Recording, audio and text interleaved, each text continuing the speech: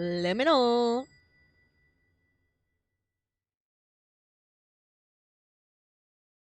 Yo.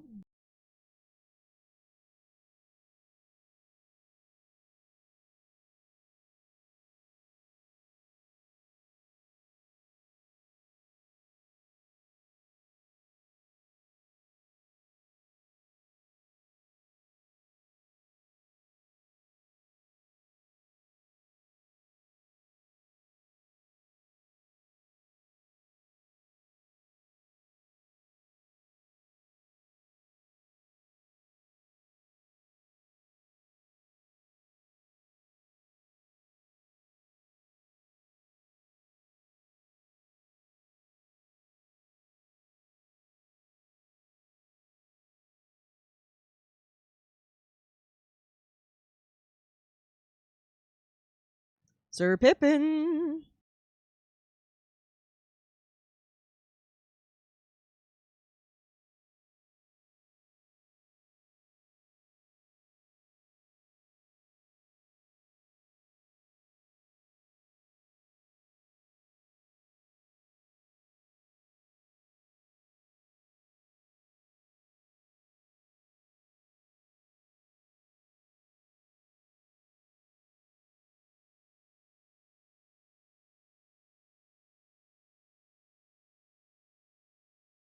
Okay, now that the world knows that we are live, we're about ready to get started.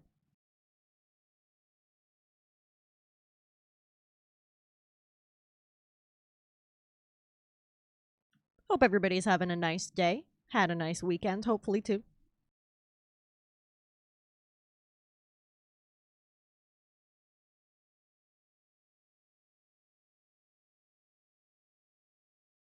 I have set things up ever so slightly differently today. I have a binder in my lap that I'm using to boost my drawing tablet to hopefully keep me better at being like on mic while I'm drawing, because I do tend to slouch when I draw.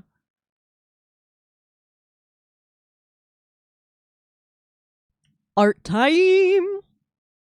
Yo, I'm surprised the Bob Ross Corporation let them have that emote, if I'm being honest. Do you think they had to pay?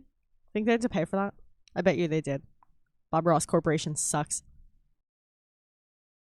Send me a cease and desist, I dare you.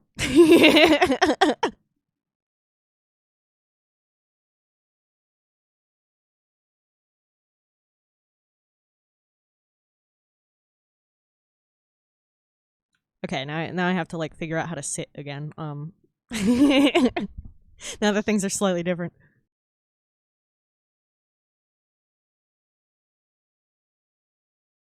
Yeah, the Bob Ross Corporation fucking sucks. I worked at a paint and sip, you know, one of those places where people bring wine and they like do acrylic paintings, and we got a cease and desist from the Bob Ross Corporation for saying things like happy accidents and happy little trees, and they said we're not allowed to say that anymore.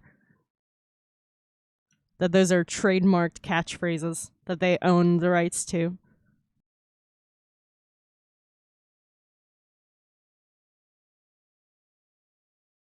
Yeah. Yeah, that's what they're worried about. Bob Ross himself is rolling in his grave. I'm telling you that.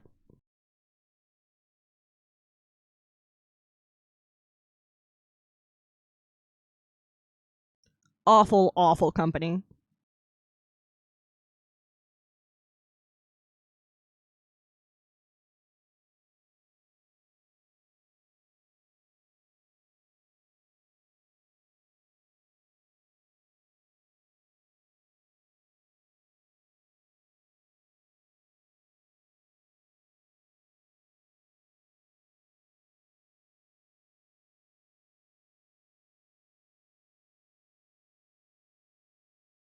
All right. I want to get the kneeling figure, like his hair and his beard going. Hey, Jessifer. We're dunking on the Bob Ross Corporation. Fuck the Bob Ross Corporation. Oh god, Stan Lee's family. Death and money bring out the worst in people.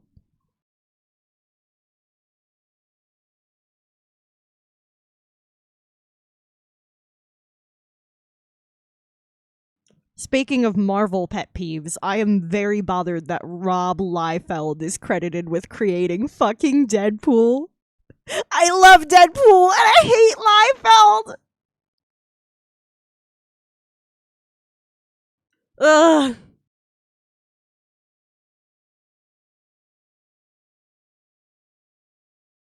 Did you not know that one, Sir Pippin? Or do you not know who Liefeld is? Because you definitely know, even if you don't know the name. I've encountered people who are aware of him but don't know his name, so I just wanted to ask.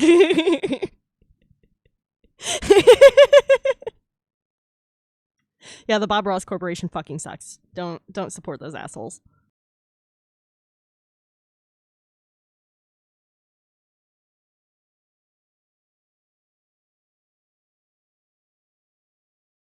Yeah, I want to get this guy's hair going. Let me start a layer group for that and throw the base of his hair into that. And let me go and find my preferred hair brushes.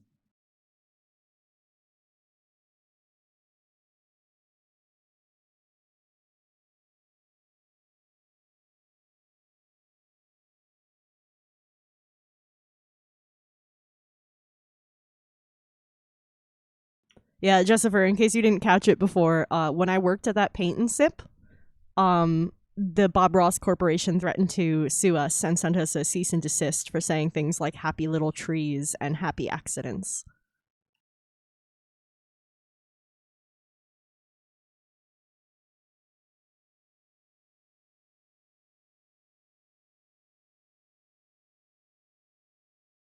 Yeah. Yeah, I know.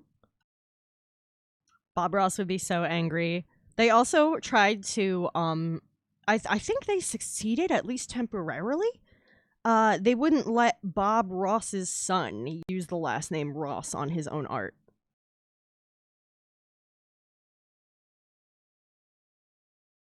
There's a documentary about it on Netflix that I would recommend.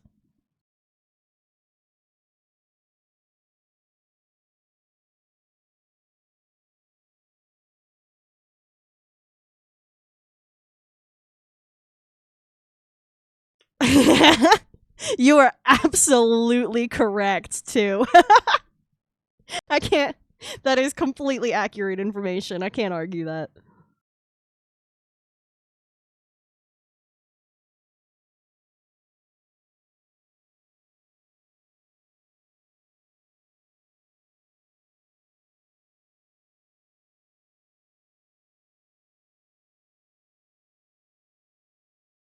Okay, I'm doing a little bit of short hair there at the temple to blend it into the beard, and then I'm gonna do the flyaways, the longer flyaways in that area individually. Um, and then let's see.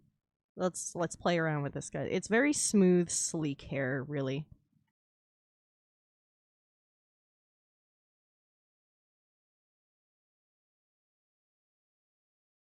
I'm just saying, Bob Ross is not a man I would have fucked with.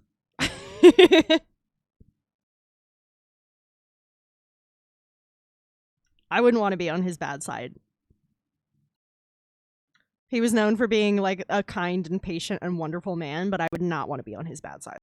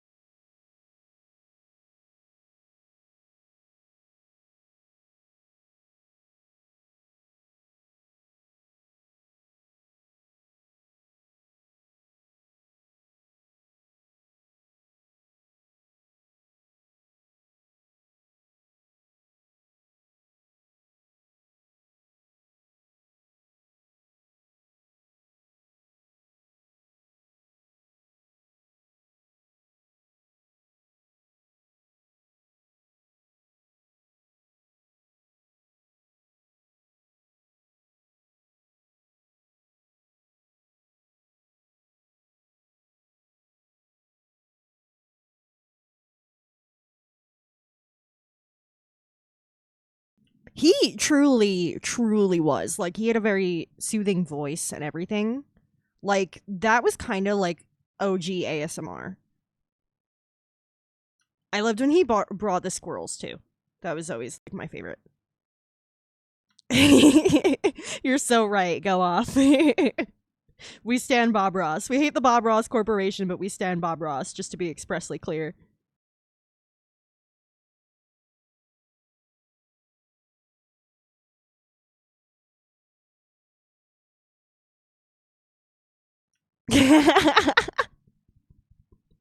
Dude, half the time I have no idea either. I know what my niece is talking about, but she's 3. she's not quite one of them kids yet. She's just mostly about Bluey right now.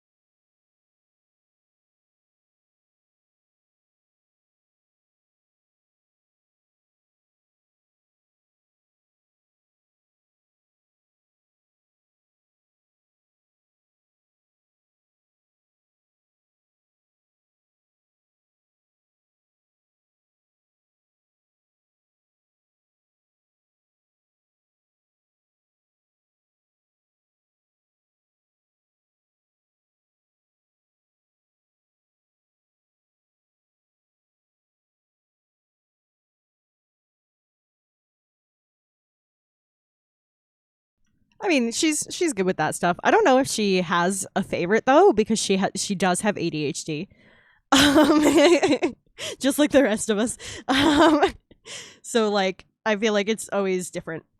Um, I've tried asking about her favorite color before too, and it always seems to be changing. Um, but she was really into the Spider-Man cartoon for a minute there, and I was really stoked about that because you guys know how I love comics, and I'm hoping that like her interest in superheroes sticks.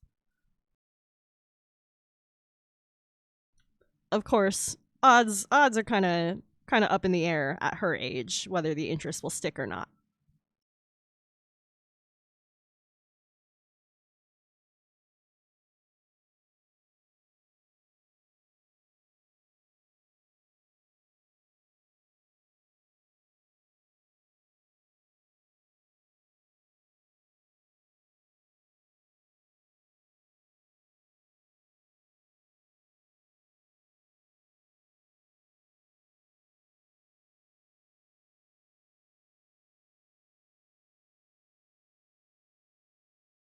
She's good at reading, but if she takes after me and my sister, she'll be good at reading and bad at math.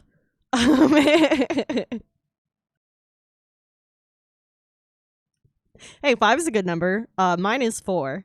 4 is my lucky number.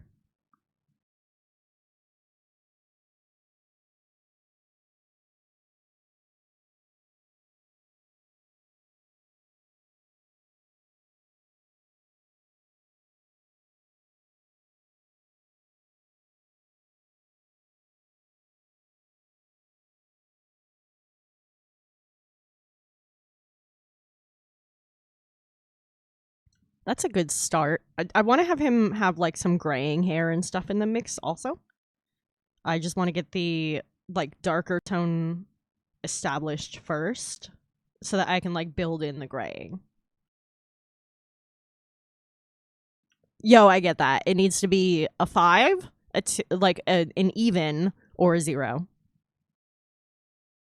which I guess technically counts as even. I don't feel like getting into that argument right now. There are semantics regarding whether 0 is even, odd, or neither. And I don't care enough about numbers to give a shit.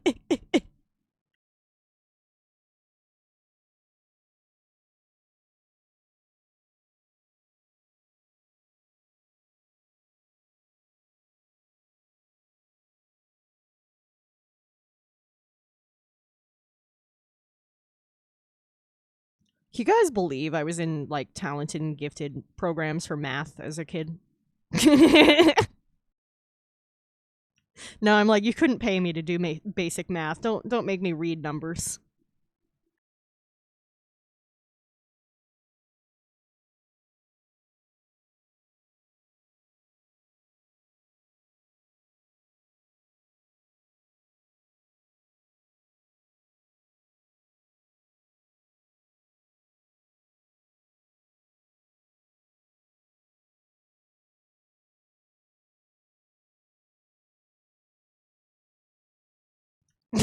Bro. Yeah, I technically didn't graduate. I did get my diploma, but I did so via summer school for the classes I failed, and that was Spanish and math, specifically algebra. I just I'm not it's not my thing. I'm no good at it.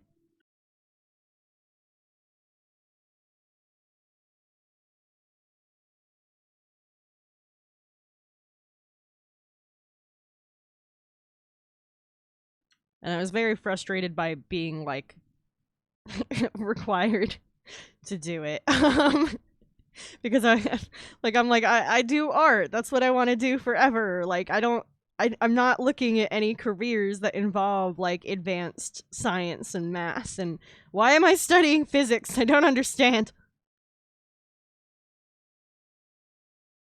This is rocket science. Leave me alone.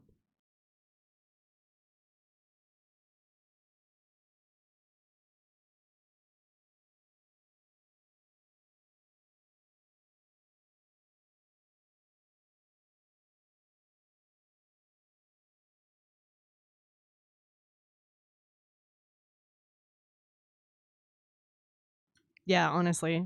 Fucking I thank God I never had to study calculus. I would have just cried a lot, I'm sure.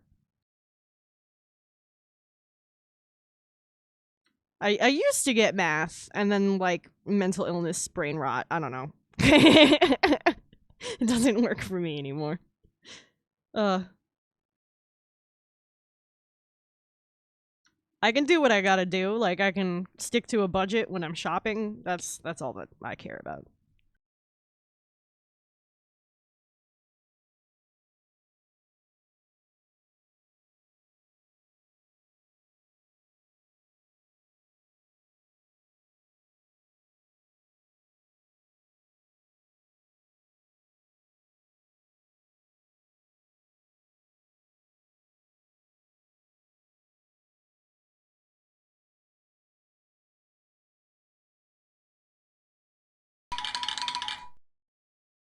Will do. Thank you. And me too. I'm good at like looking at a couch and being like, yes, that couch will fit up those stairs.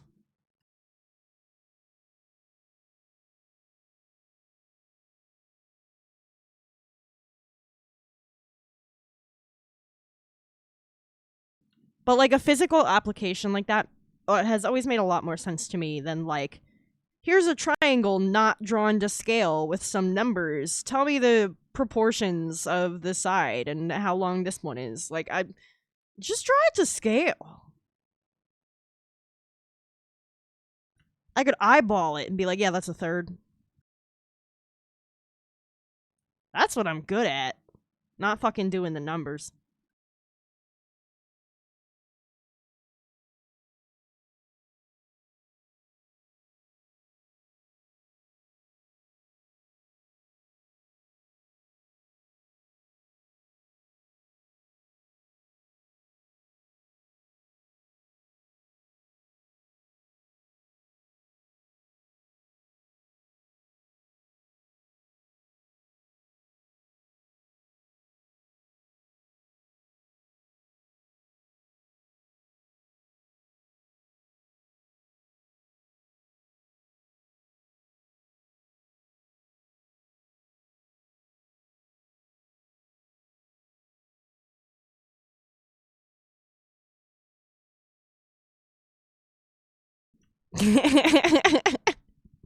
Everybody has those.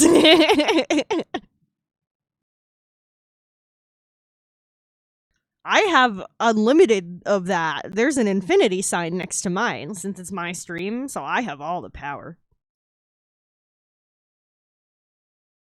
Also, I can just set them off through the program I set them up through if I want to.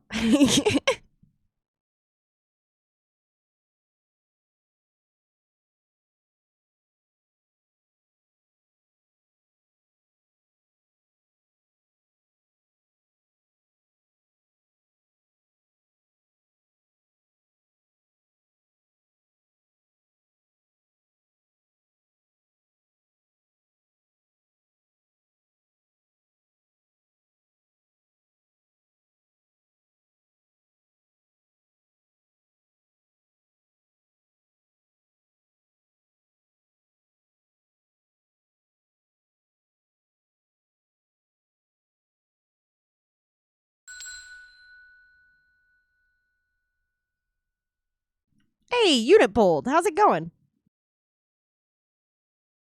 Hope you're having a good one. Get anything interesting done over the weekend?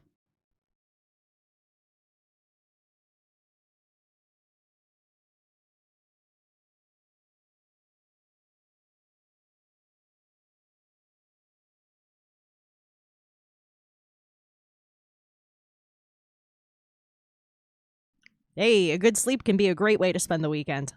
Hey, Hairless, how's your night going?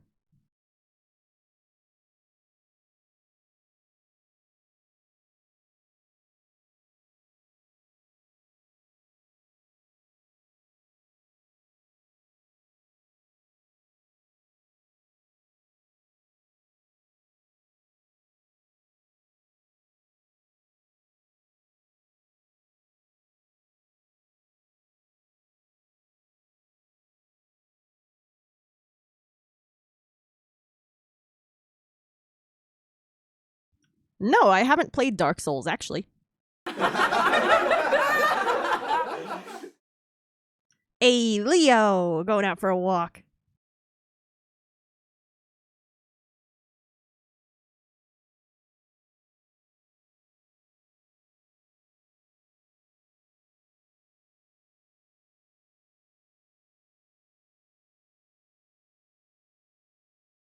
Hairless, how have your crochet projects been coming along? Yeah, I gotta like check out some of the Souls games. I like didn't have a good system to run that kind of game for a while, and now I have this tank of a computer, and I'm trying to catch up on some of them. You know.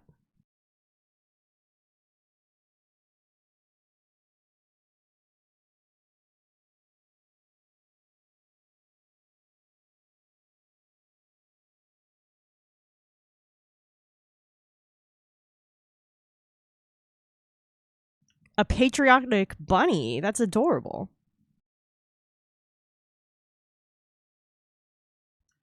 Unfortunately, I gotta get work done on this, but I hope you have a great time flipping houses. That game is a lot of fun. I gotta like hit you up about setting a day aside for us to play together.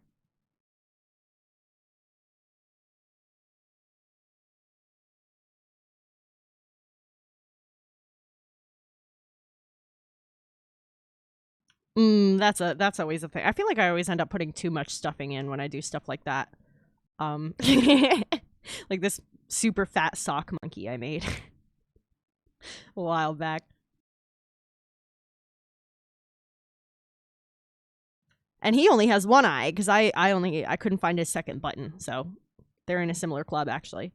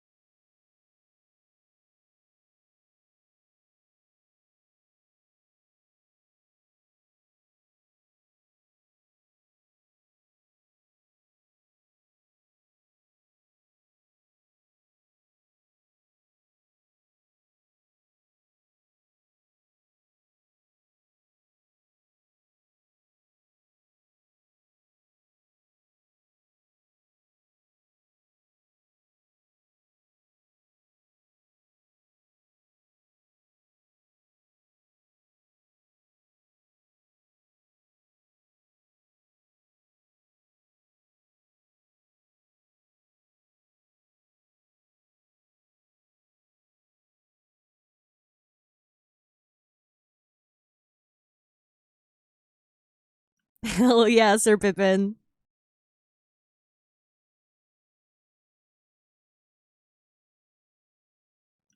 Yeah, I haven't and I will send you pictures, hairless. I'll send them later when I'm done with stream. The sock monkey's on my bed.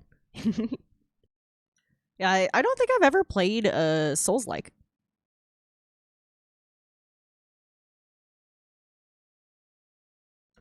I'm like not the most casual gamer I know, because like y'all have seen me with Baldur's Gate 3, but I generally would say I stick to like more casual games.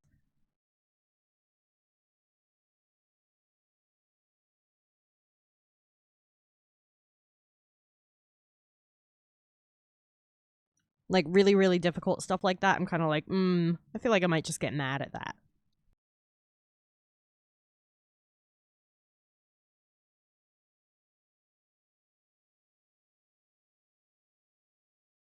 I'd definitely be down to try it though, especially with you guys to help me. Oh god, HP Lovecraft. That guy was wild.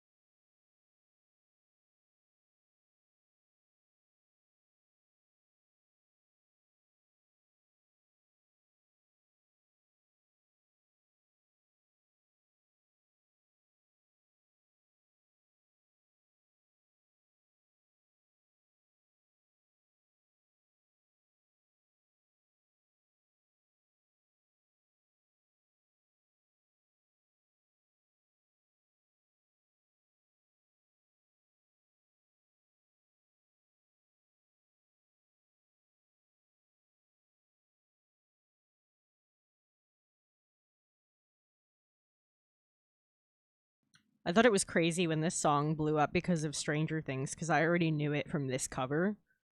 It's like everybody's talking about that song now.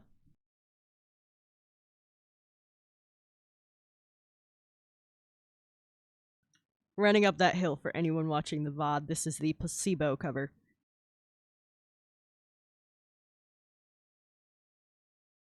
Considering Placebo is one of my favorite bands.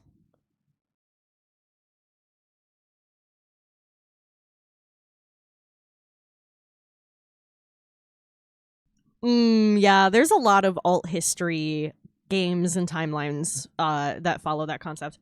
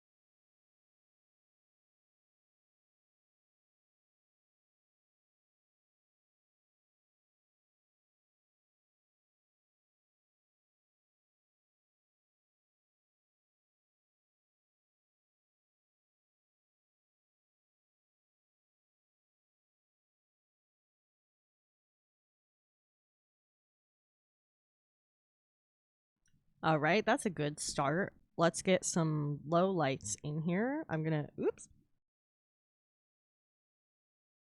accidentally move the layer.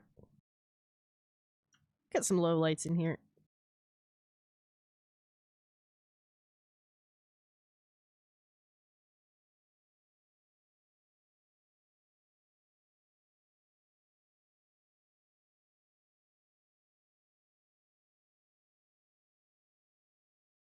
Two avocados for $10.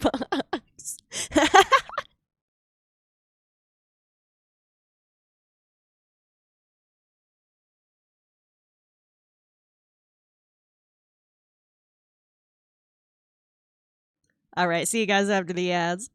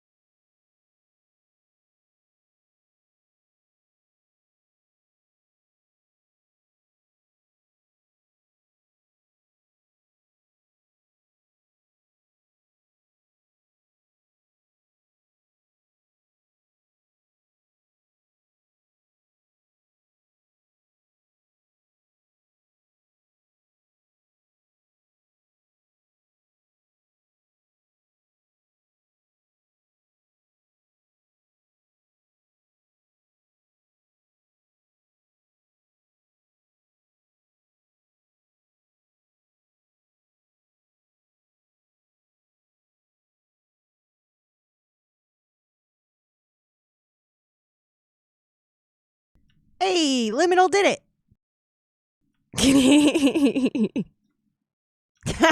Hairless is the best mod.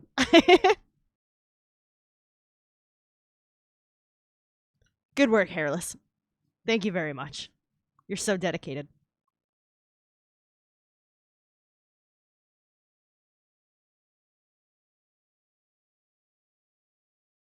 Fucking bots.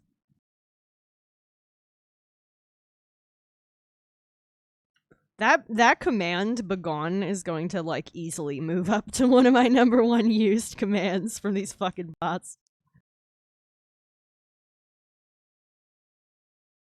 They've been getting like more aggressive lately, I swear.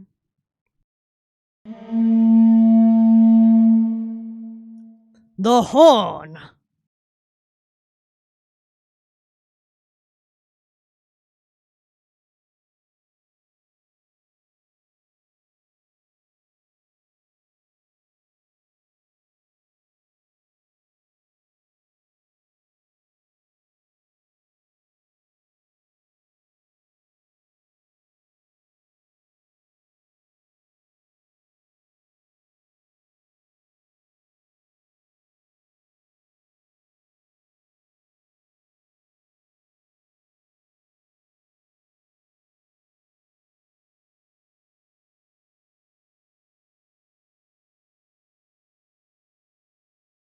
Gondor calls for aid.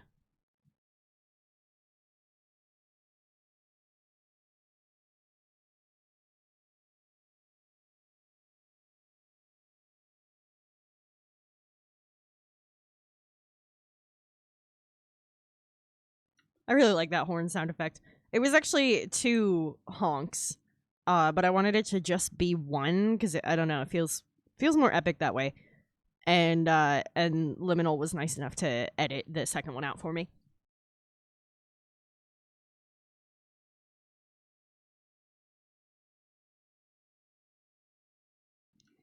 The horn calls, for it is Pride Month. The horn says, be gay, do crimes.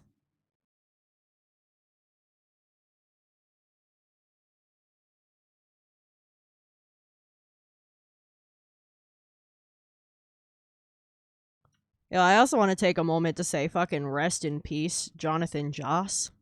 Jesus Christ.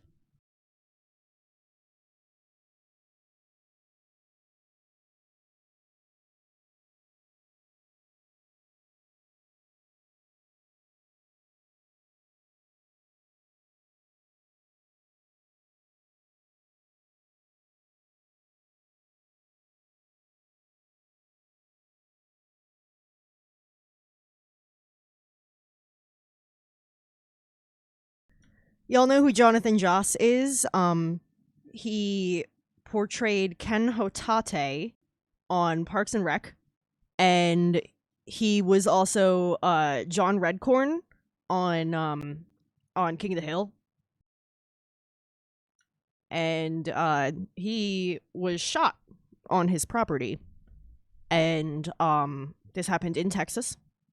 And right now there's a lot of stuff going around about it, but based on his husband's statement, it was a hate crime.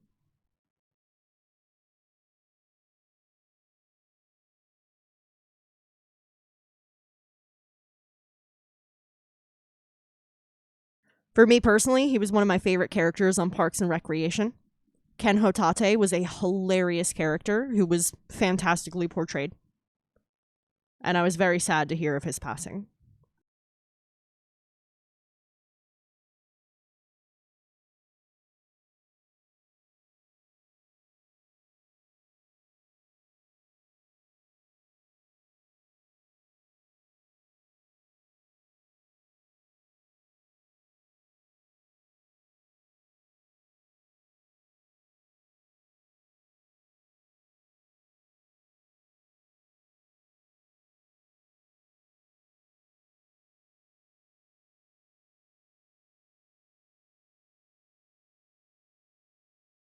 Texas is definitely up there.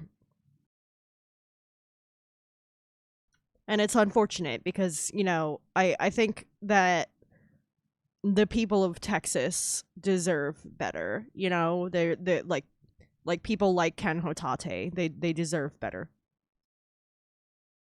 Shouldn't be forced to leave their homes by this shit. I'm sorry, Jonathan Joss. I referred to him by his character name. Jonathan Joss. Didn't mean to be disrespectful. I just really loved him in that role. That's where I know him from.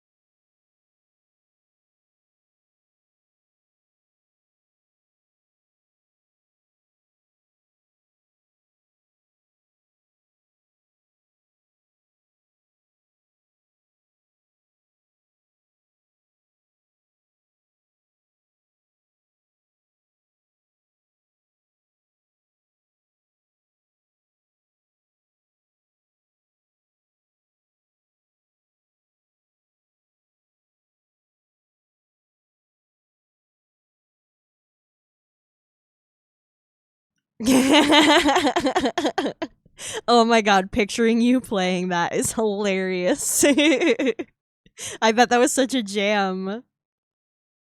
Just the irony of it, you know?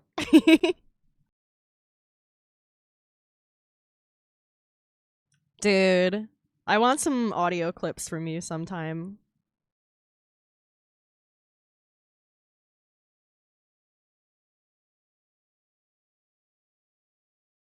I need to get that fucking sax that I got fixed up. One of these days, I'll find the room in my budget.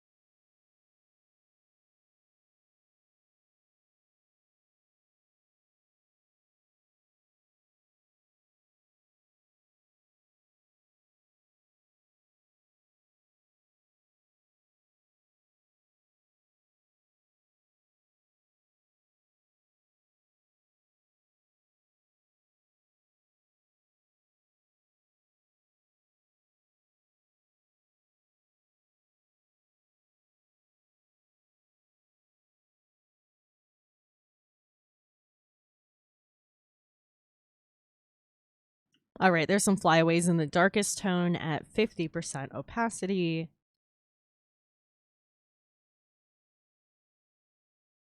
Let's bring that mid-tone back in and some flyaways, and then we'll do some highlight ones in there.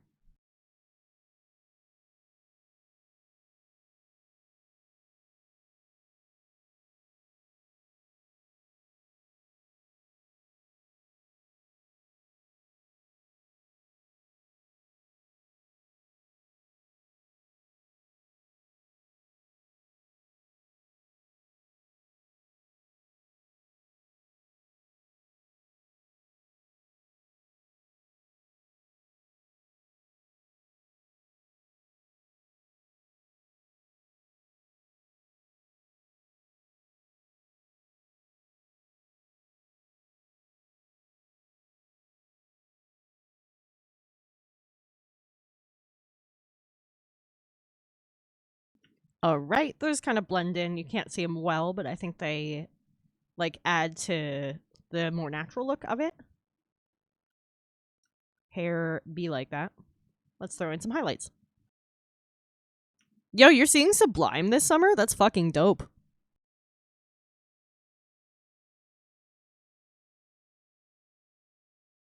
That's fucking dope.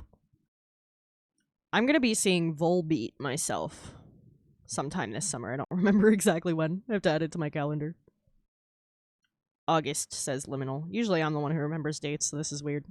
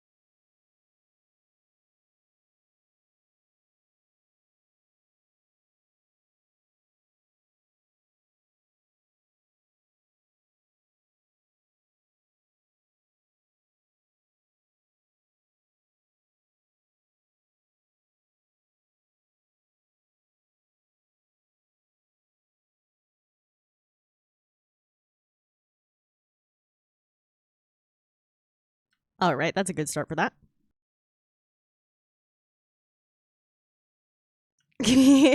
Hairless, I don't think Liminal is trying to start a war with you. I think you're good. But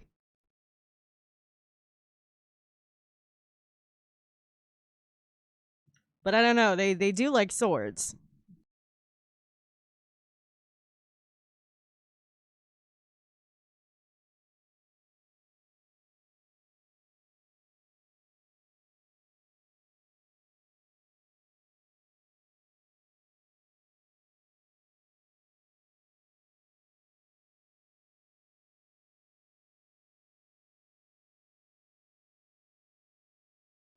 I got no idea.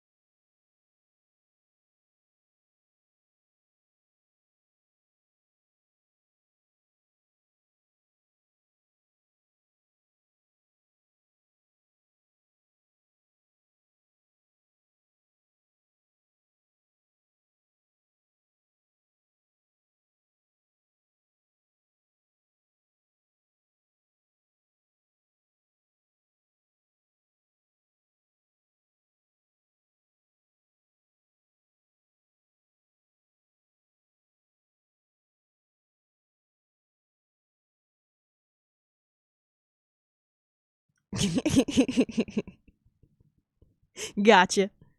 From the peace in your heart. All right, there's a good start on that. I'm going to be doing some like blending, shading, highlights, and stuff on top of that with the airbrush. But I want to start feeling out the beard.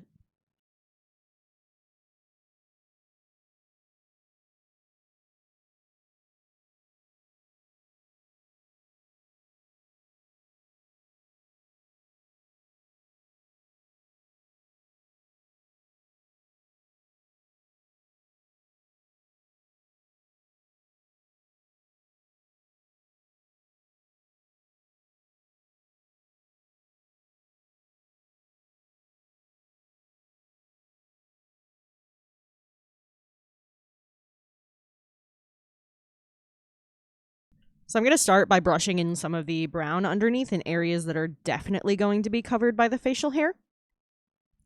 But I will be kind of leaving the edges uncovered so that I can go in and blend them a little more naturally since they're not going to be so full, to give it a thinner look around the edges.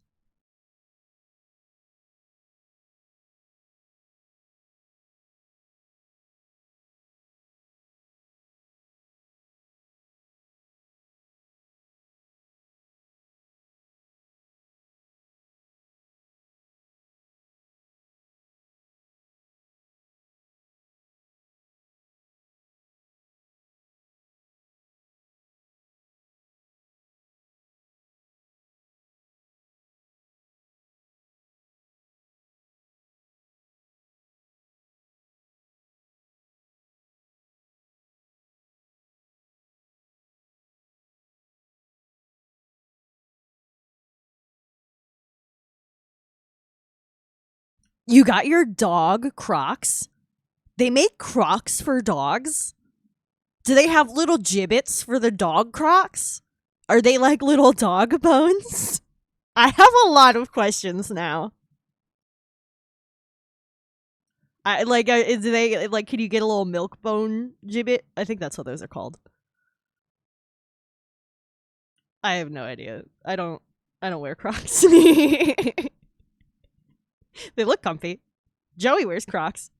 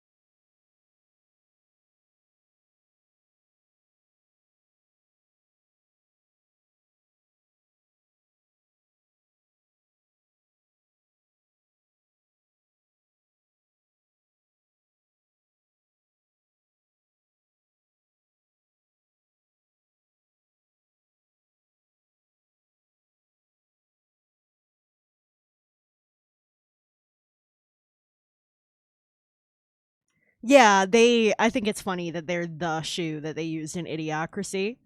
Um, they are comfortable. I can say that. I've like tried on a pair. Um, but yeah, I don't. I'm a boots person. I like boots. If I'm not being squeezed around by my around my ankles by my shoes, like, am I really dressed?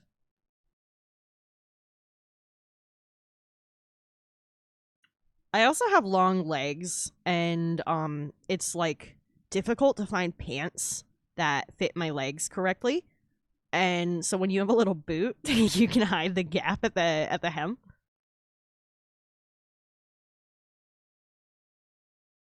That got me through middle school.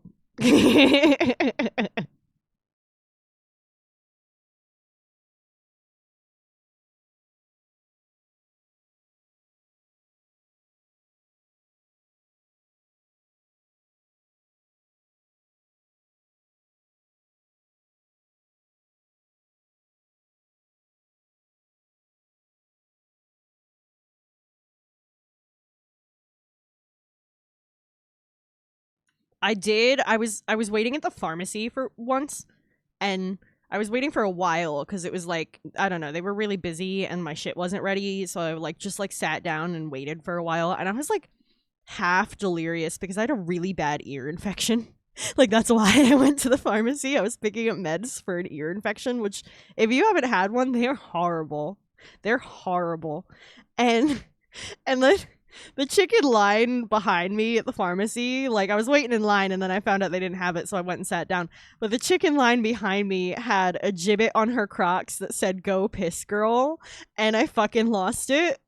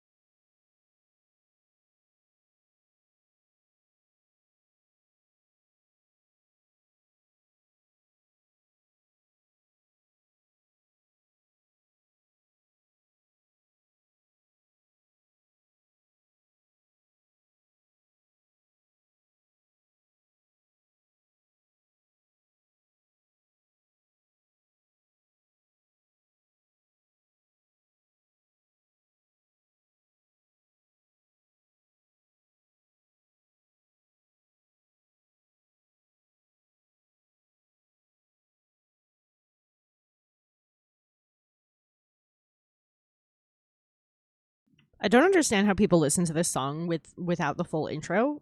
It fucks me up when the shortened version comes on. I Will Possess Your Heart by Death Cab for Cutie. For VOD people.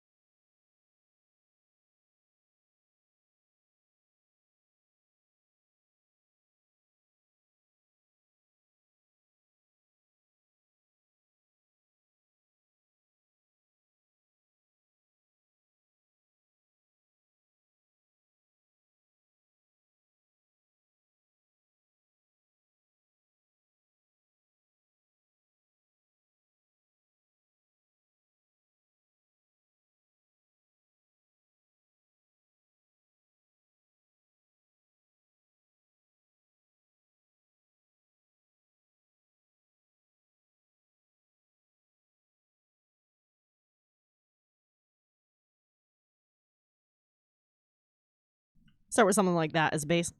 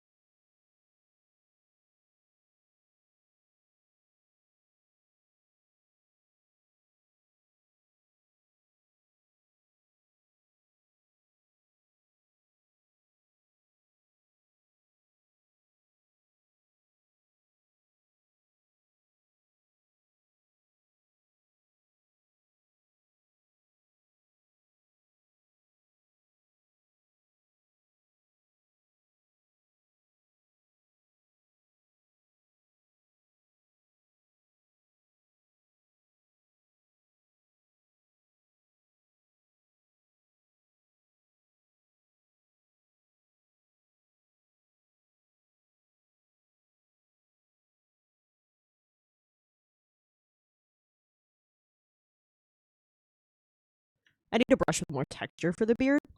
Beards are never as smooth as head hair. So let me do some fidgeting with fidgeting, whatever. With a couple different hairbrushes, see what looks more beardy to me.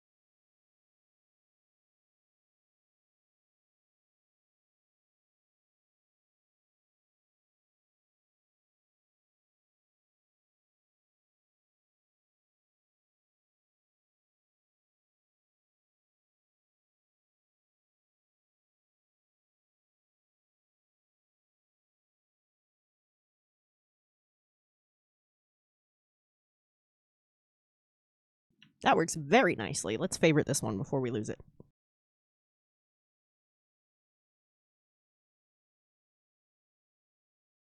There we go. Assign to favorites.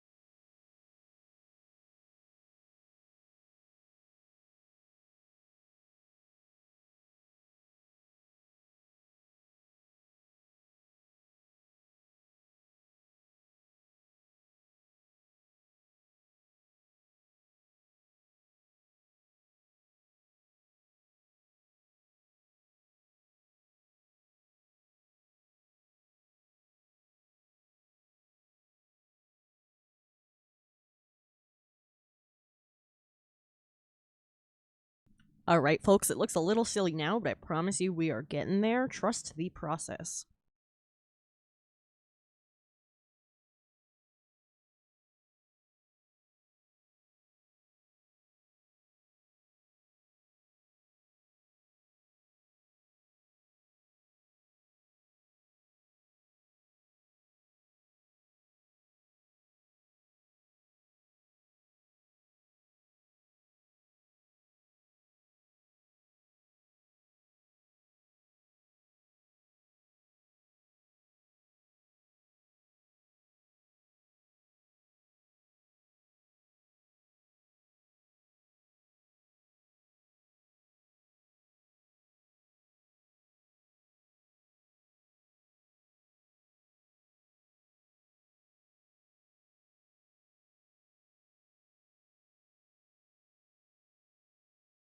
Emo jams. Have y'all noticed I basically exclusively say that to Frank Eero's music because it's the most emo shit on my playlist? Because I've noticed. I love Frank Iero.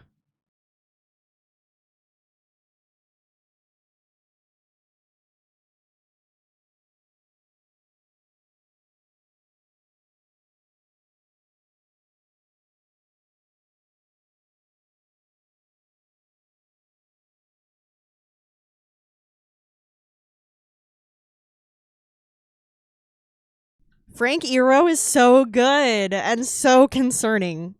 When this album came out, I was like, bro, you good?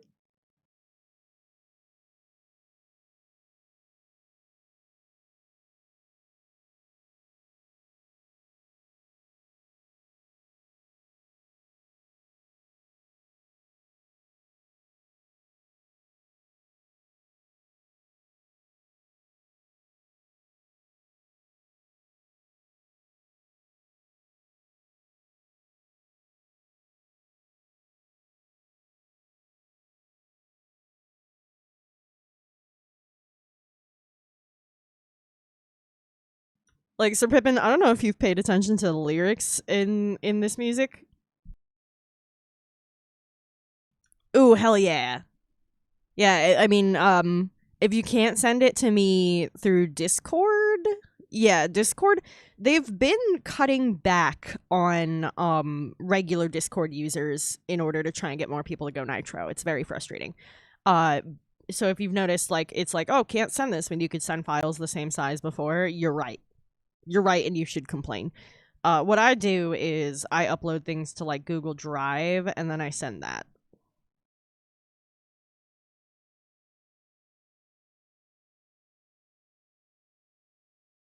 That's why links are allowed on my shit, too. Some streamers don't allow people to send links. But my own art gets fucking eaten that way, so that's kind of nonsense in my opinion.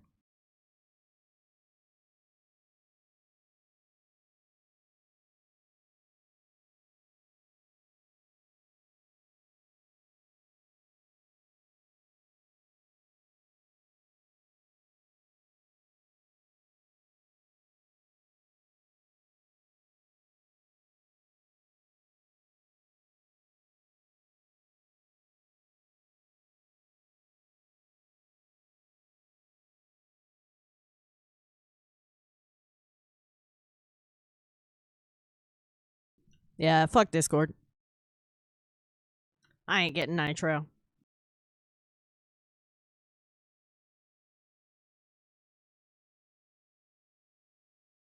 Next thing you know, they're gonna be like, pay money to send a GIF.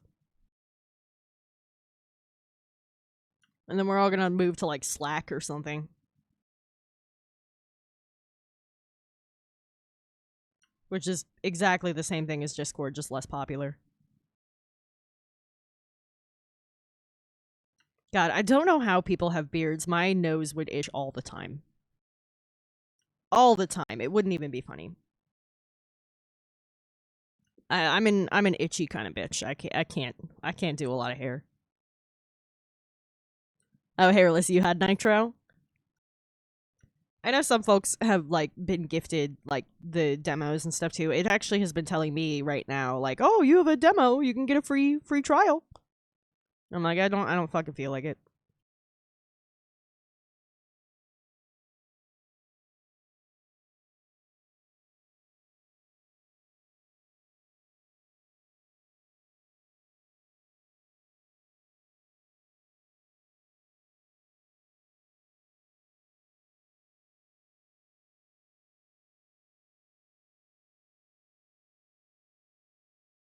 I mean, to be clear with y'all, Jessifer is a like a real life friend of mine, and which is weird to say because we met online, but through very different circumstances.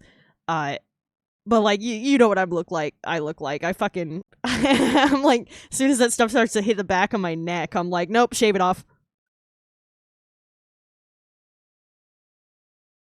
Kind of ironic when you get a look at my bangs and how they get in my mouth sometimes. My bangs just hang right in my face.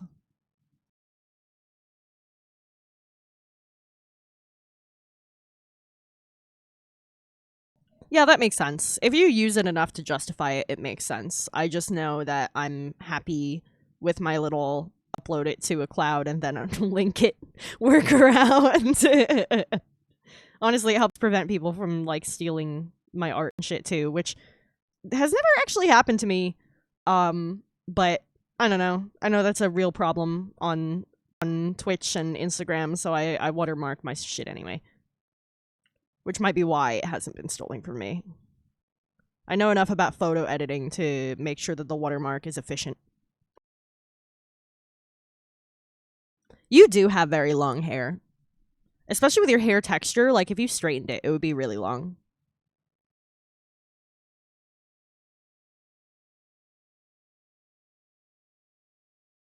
I need to lower the opacity on this. I'm like, this doesn't look right. And that's why. Oh, hell yeah, man. I mean, you know me. I have a song on this playlist that is a bunch of people just like honking along to a car alarm. I love that kind of shit. Very ska.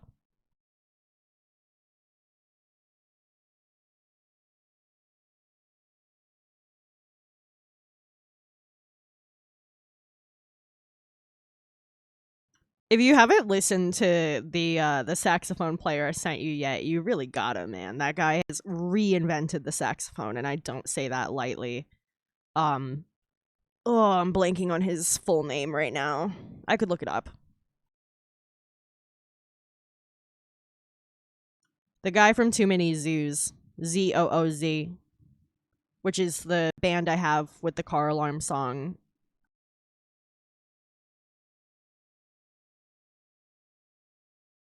They're a New York City ska band, and they often play in the subway. So if I'm ever in New York and you see me dashing like a crazy person toward the sound of a saxophone, that's why. I'm hoping it's them one day. Although generally you won't see me in New York. I fucking hate New York.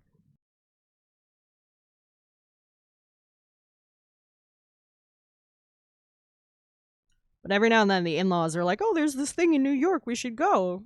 And I'm like, okay. I'm not going to be a party pooper, but god, I hate New York."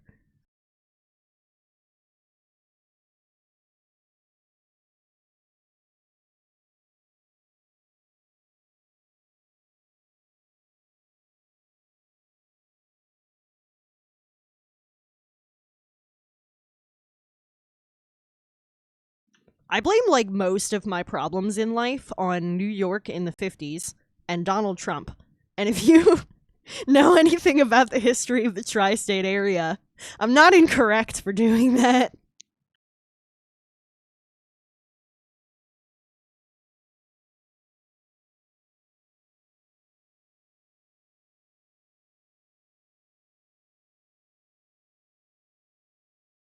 Yeah. Yeah, New York in the 50s fucked New Jersey. And then we were starting to get our economy back by Atlantic City. And then Donald Trump fucked that too. Like,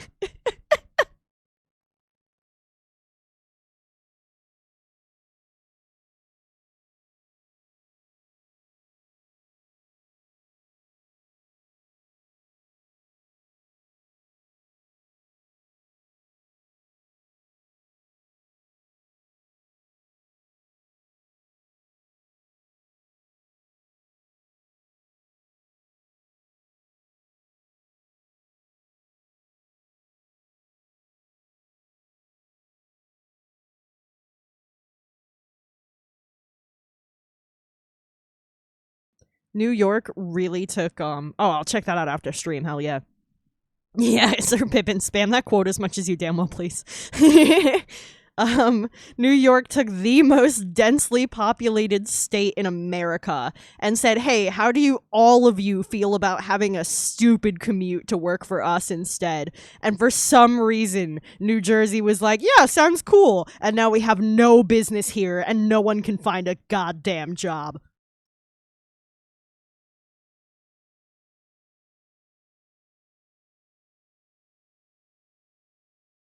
Granted, New Jersey was like, that's cool because it was it was a way to try and house people after the Great Depression. That they did an expansion and created the suburbs of New Jersey for New York commuters to try and get the stock market and shit fixed. And they invented credit cards at the same time.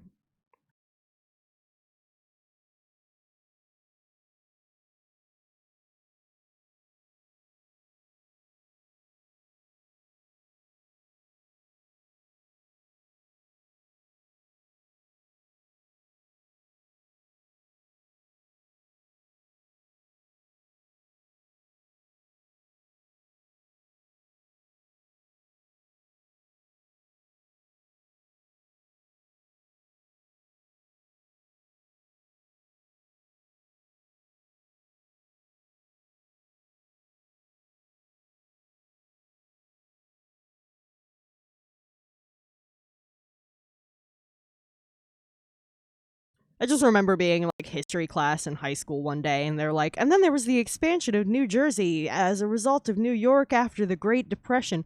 And I was like, it's them? That's why it's all suburbs where people yell at you, get off my fucking lawn, and you like kids don't even play outside anymore. It's all because of fucking New York. Because when everything's a goddamn suburb, there's nothing to do.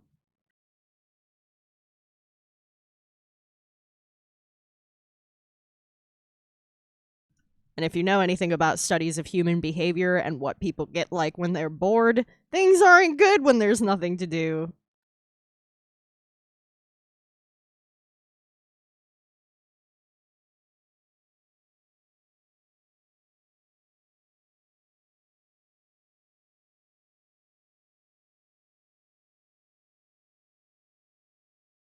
I did think it was interesting in the Fallout show how they brought up the rat apartment study a few times. Granted, that was a pretty busted study if you actually read about the details. There was a lot of human sabotage involved.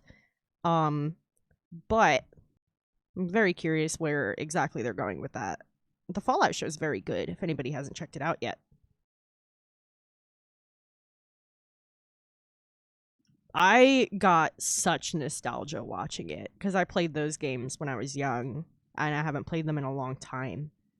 And watching it, I like there is a like I've played them but my partner hadn't. My partner's not into war games. And that's fine. And watching the show after having played it so many years ago, sometimes the camera would turn and show something and I just went, holy shit. And my partner would be like, what? And I'd be like, I remember going there. Like that looks exactly the same as it did in the game. That's crazy.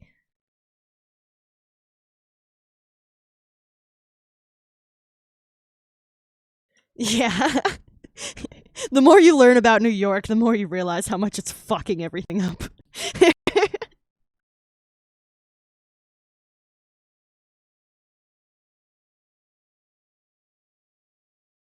Everybody, you could also tell whether people have been to New York from the way they talk about it. A lot of people are like, "Oh my god, amazing city," and I'm like, "You've never been there. It's filthy." Like,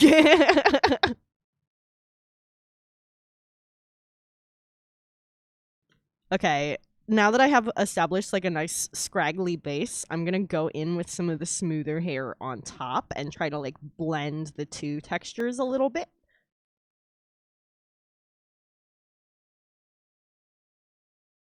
God, New York is disgusting. my my favorite fucking running joke to make about the New York City maps in Marvel Rivals is that they're still cleaner than New York City, even though they're supposed to be destroyed. Like, it's like, oh no, we need to rebuild New York, do this thing, go across the map to deliver this thing to rebuild New York. And New York is cleaner than I've ever seen it in my life. I'm like, you can tell this game wasn't made in the US.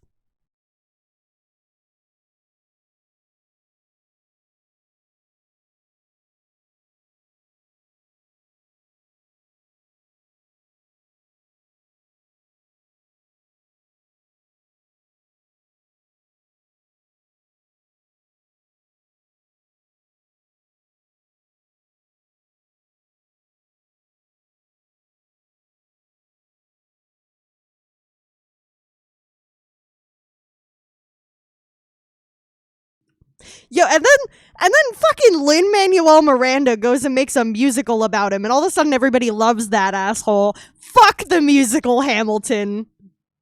Fuck that musical. It's a hot mess of racist nonsense. What the fuck was he thinking?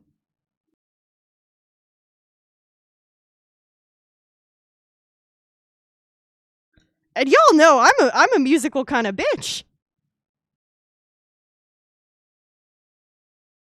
I love musicals. What the fuck was he thinking? Musicals handle a lot of controversial topics well. What the fuck was he thinking? I do not like Lin-Manuel Miranda. I never have. There's one soundtrack that I like that he did, and it's Moana, and that's because he was like teamed up with other people who had like did not give him free reign. If it weren't for like the cultural experts when it came to the soundtrack, it would suck. I promise.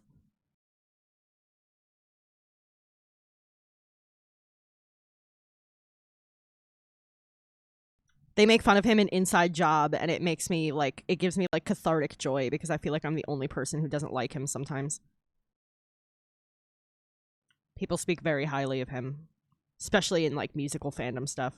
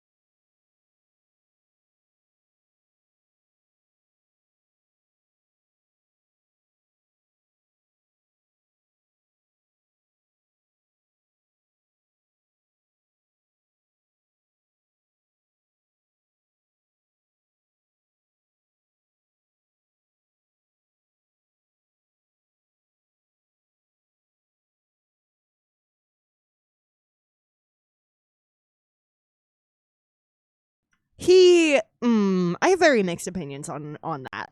I don't think he's a bad storyteller, but it's more the way he writes music that I beef with personally as a fan of musicals. Musical music is structured that way for a reason.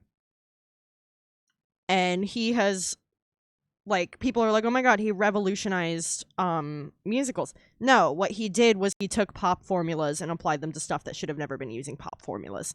If you look at any of his musicals, they are written to be radio hits instead of written to tell a story, and that's the opposite of the point of what musical music is supposed to do.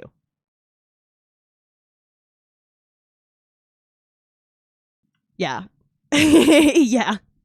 He takes things that are meant to be for storytelling and puts them through a radio pop lens for more sellability. And in terms of marketing, that is very fucking smart. But in terms of the art style, I hate it.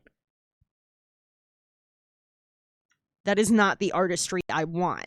when I watch a musical. I want the music to tell the story. It's not supposed to have the typical structure of verses and choruses because it's supposed to be telling the story.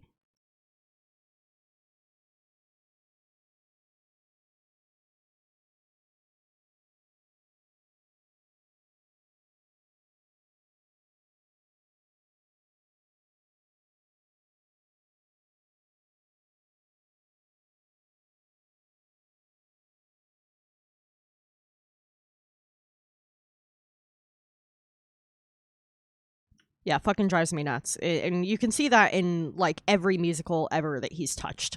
And I would say it happens the least in Moana because he had like a team of Disney people who were trying to make sure he kept to the Disney formula, which is not pop radio hits like he does.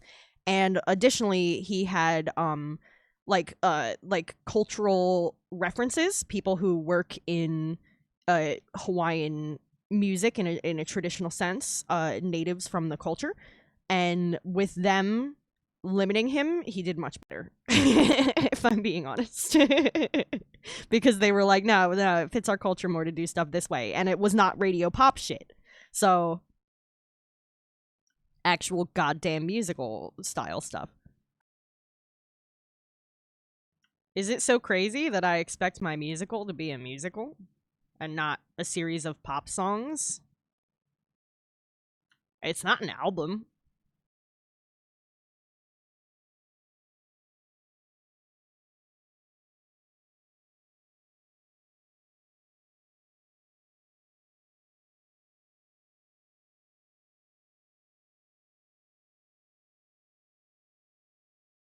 Ooh, that sounds fantastic.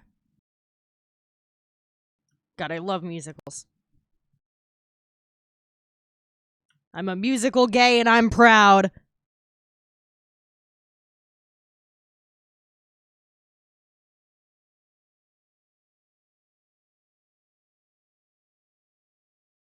A lot of people are like surprised to learn I'm into musicals for some reason. I guess they don't think an alternative person would be. I don't know.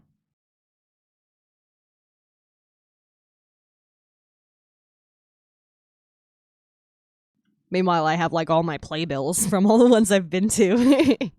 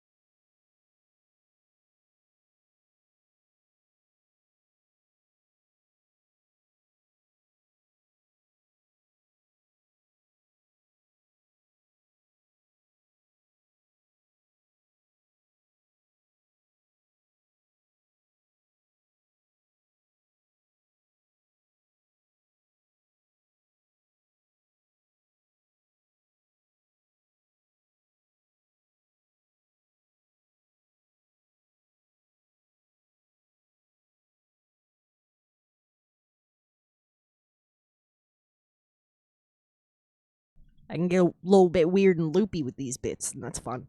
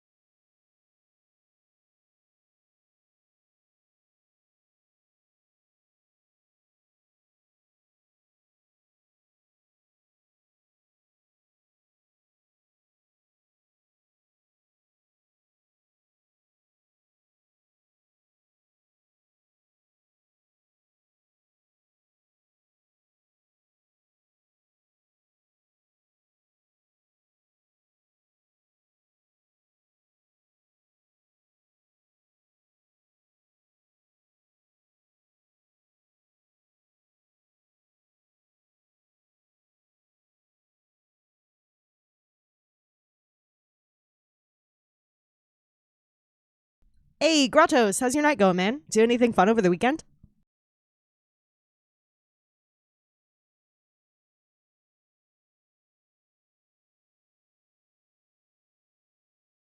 We're working on this wizard's wily beard.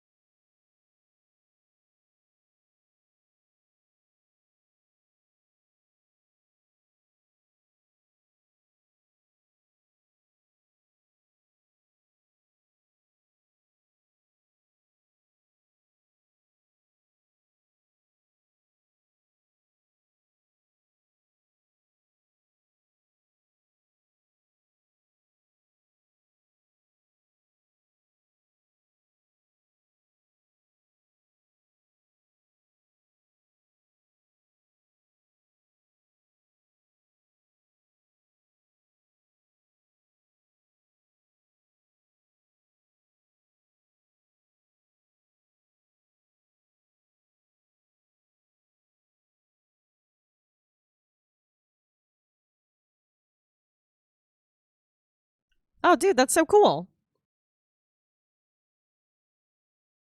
Fucking, there's a guy in the show You. The character's name is Dante. I am unfortunately blanking on the actor's name, but he is blind and runs a school for the blind to act, and I think that's very interesting. And he in the show works at a library, and he like uses like accommodation devices to like check out books and organize and make sure everything's running smoothly. And I was like reading about his part in the show and reading about the acting school for the blind that he's part of, and he seems like such a cool guy.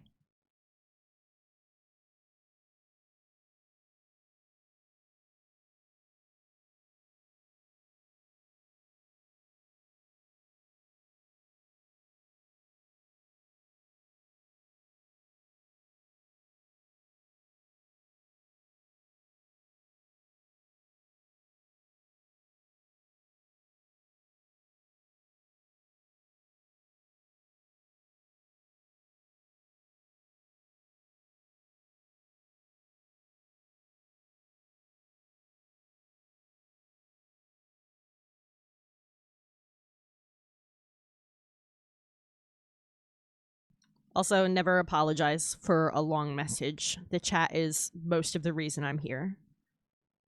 I like having people to talk to while I work on my drawings.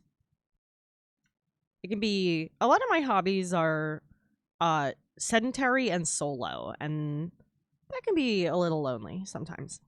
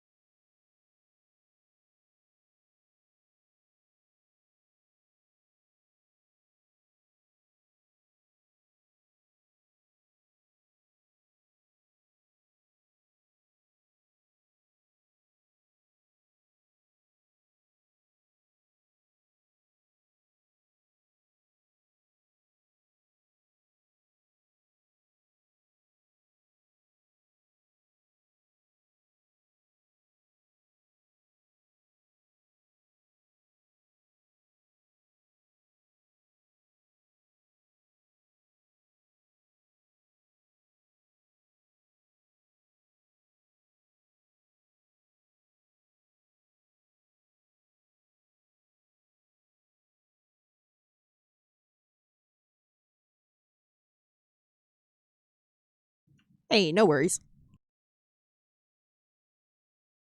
That's mostly there for like when I re-upload to other platforms. Like if I take this and put this on YouTube, which I do with all my videos, then people watching will have context for what I'm talking about, but usually you can tell from like me talking about it, or sometimes I'll read out messages when they're on the longer side. Especially since I chose kind of a not super friendly to read font, but it suits the vibe really well. Yeah, honestly, online context context is a struggle, isn't it?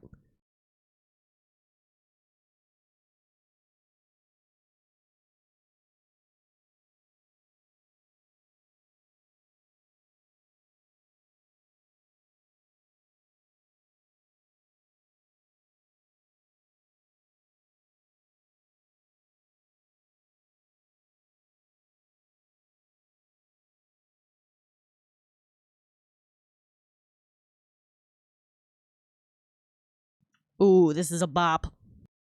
Hey, all on the table, how are you guys doing?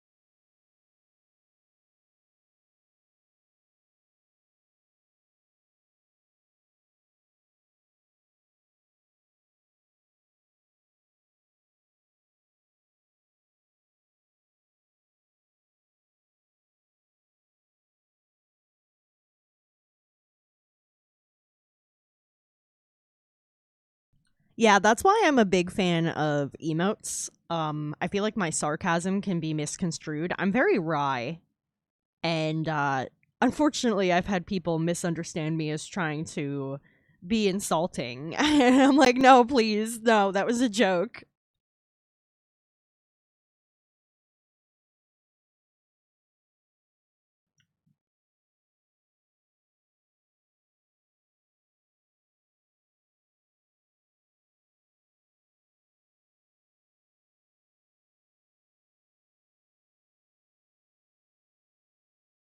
That's a good base for that. From there, I'm gonna like highlight and low light with the blending I do with a hairbrush. And we're also going to go in and add a little graying here and there as well. But if you zoom out, I think that texture reads very nicely. And it'll be blended out a little bit with highlight and shadow, all that good stuff.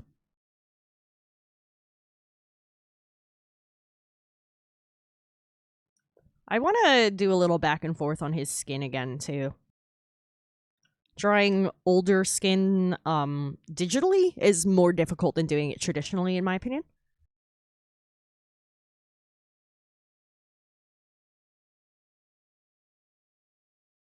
Yeah, so I was trying to give him the look of like older skin. It's not perfect, but when I do like scene lighting and stuff, I want to come back to it after all of that because I think that's going to impact how it looks pretty dramatically. And I think if I fiddle with it now too much, I'm just going to stay unhappy with it. Where I think if I save it for after I do more lighting, I think it'll make more sense and work with the overall scene better.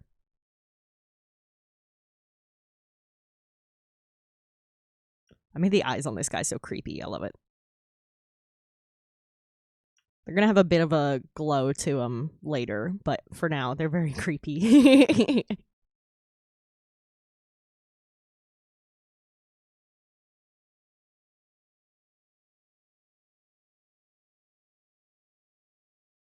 So if we just turn my sketch back on real quick here.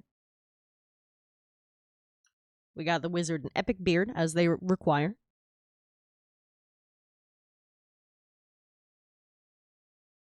The standing guy still needs his shading and stuff. I did the shading on the kneeling guy on figure 2. I also realized before that I'm actually missing where his foot peeks out of his robe, so I need to add that in entirely.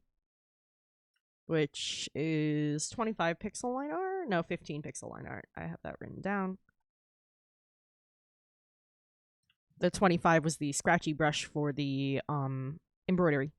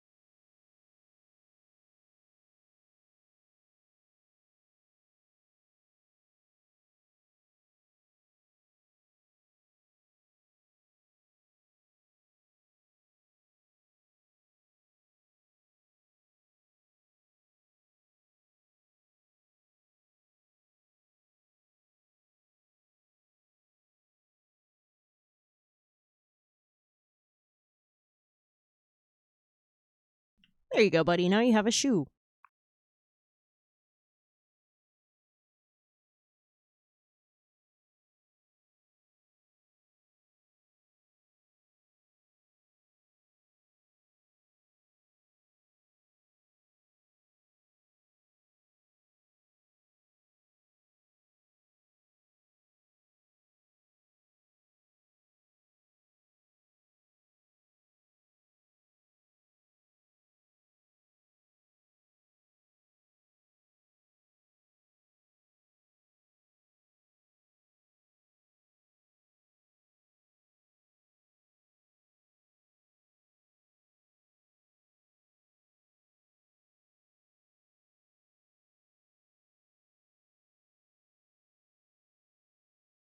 Oh my god, that would be so funny.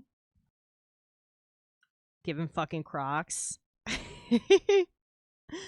Oh, that would be so funny.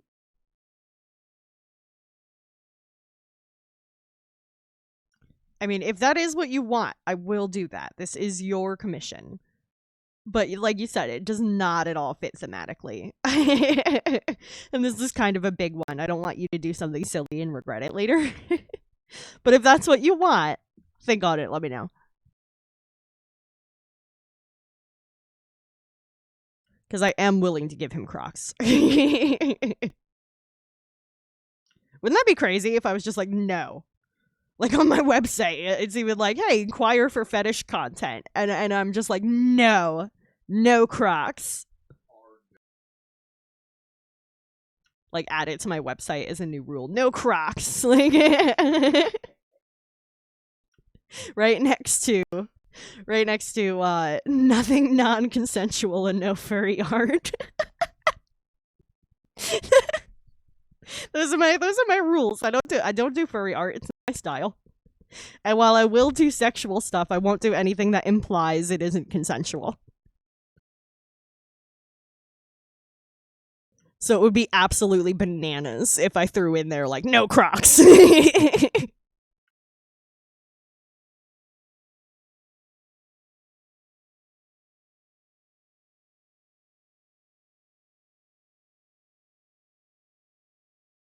Hell yeah, man.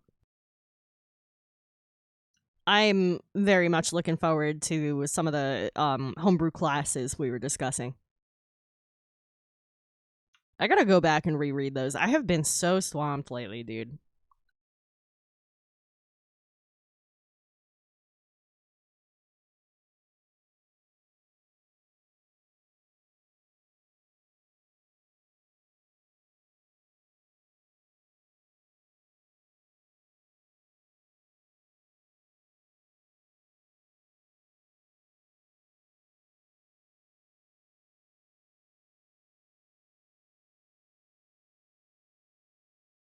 There you go, quick texture right there.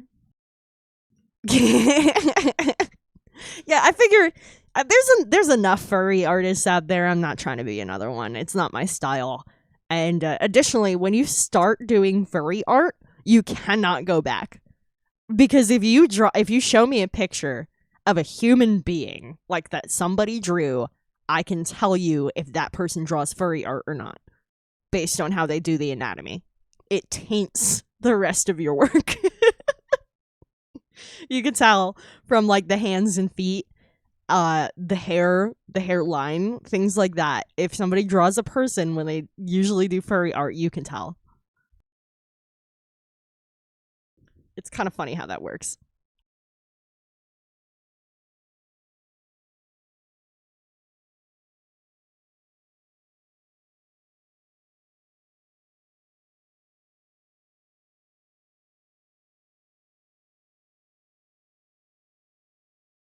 So for figure one, I still need his like belt straps. He needs shading. He's fully textured. And then I can really crack down on the background, though I can start doodling that in whenever.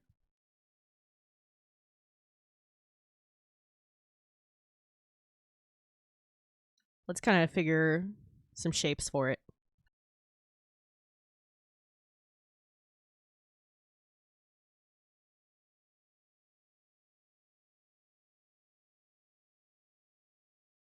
Hell yeah.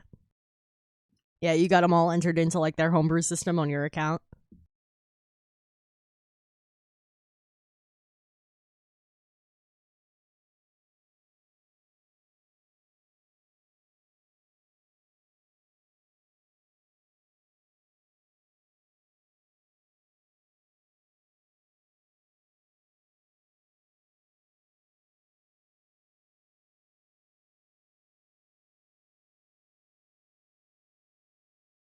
So we discussed that they're located in a forest. I don't want perfectly even ground for a forest. I want some play up and down with the roots and things.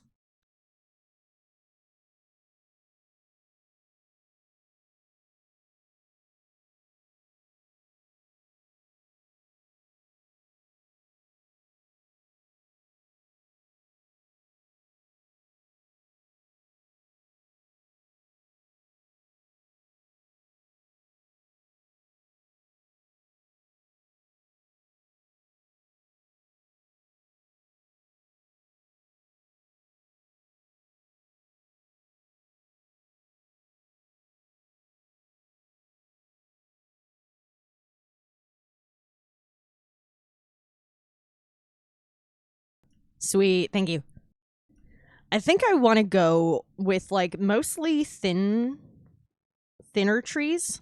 Um I know we discussed this as like a blighted forest. I want to be able to include more of the affected plants, and if I do a couple big old trees, I'm not going to quite have as much space. But I think if I do like a bunch of skinny trees and then like a couple big boys, it'll work out better.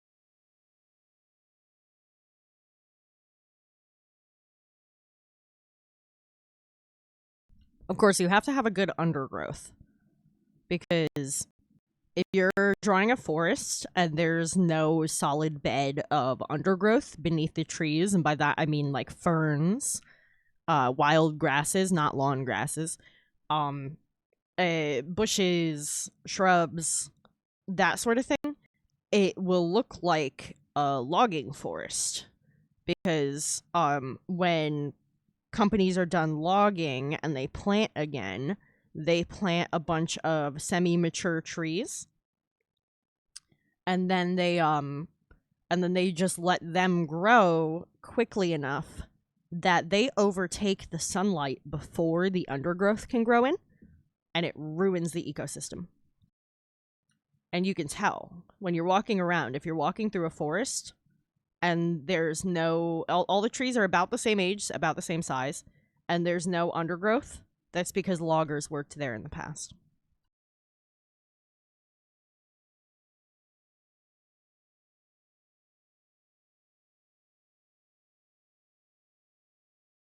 It is a very big difference when you know what a forest is supposed to look like versus when you see new growth from logging.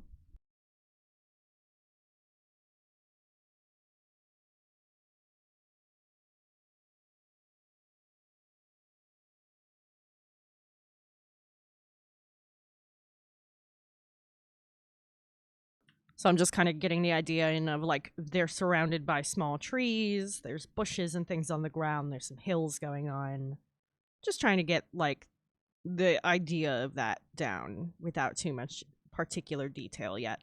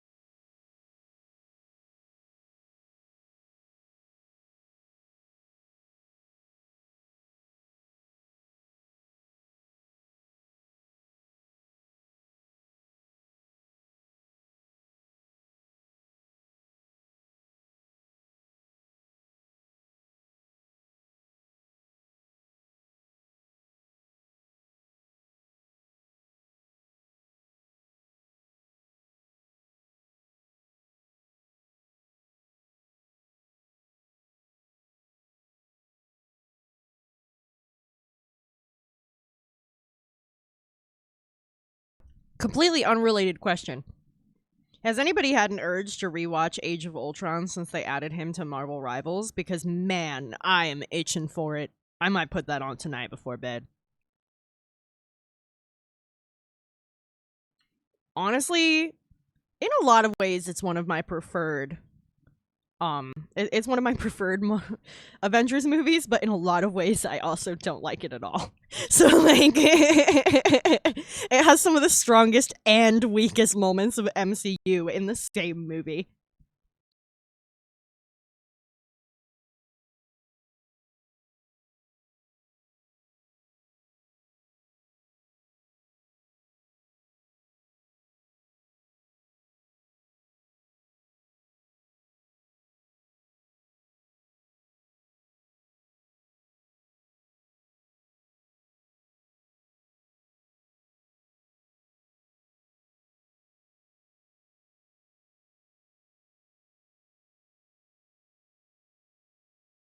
Ultron, perfect.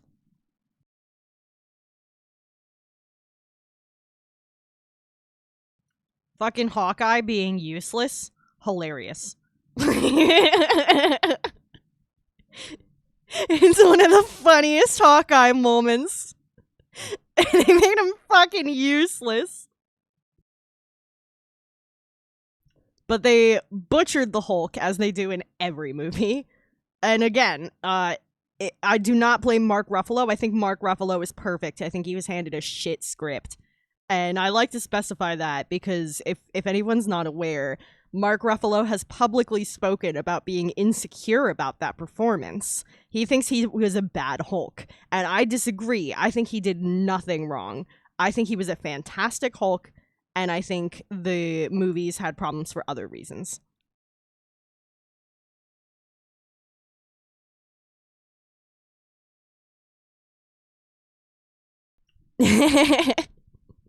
Thanks, Punk. That's pretty metal. Right now, it's I'm just basing out shapes for trees. They're gonna be in a forest, and I'm trying to figure where I want the trees to lay. Cause I need to start shading the other figure also. And considering I've been shading the other guy for a minute, I just wanted to do something else for like a little brain refresh before I move into more shading. Since I need to like consider light direction and stuff that whole time, it's easier to just do something that's vaguely mindless in between.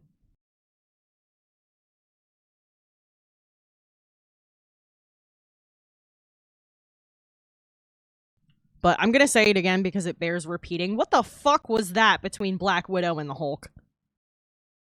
What the fuck was that? You know who Black Widow dated in the fucking MCU? Tony. You're telling me she'd go for Bruce? Polar opposites. In the fucking comics, her and Iron Man were a thing for a while. They dated for months. Maybe even a year or more. I don't remember exactly. They were together for a while.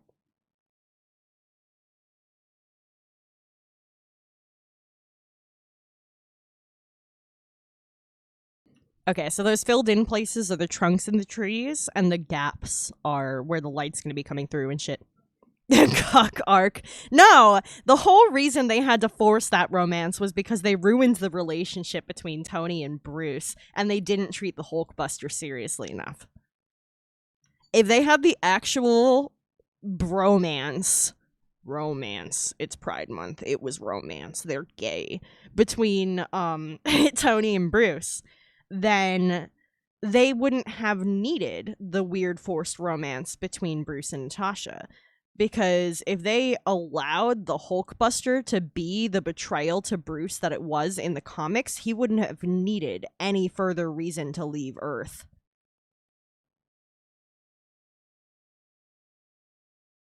The Hulkbuster was the #1 betrayal. Let me allow that, Gratos. The Hulkbuster was the #1 betrayal among them. Like, to me, the Hulkbuster is emotionally bigger than Tony finding out that fucking Bucky killed his parents. And it's because Bruce thought, this is a man who trusts me and sees past the monster. And he knows Tony, and Tony put in hours and billions of dollars into building the fucking Hulkbuster just in case. That is not the actions of a person who trusts you. Yo, Ghost Bucket! What's up, Joey? How's your night going, man? How'd the work in the garden end up going? Y'all get good progress done? That's something I need to get started on too. I have some plants that are ready to go in the ground, and I'm gonna be doing a decent amount of direct sow in ground plants too. Some sunflowers, some green beans. Yo, I don't even want to talk about the amount of time I've put into thinking about Tony Stark. Let's not touch that with a 10-foot pole. Everyone in chat side-eyeing me right now.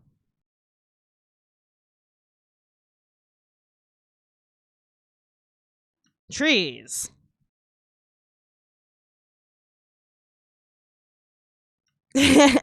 Yeah, but I like gardening, and my plants need to get in the ground before they get all root bound. and I'm trying to grow produce to save money on groceries.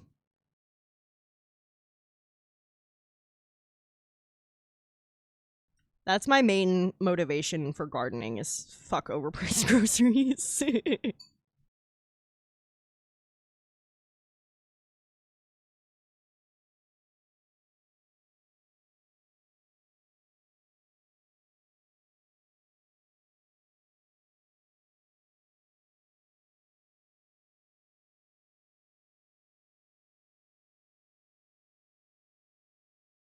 Did y'all hear about why they canceled the Hawkeye show, though, while we're on this topic?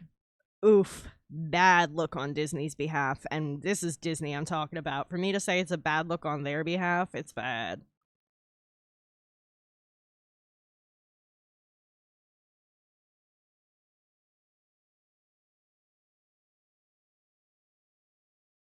Hell yeah, man. Doing stream testing, that's cool. Do a little recording here and there. That's what I like to do. I like to do like 10-minute segments of recording and then like skip through it and listen back to how like my mic sounds and then tweak it a little bit and do it again.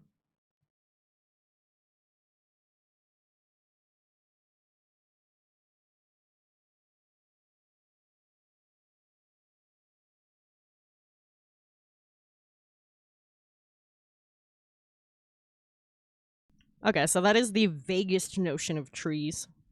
Obviously, they're gonna have fucking branches and shit. But I think that's a good composition. I think that feels balanced while not feeling like unnatural because they are pretty randomly placed.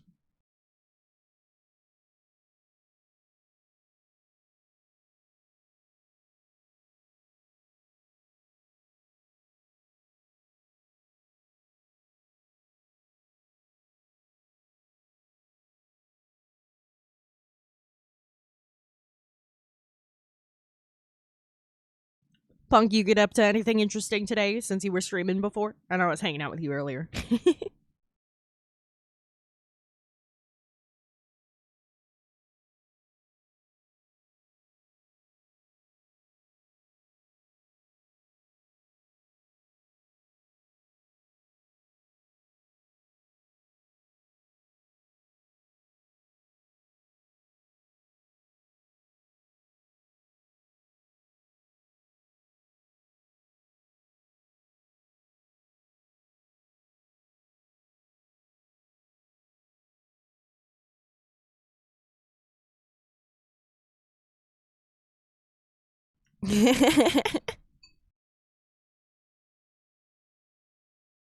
These nuts. Fair enough. Whereabouts are you at on your playthrough? Your personal playthrough?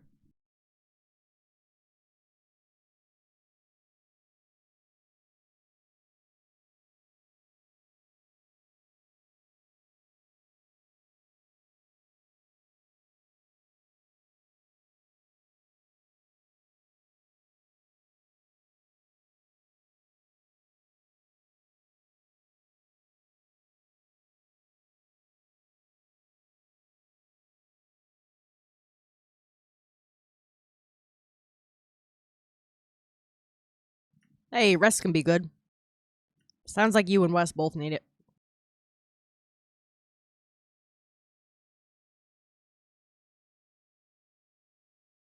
I understand he was having a bit of a rough go today.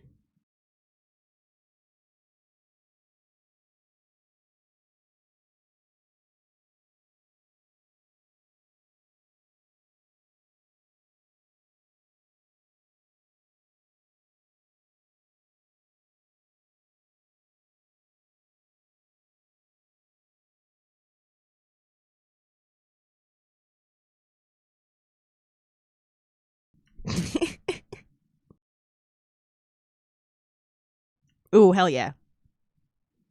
Hell yeah. From what I understand, they reject dirge as more gratifying, which sounds about right.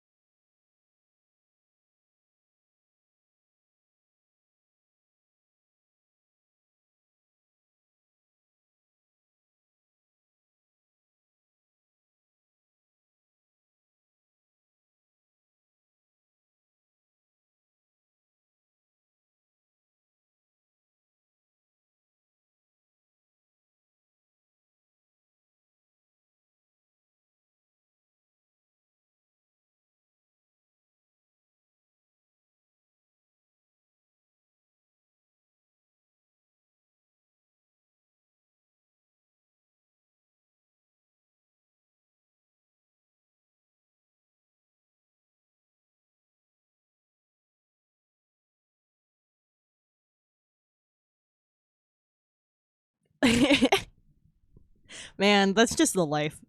Being busy as fuck.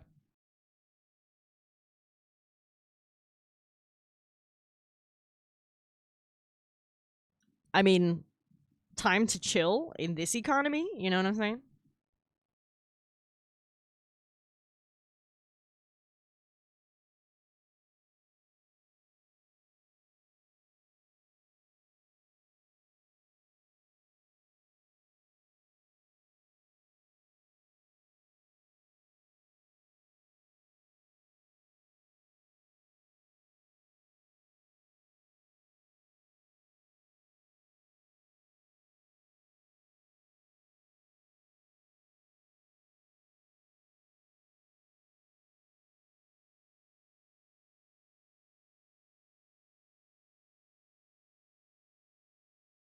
Pug kind of keeps up with me in between streams, and he's like, "Do you ever just chill?" I'm like, "Homie, I ain't got time."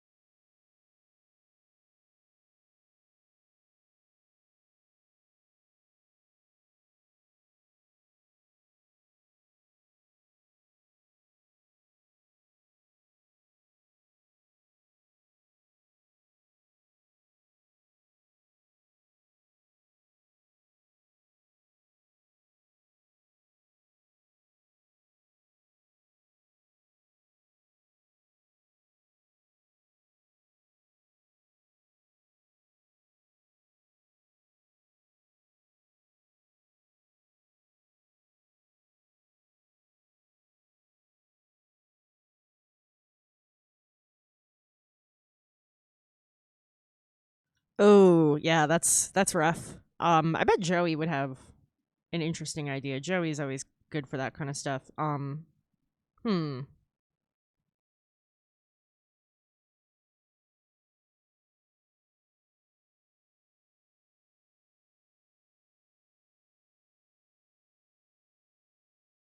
But ancient demonic lineage sounds a little tough to work in.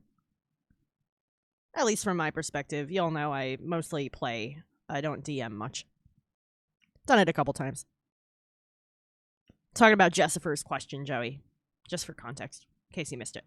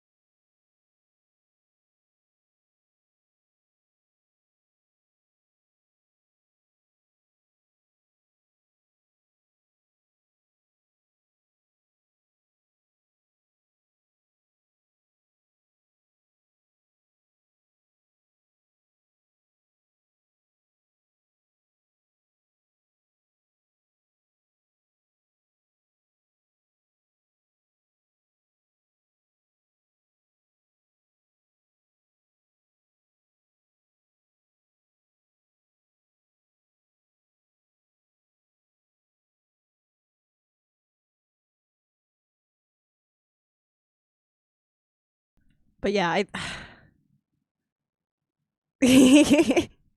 Don't Fear the Reaper's a really good song. That was almost ruined for me by a book, and it took me years to be able to listen to it again. And I'm glad I can, because it was almost ruined for me by a terrible, terrible book I had to read for school. Um, but yeah, Age of Ultron is truly the best, worst Avengers movie, and like, I don't know how it manages to metronome back and forth so aggressively between the two.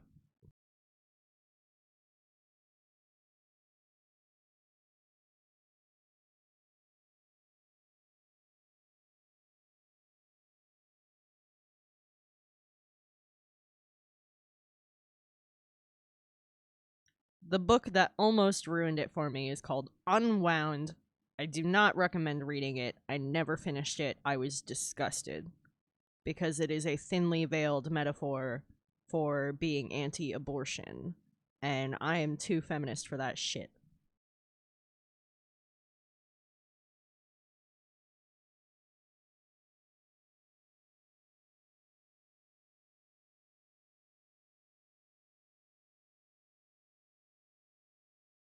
Dude, did you have to read that for school too? Cuz that was my summer reading, leaving middle school and entering high school, and I'm like, what the fuck is wrong with the people who assigned this to children?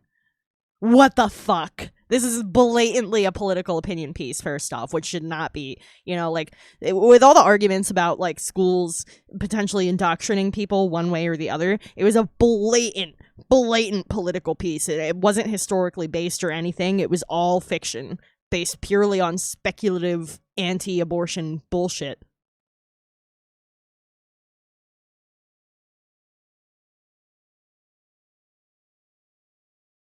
And it legit disgusted me. And that isn't, for anybody who doesn't know me well, that is not easy to do. I'm I read a serial killer's autobiography. Like I read fucked up dark shit all the time. BoJack Horseman is one of my favorite shows. Unwound made me nauseous. I couldn't finish it. I was like, this is disgusting. I could not disagree more with the person who wrote this politically and medically. And like, ugh, terrible, terrible book.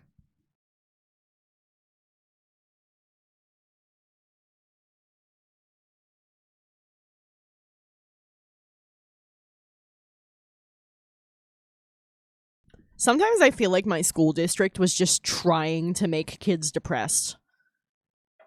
Like, people wonder why kids don't want to read, and then they assign a book like that. I love reading. And I read a lot when I was in school. I struggle too these days between being busy and my ADHD, which is untreated. Um, but Jesus Christ, I read like crazy back then, and I could not have lost interest more simply as a result of the books they were choosing.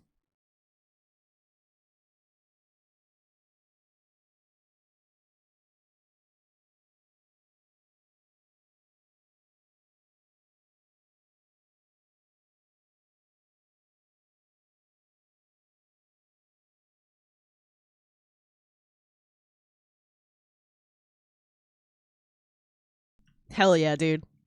And it's wild to me because like New Jersey's progressive, right? Like,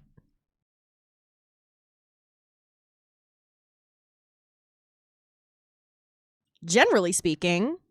But then I reflect on some of the books I was made to read, and I'm like, made to read, and I'm like, holy shit.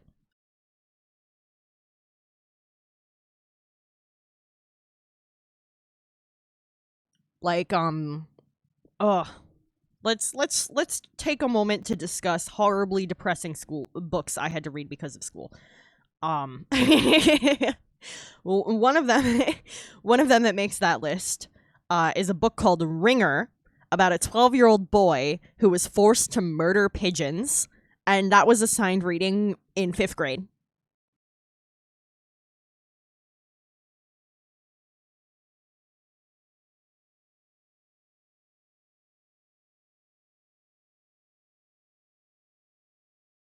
Yeah, yeah. I mean, Dude, we've talked a bit about like our pasts and how our opinions came to be what they are, and the fact that even in high school we were like, this is fucked up. Like, what the fuck? Who did the people who assigned that actually fucking read it? Yeah, we had to read a book called Ringer about a little boy who was forced to murder pigeons and how sad it made him because he was friends with a pigeon and he didn't want to hurt them. And I went to a highly rated school district, actually. I'm not going to say what one for obvious reasons, but the school I went to was considered very good. And so there was the dead pigeons one. There was one about a little girl who lived in the Dust Bowl and accidentally killed her own mother. I think it was just called In the Dust or something like that. The little girl's name was Bobby. If you look up Dust Bowl Bobby book, it should come up. I think it was called In the Dust or Into the Dust, something like that. That was in 5th or 6th grade when I was already horribly depressed for my own reasons. There was that.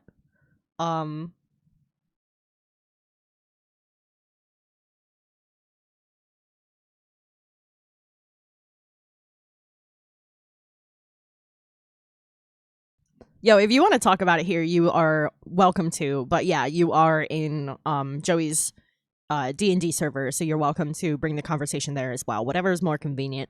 I don't want it to get too buried on y'all or something.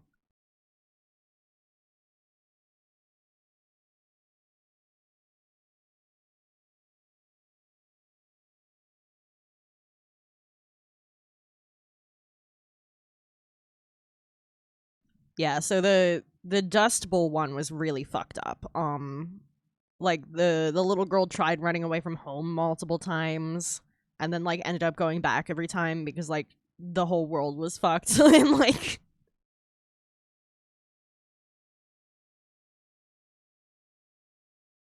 but she I distinctly remember this. And again, I was reading this around the age of 10 or 11. I feel like that's important to specify. Um her mother was pregnant with her younger sibling, and she went to put water on the stove, but somehow accidentally ended up putting a pot full of kerosene on the stove, which historically was used a lot at that time, and at that time was also clear and odorless, so it could be mistaken for water. Modernly they tend to add scents to these things. So she goes to put a pot of water on the stove to like make her mom tea or something since she's not feeling well with the pregnancy and all that. And it turns out to be kerosene and it lights on fire. And this little girl panics and she grabs the pot of kerosene and goes to run for the door because she plans to dump it outside.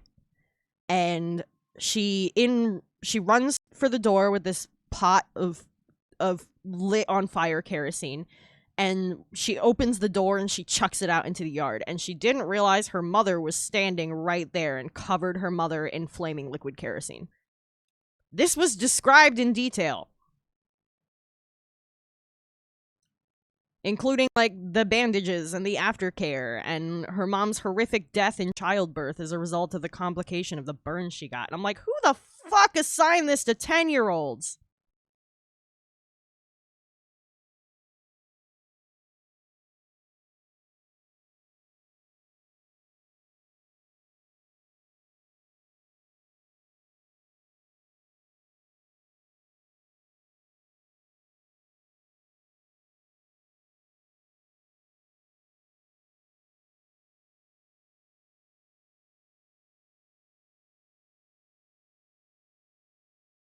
We also read that now infamous Holocaust book that was completely fictitious. I forget. I'm blanking on the name. Shit. But it was completely fictitious. The person who wrote it was not Jewish, nor any of the other things that were impacted by the Holocaust, because, you know, Nazis had a lot of targets. And that deserves acknowledgement. And they wrote a completely fictitious Holocaust story, like, for shits and giggles. And, like, thought it was educational, even though it was, like, completely incorrect, and managed to sell schools on the idea that it was educational when really it was an ignorant disaster that, like, included anti-Semitism and stuff right in it.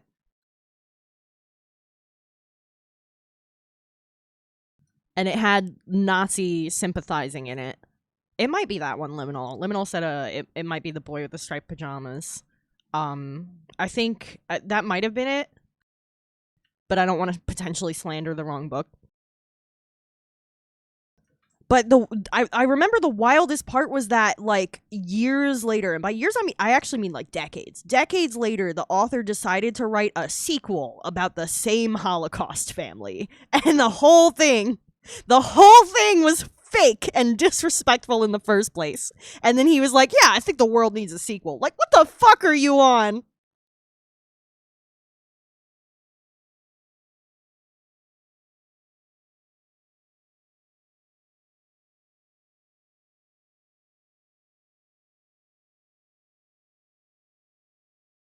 I believe they did make a movie off of it. It's been a minute since I read about the controversy regarding how, like, schools promoted this book and then it came out that it was all just fake.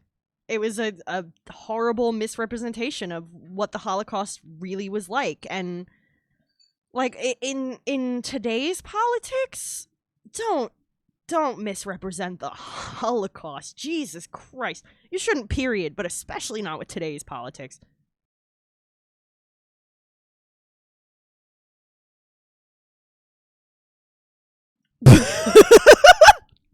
Yeah, with him writing the sequel. That's basically what he did, isn't it? Oh my god, Punk. That fucking sent me. Holy shit.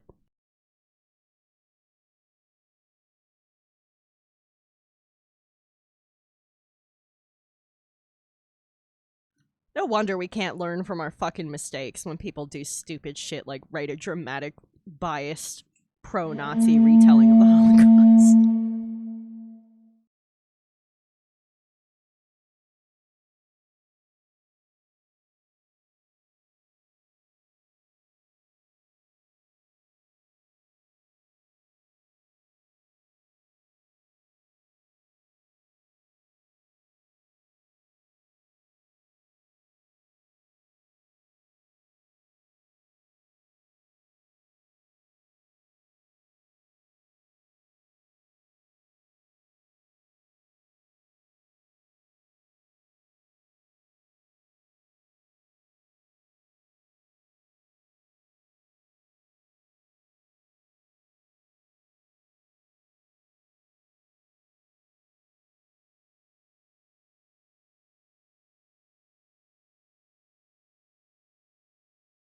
I've read is that the graphic novel?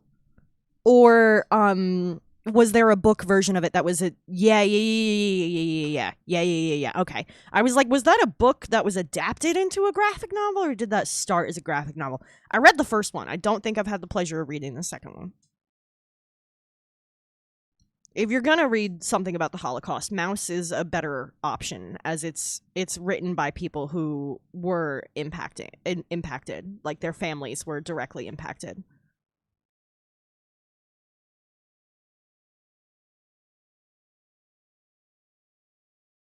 Because, like, of course, reading is important, and reading about history is important. Just don't bastardize it, man. And then a sequel? Ugh. Ugh.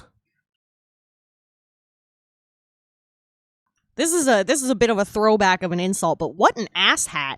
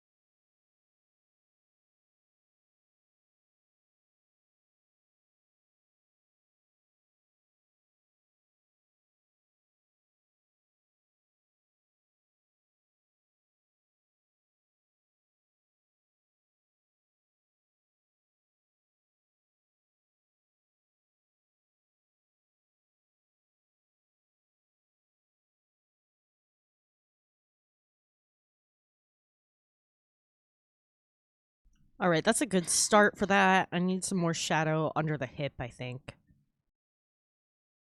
Doesn't quite look right to me right now.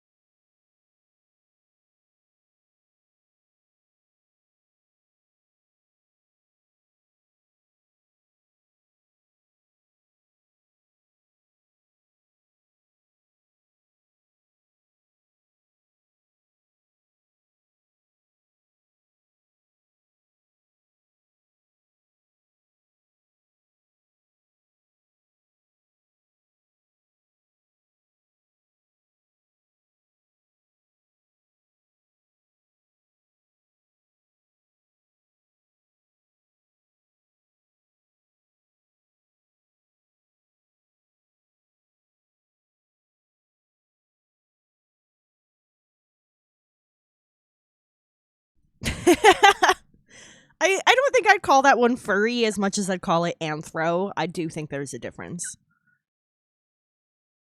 Because, like, I've drawn anthropomorphic art all the time. I think furry is more a specific style, honestly.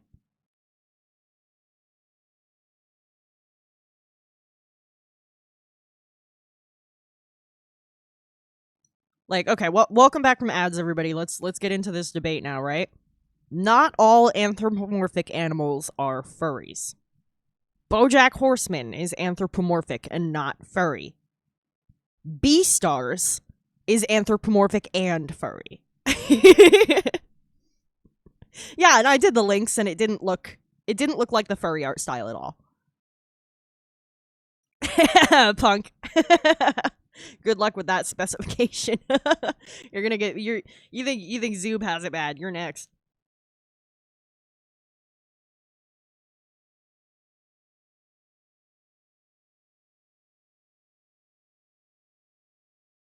Because I am willing to draw liminal. I'm willing to draw anthropomorphic animals. I won't do furry art. There is a distinction to me.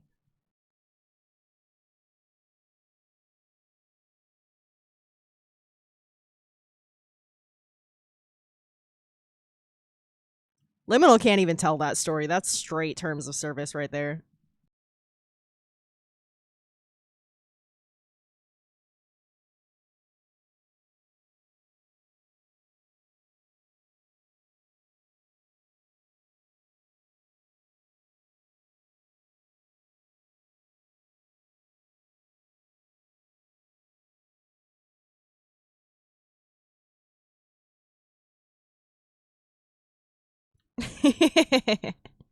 I guess that's fair.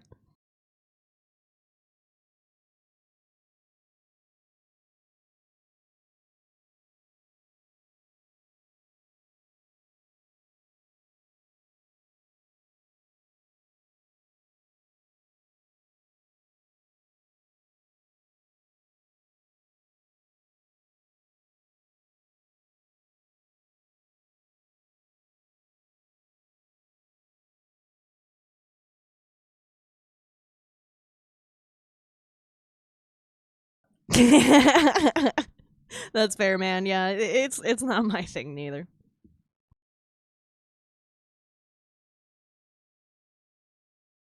And I figure there's plenty of furry artists out there already. If somebody wants that, they can go find one of the furry artists who already specializes in that style.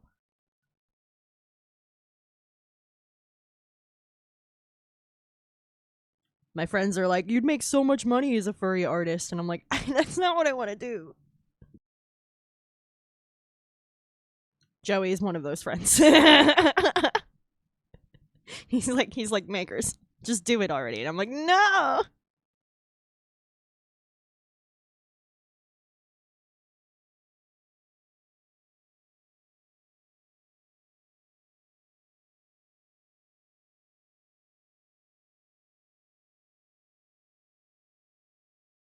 God, Liminal likes to request egregious things from me just to pull my leg. Like cereal mascots fucking each other in horrible ways.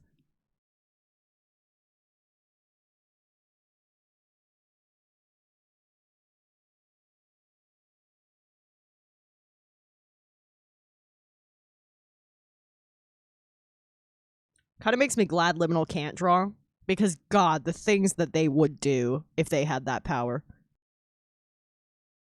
Because trust me, I abuse the ability to draw already. I've done some goofy shit. If Liminal could, oh, it'd be over.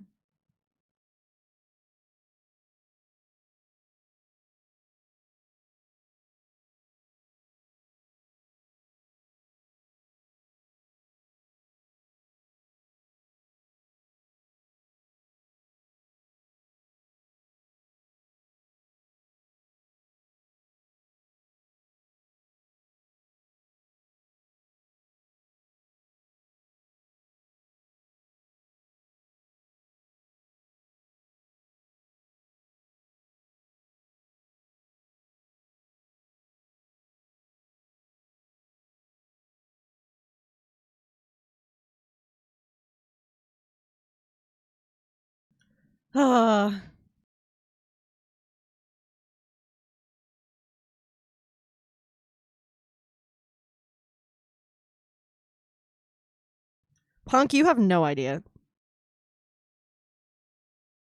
You have no idea. Yeah, no, I'm aware. I'm aware. Obviously, like any other community, it's a spectrum. Some people are going to be into it in one way, some people are going to be into it in another. There's always going to be variety. I just know it ain't my thing. Oh, I do, obviously. I spend so much time online. I've seen a lot of that shit. And I do have like a lot of friends who are furries. But I put it in my art rules specifically because it just doesn't suit my style, and I don't feel like I'm not passionate enough about it to stare at it for the amount of time I would need to break down the style and recreate it myself. That would make me miserable. I don't like the art style.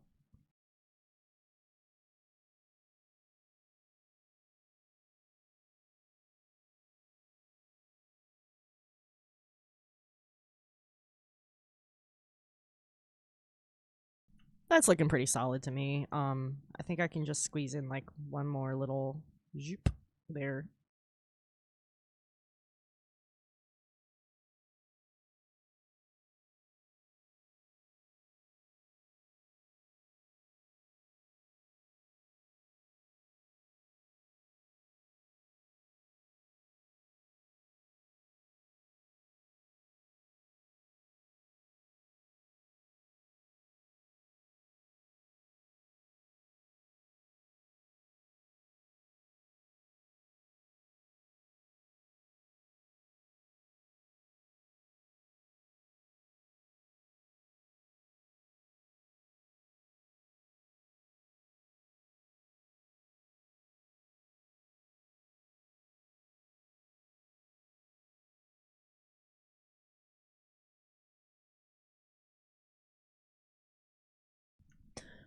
Just for I'm pretty sure I told you that I made Beryl ace partly because I didn't want to deal with that, right?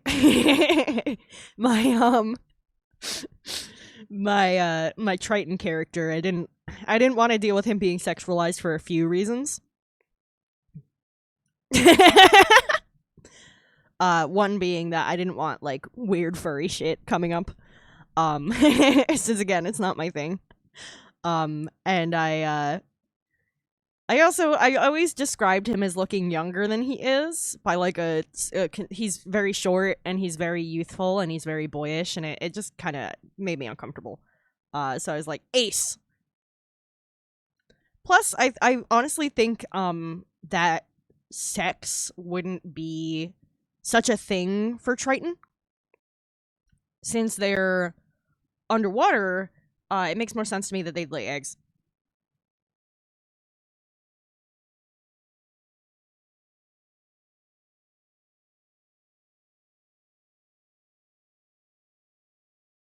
So, like, for a few different reasons, I was like, I think he's ace. I imagine him ace. Yeah, He's a great character. I really enjoy playing him.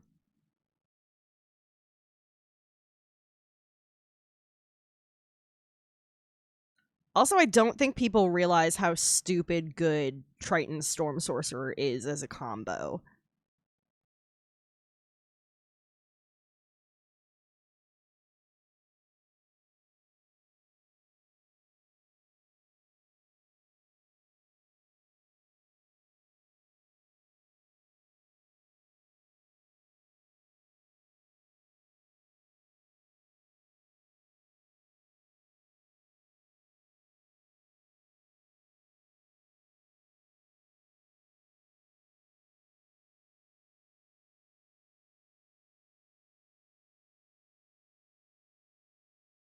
Yeah, mood.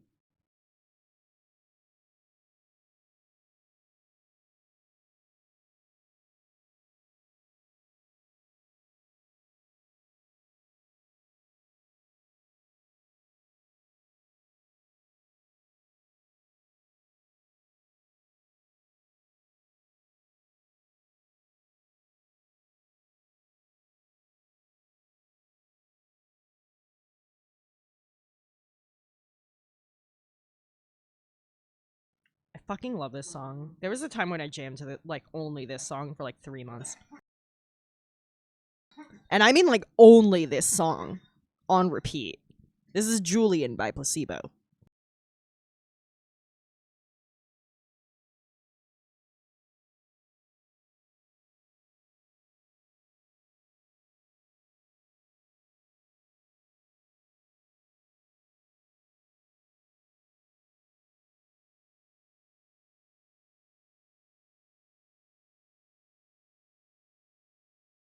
That's hilarious.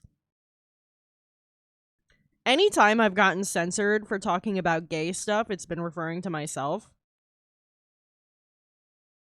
I think the censors are from like, I don't know, like 2009. Because they're like, "Whoa, you said gay? That's derogatory."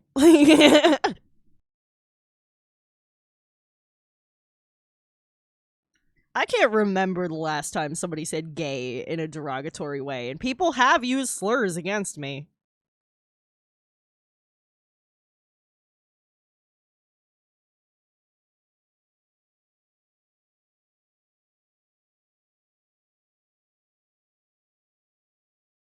I have, in fact, been slurred.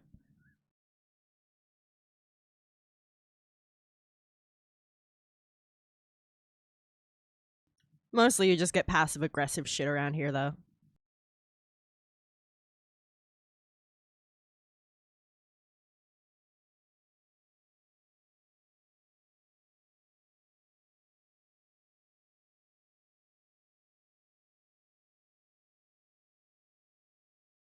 I think Jessifer has the censor chat setting because first off, Punk, you shouldn't be censored in my chat since you're a mod.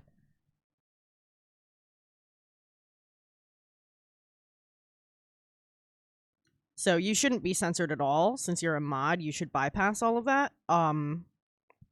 But if people have the personal censor on that's like supposed to blur curses, it'll still blur.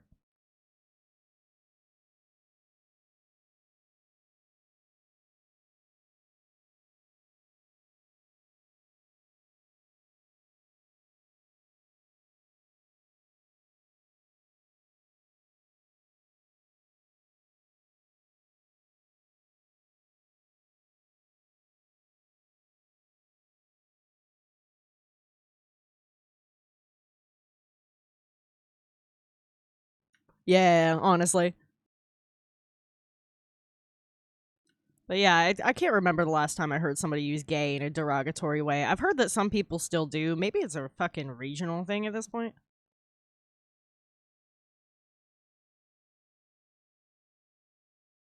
But most people I know who are like, "Oh, that's gay," are like queer people being playful. You know?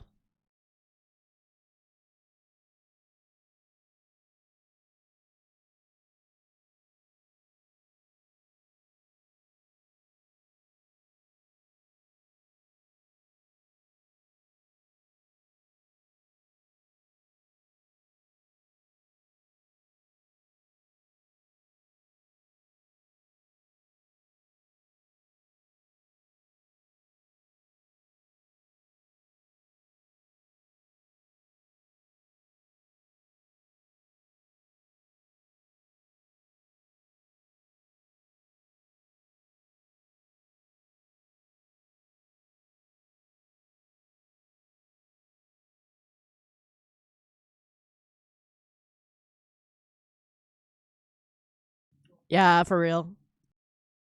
I've never like I don't want to say I've never had somebody bold enough to say that shit to my face. Because people have used slurs against me, but like I don't know. Generally, I find generally people who are hateful tend to think I'm with them. And I'm very obviously not. Um, like I don't understand it because I even like look queer.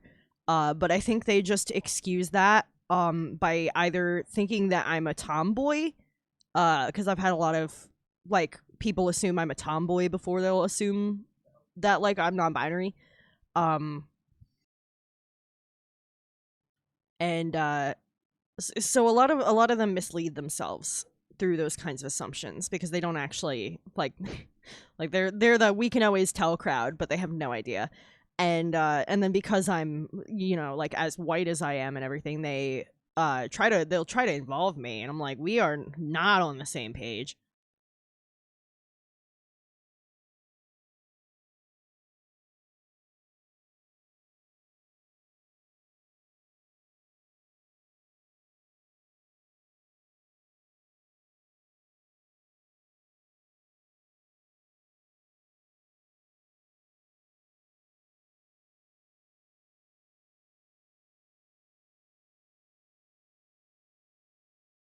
But there's been a couple instances where I've been called slurs, usually the F slur. Um, Mostly, excuse me, I need some drink.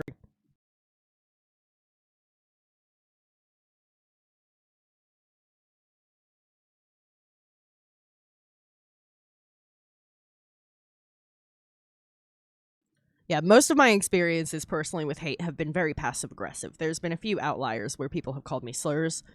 Um, but generally people are very passive aggressive. I don't think people really have the balls to fuck with me. Which is crazy to me because I'm 130 pounds. And so like I would not consider myself to be intimidating, but you get a few face piercings and you're on the taller side and people will be intimidated. Um People don't like being aggressive with people who are taller than them, even if that person is like much thinner than they are. Like I've had people who are shorter than me, but easily twice my weight who won't start shit with me. Like it's strange, honestly.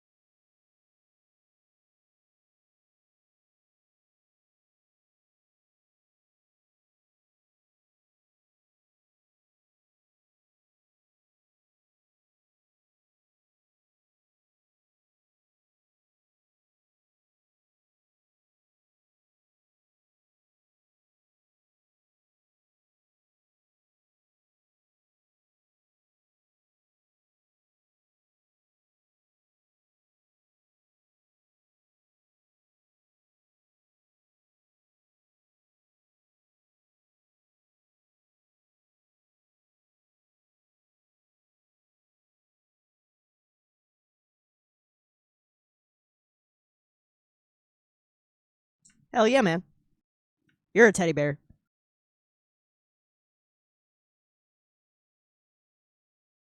I'm not even that tall, but I'm taller than average, so the average person I encounter is going to be shorter than me.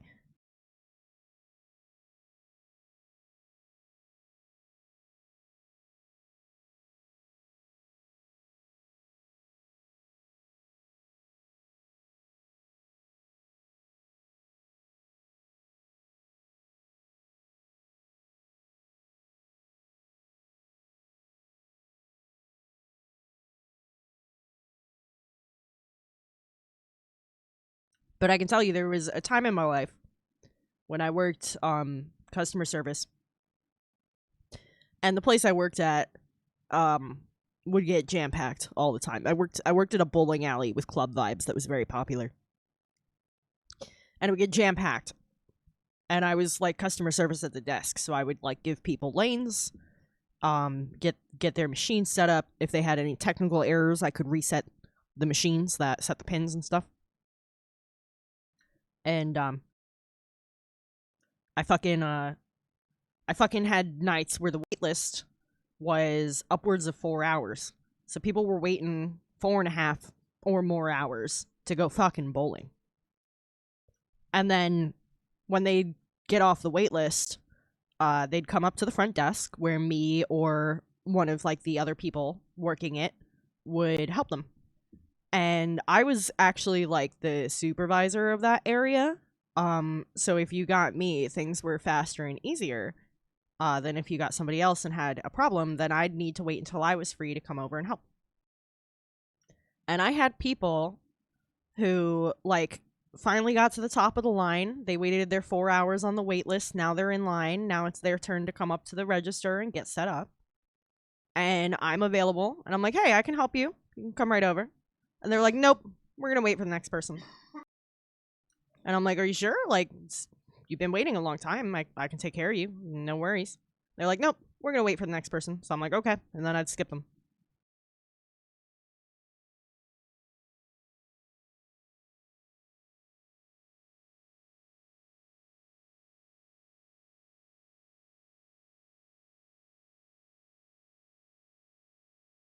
But I do find that you can get away more with like androgynous or gender non-conforming self-expression if you're alternative, because people will just think it's a punk thing, it's a goth thing. They won't think it's a queer thing.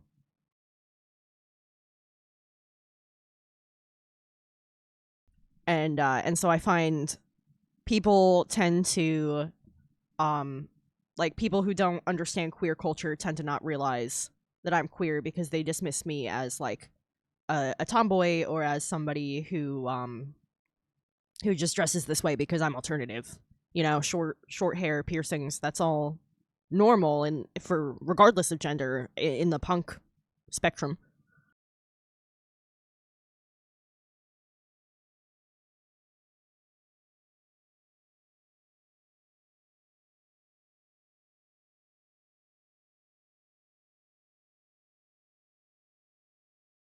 So yeah, I'm real used to passive aggression more than anything. That kind of we're gonna pretend you don't exist behavior. To like fake nice.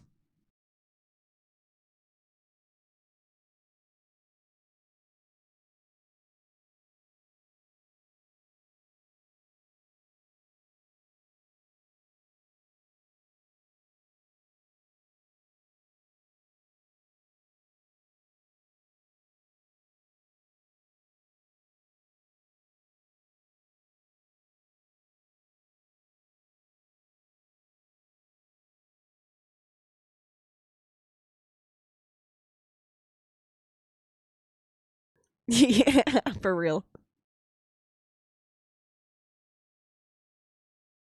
That's good. I'm glad she at least like asks how things are with you guys and everything. It's a step in the right direction, you know?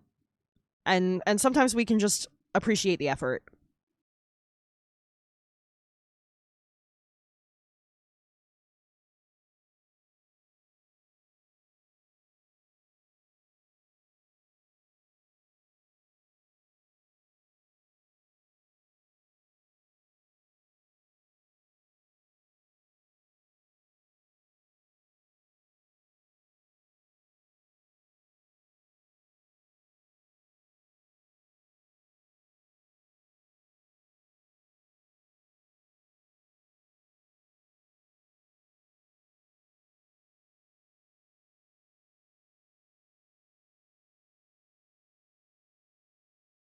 Cute. Y'all are too cute.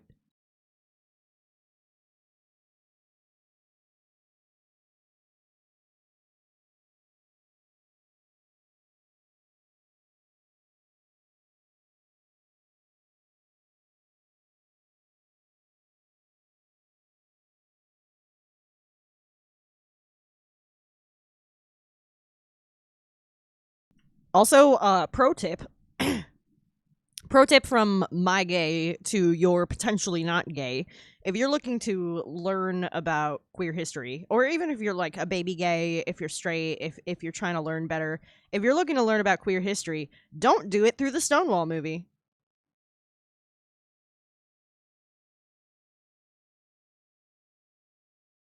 Because that was a sack of shit.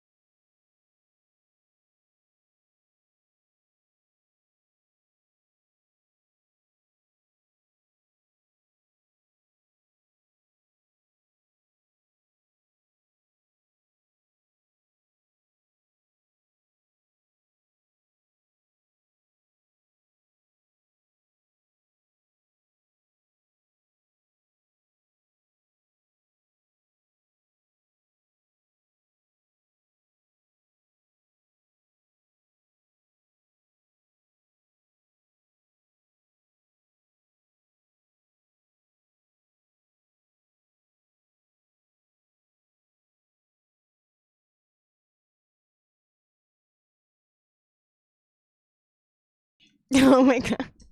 Green Day. I love one of my favorites to reference is, oh my god, when did Rage Against the Machine get so political?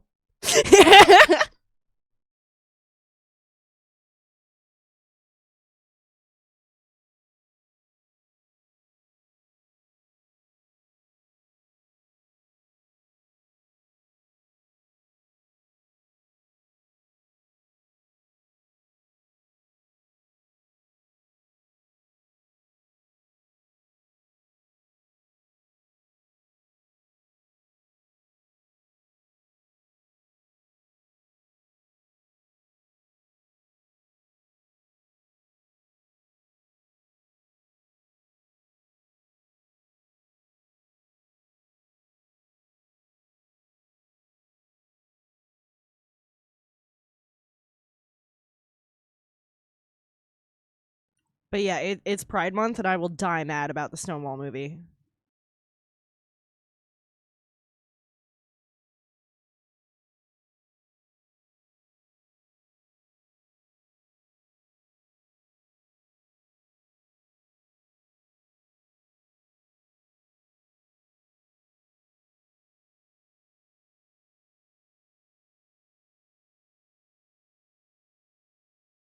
Yeah, they've always.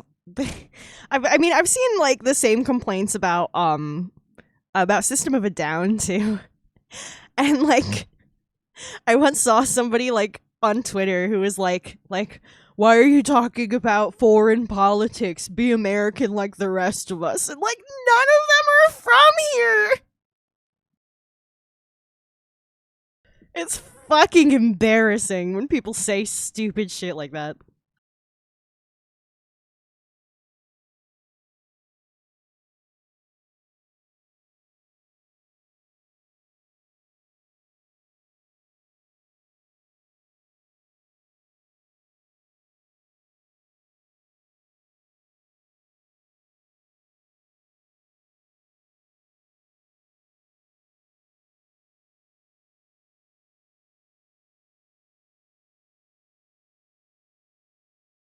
Yeah, their drummer's a fucking idiot, but do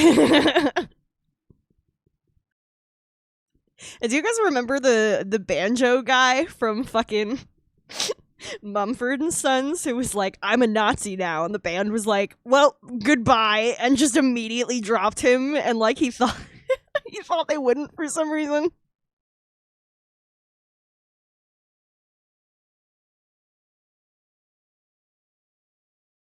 Also, can we talk about how the guy from Smash Mouth did a Nazi salute and then died like 3 days later or something? That shit was insane.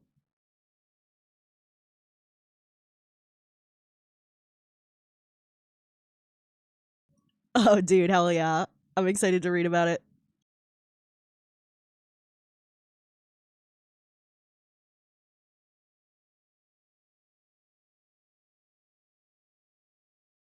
Yeah, Smash Mouth dude was like publicly a Nazi for like 5 minutes and then he just died.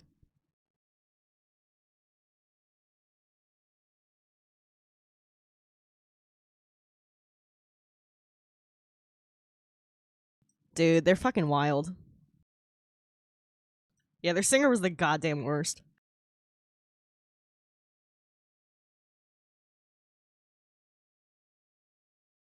Like, shut up and do the Shrek song, guy.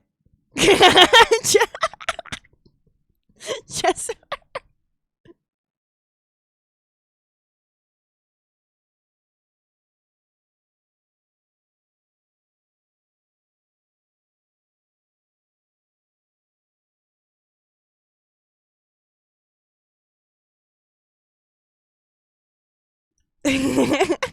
wait, what kind of counter? Like a kitchen counter or like a numbered counter for counting things?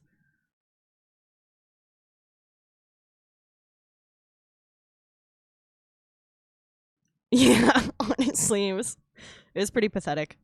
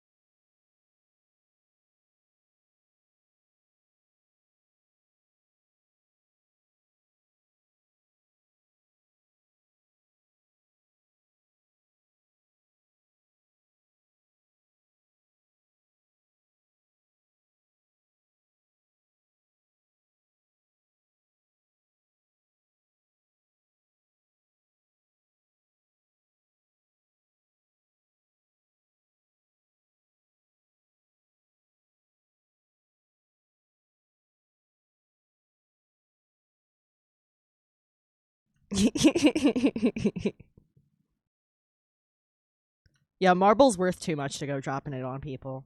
Also, I don't understand when people get marble counters. Marble is the bitchiest stone to maintain. Get anything more practical for the love of God. You spill like 2 drops of water on a marble counter and it's ruined forever.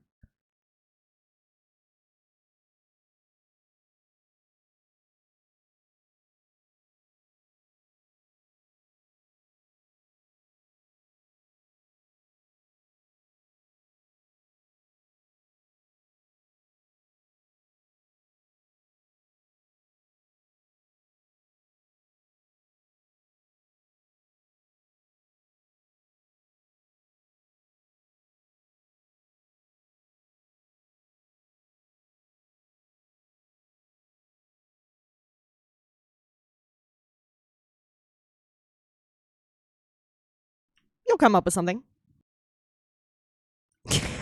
You know what? That makes sense. Low level, it's just like some IKEA counter. High level, it's like hand carved marble.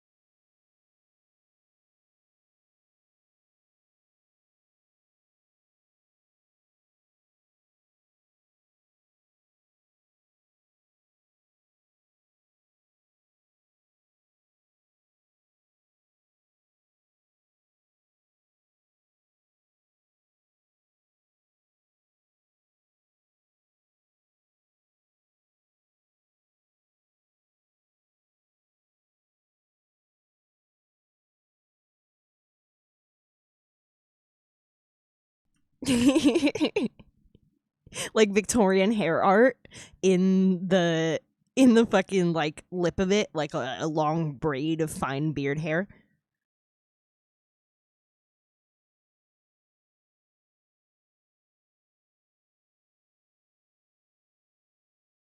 Maybe it's even like blonde, so it's like a golden accent.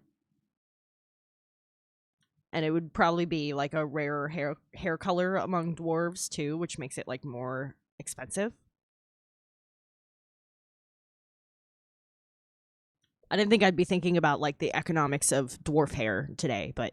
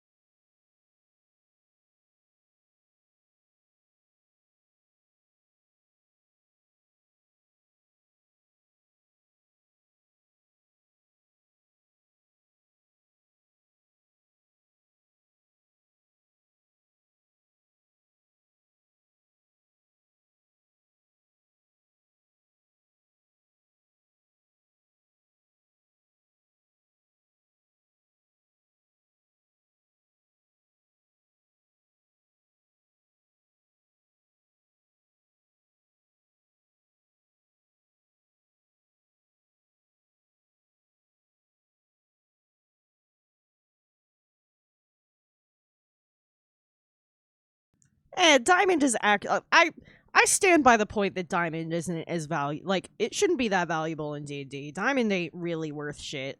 It was a marketing scam, you know? I will happily happily kill the diamond industry myself.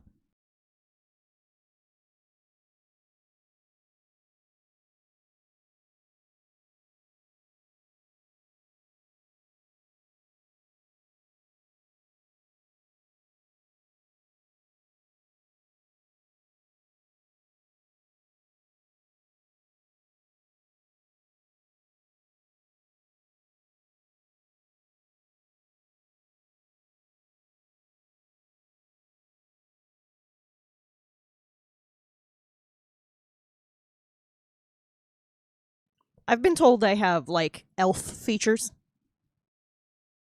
Yeah, I mean Punk even described me as an elf there. People say that a lot.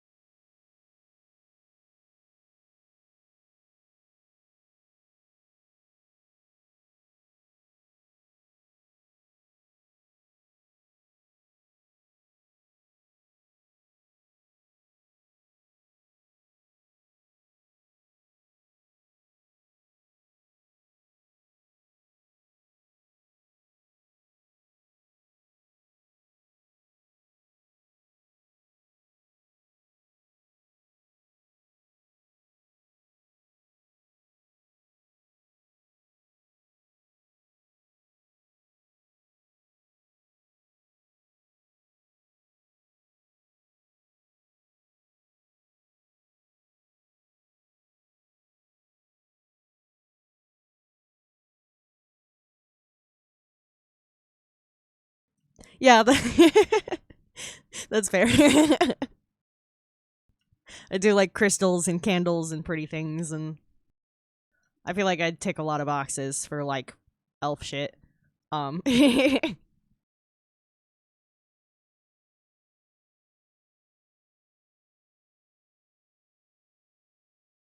with my cats and my garden.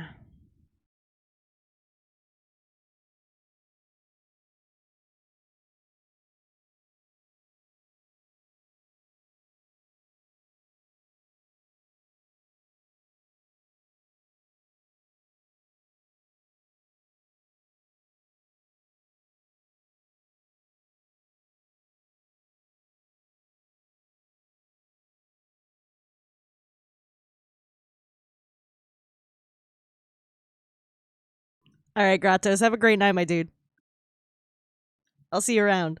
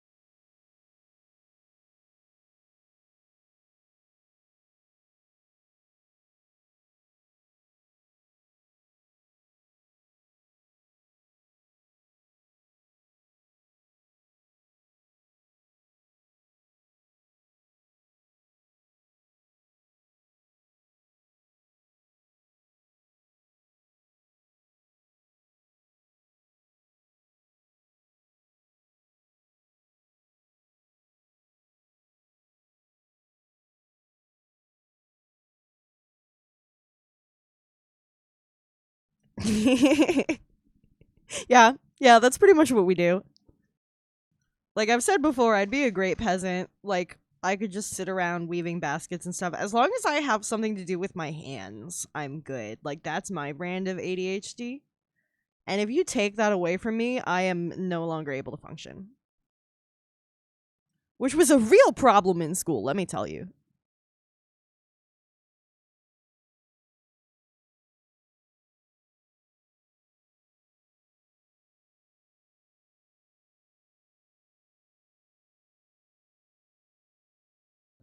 See, I don't understand why rubies are so expensive because they're just red sapphires. And sapphires aren't crazy expensive. They're pretty cheap actually. Or at least they were. I haven't looked at like natural gemstone prices in a while. I'm more about lab made. It's more ethical.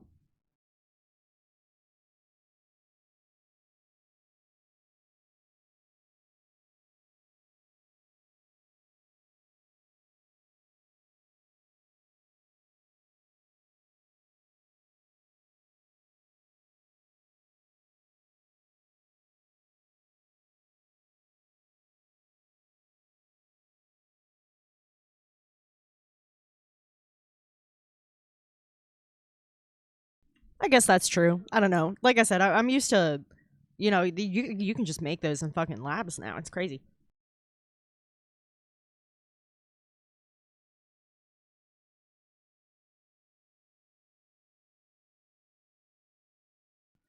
Cashmere sapphires. It's spelled with a K. Closed captions did it right. Cashmere sapphires. Um, are my favorite color.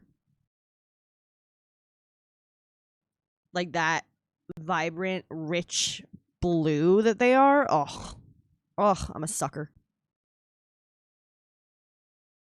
Yeah, diamonds are fucking worthless. One walk through like the right aisle in a tool store will prove that.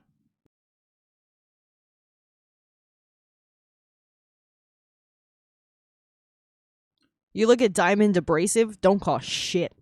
Don't cost shit. That's a diamond's real value. It's used for tools.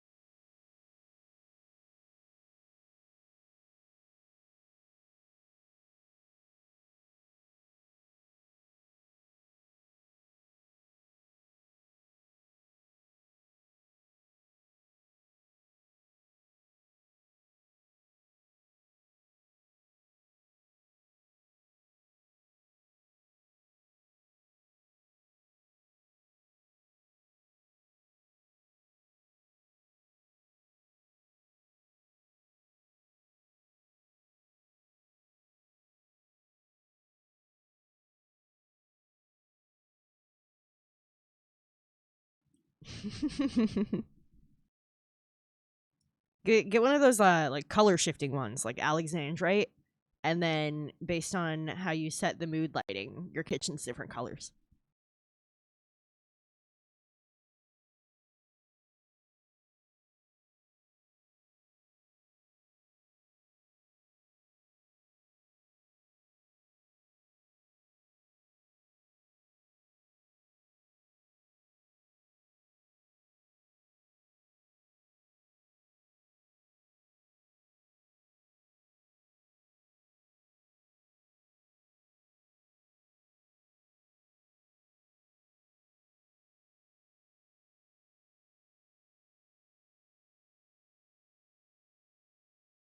A poiple.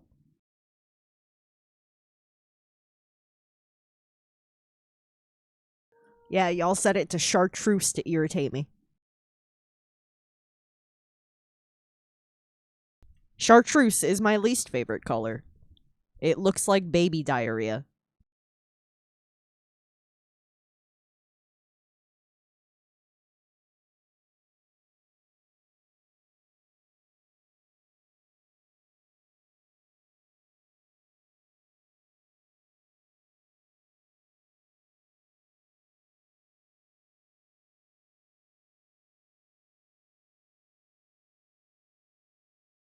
Hell yeah. Yeah, I wish you could control the shades, but that would probably get kind of wild for the servers or something. I don't know how computers work. They made rocks think. You can't explain that to me.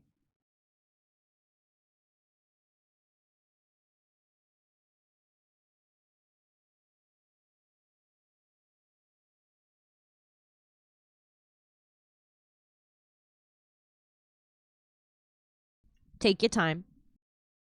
But yeah, I barely graduated high school, as far as I'm concerned. You can't teach me how they use lightning to make rocks think.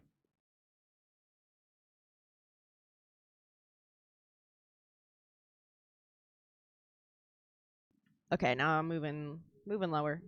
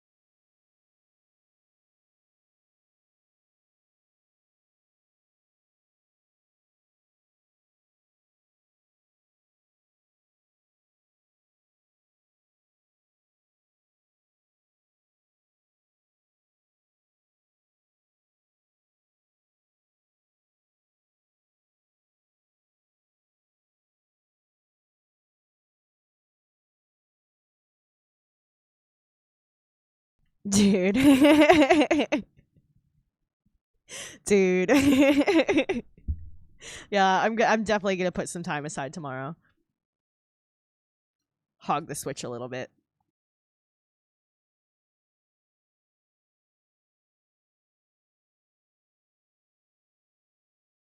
Ugh, I'm so fucking excited. Chapters 1 and 2 were such a blast. I'm probably gonna replay the whole thing from the start.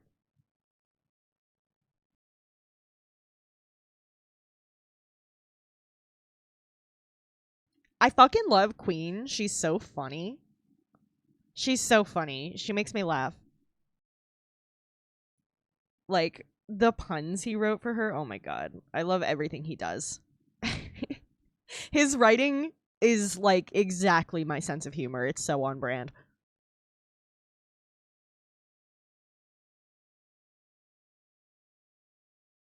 Just the kind of goofy bullshit. Ugh, I love it.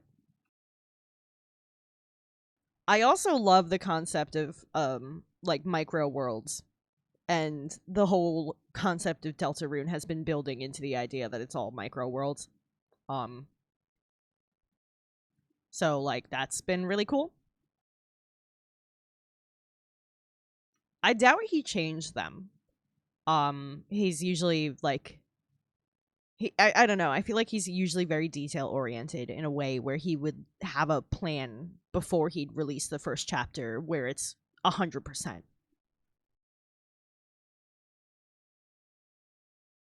And that's part of what made me love Undertale so much as well.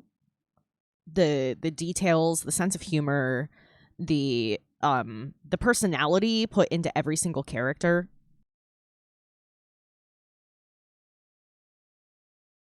All the gays in it. A lot of gays in it.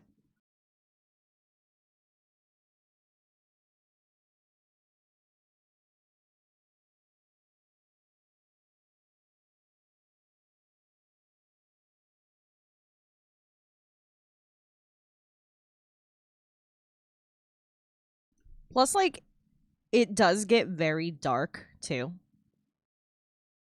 Welcome back. Like, I don't know how familiar you are with Undertale lore, but it gets very dark. And you know me, I love that shit. I eat that shit up.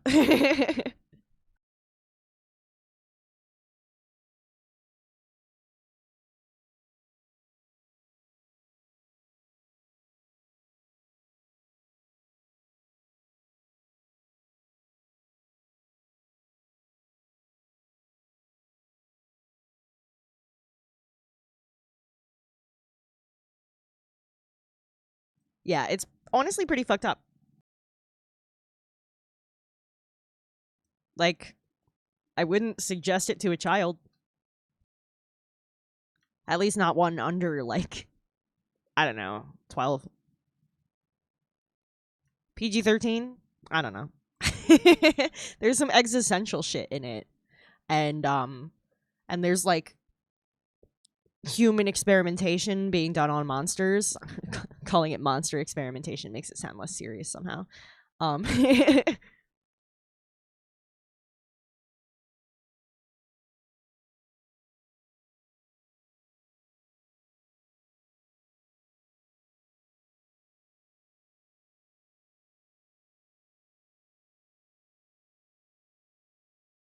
Hold on, I gotta take my meds. Ads are about to start.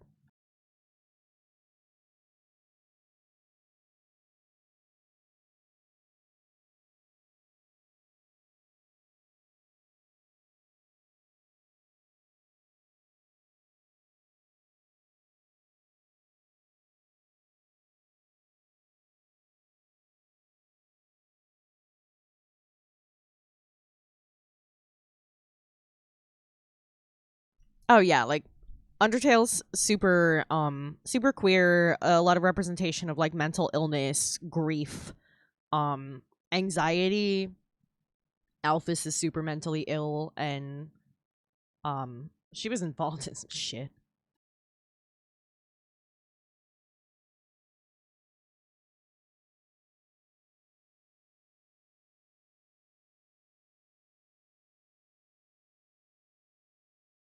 Undyne Bay.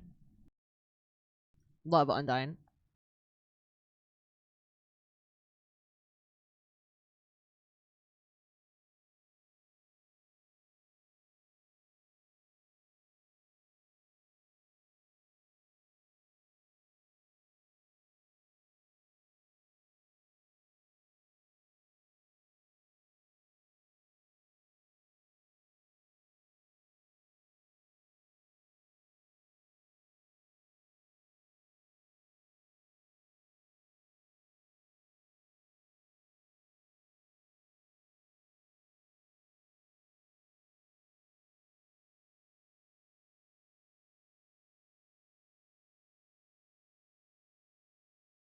The fucking genocide story was so brutal too, and so effective in how it used storytelling for that brutality.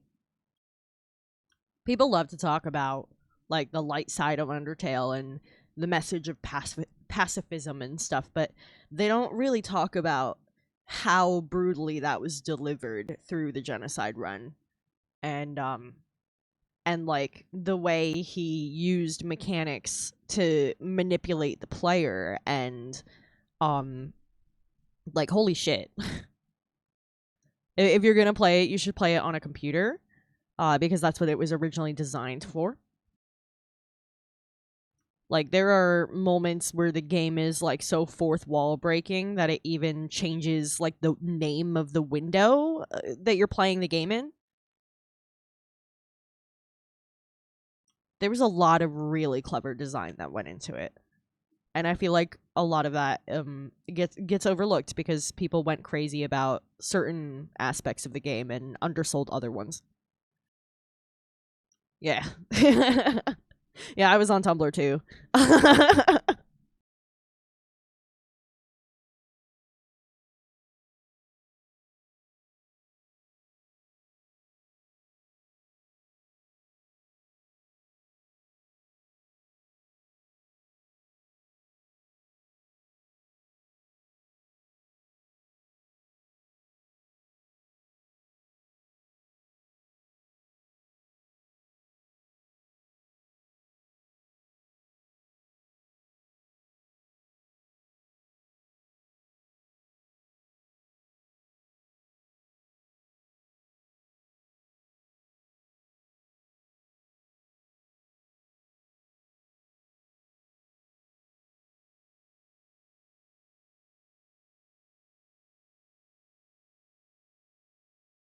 Yeah, happens all the time.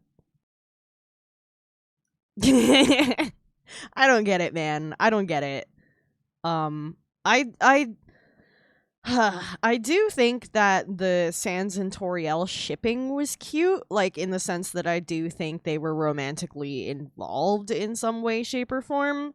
But like, bro, you don't need to draw a skeleton boning my goat mom.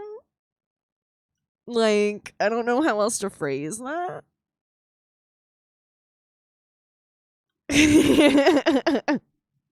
That's my goat mom. Leave her alone.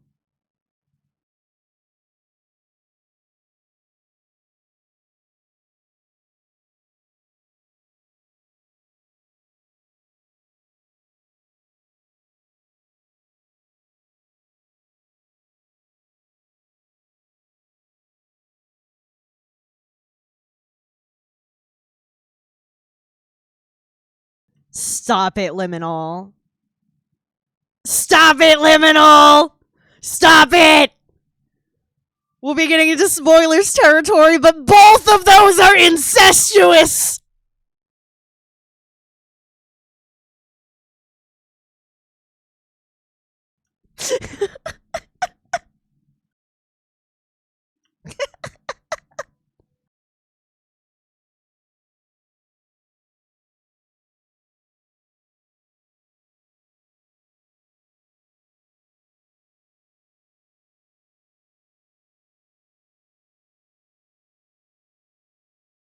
What? That would require time travel. Don't get me started on the time travel theories. And I don't have time. I don't have time. I don't have time to get into the Jeremy Baramy of fucking Undertale. Okay.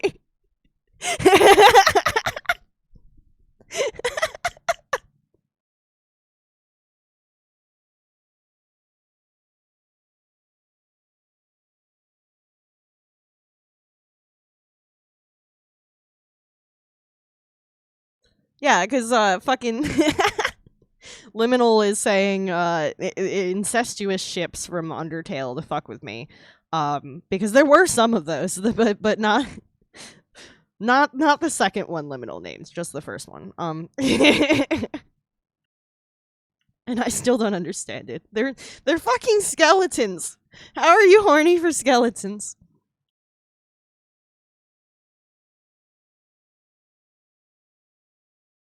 I was gonna say, I was skimming that and I was like, if the Onceler isn't on this list, I swear to God, people went mad for the Onceler. It was crazy.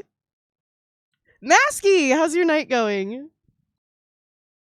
Yeah, and I thought it was hilarious because I think the Onceler looks identical to Ryan Ross from Panic at the Disco, like OG Panic at the Disco, like a long time ago. How is D&D?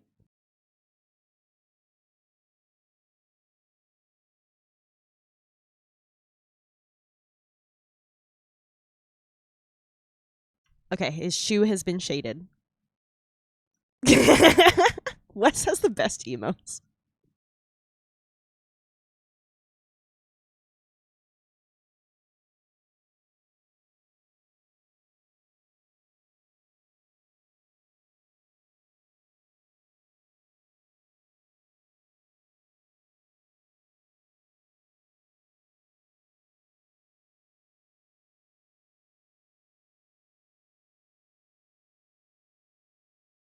Okay, let's let's shade the hands.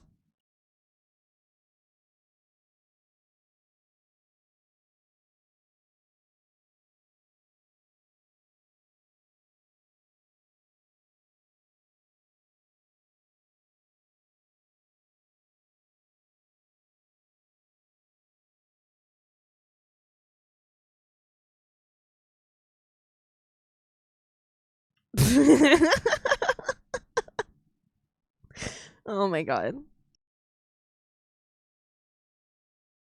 Oh wow, the end of the campaign is in sight. Oh my god. From one D&D player to another, congratulations. Like I'm not being sarcastic. I know that might sound sarcastic. Um but like it is so hard to get to the end of a campaign. It's not even funny.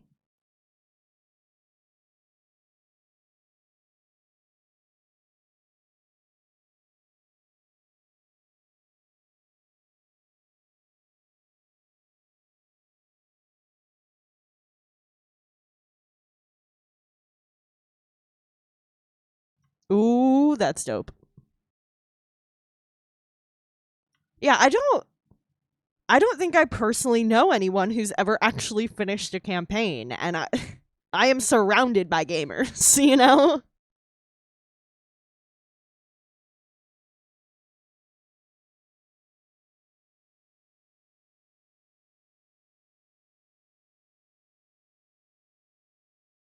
Ooh, cool. Oh yeah, I remember you talking about like combo monsters. Jessifer, I feel that so hard.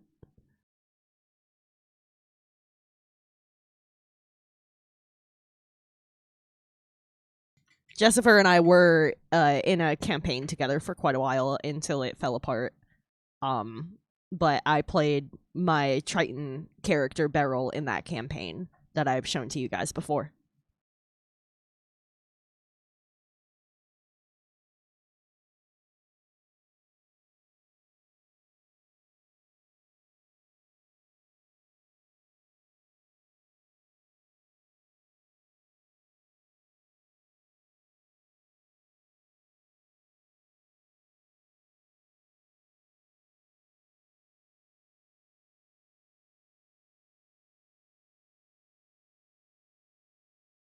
Yeah, I know. It's insane.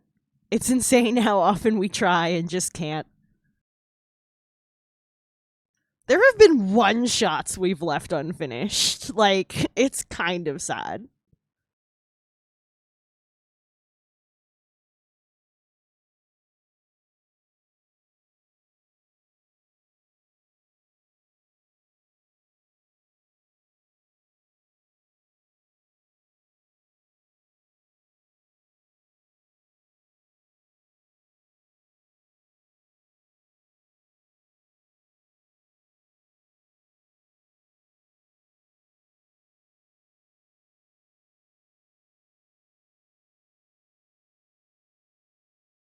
Ooh, that sounds fucking sick. Dragon Lord Lich King. I wouldn't want to fuck with that. That sounds scary. They fucking better, or I'll freak out on their behalf. Hell yeah, Jessifer. Yeah, I'm hoping starting that game helps you get out of your funk a little bit. It's good when you have something else to focus on, you know? Especially something like scheduled and regular. I know that really helps ground me.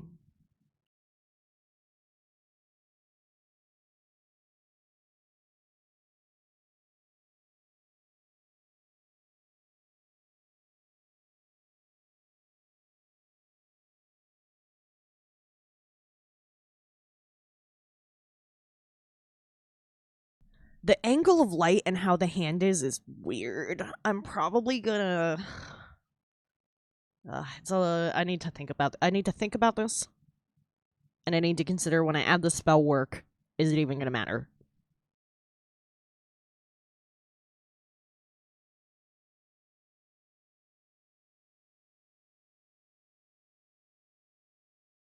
Oh, definitely. That would be awesome.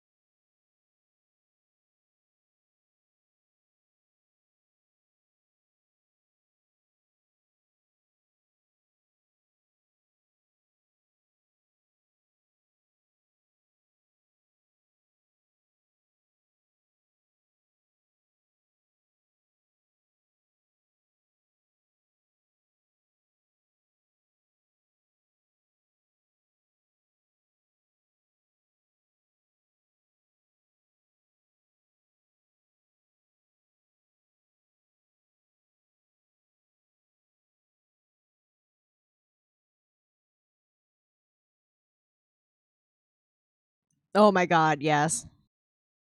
I their skins. I'm not big on most of them. I will give them the credit that they full up said that they designed their women for the male gaze. So at least they're not pretending to be otherwise. Um so yeah.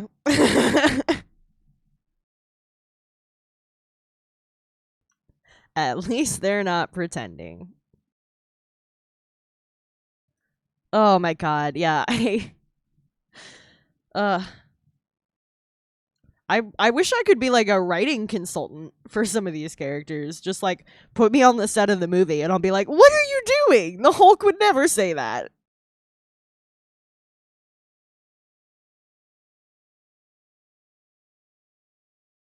Like I think I'd be that I think that's a job I'd be good at because I feel like I actually get the characters that I enjoy where some people only think they do.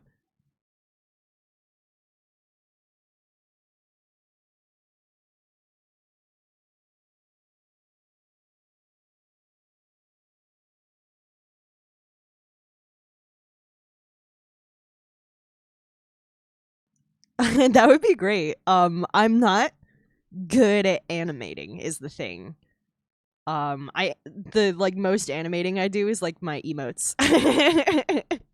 um but I was thinking it could be fun to do a series where like I recreate some of my faves as like D&D characters and talk about how I would build them as a D&D character.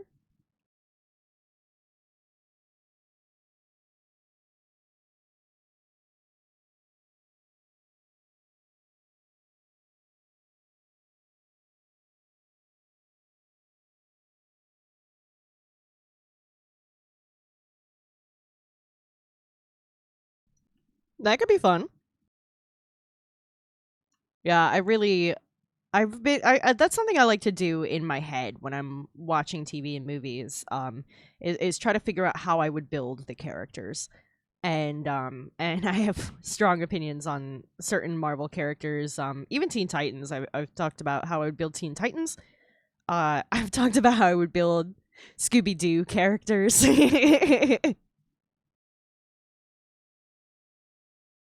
I actually really like Scooby Doo.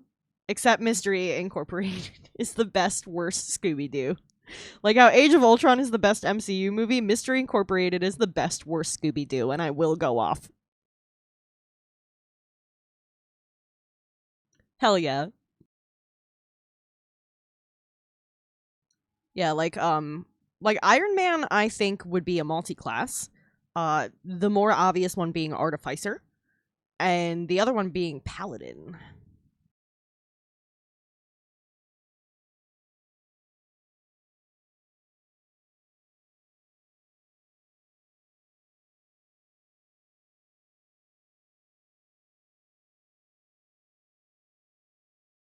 Mystery Incorporated is the best and worst simultaneously.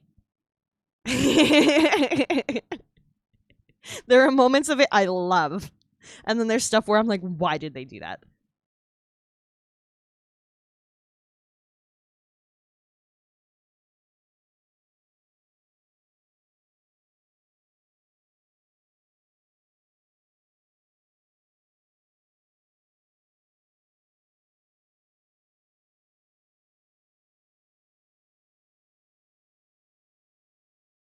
Makes sense.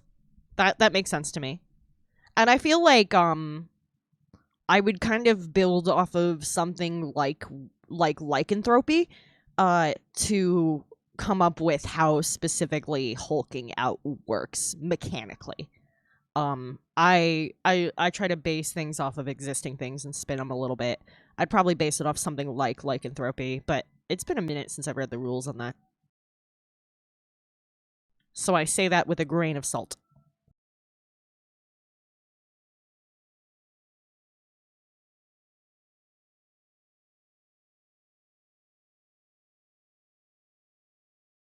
Yeah, I think yeah, that would be like a realistic way to work it in my opinion.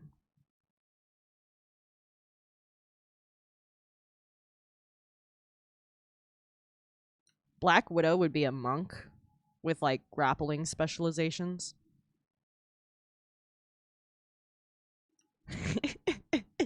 And here's the catch. Hawkeye, fighter.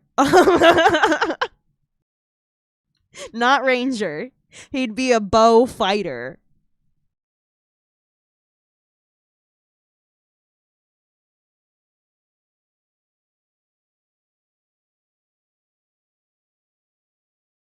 Yeah, Hulk would have like an insane strength stat. Oh my god. Also higher int than you're thinking.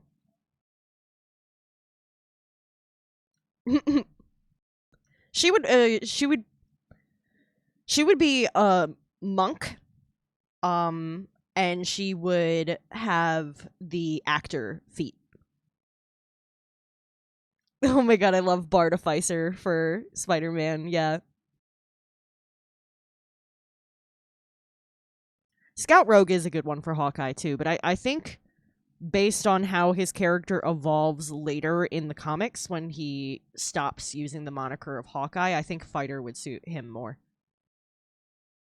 Though he's never been like my fave. We all know I'm a fucking Hulk is my favorite, and then Iron Man. And probably then Cap, because I love punching Nazis.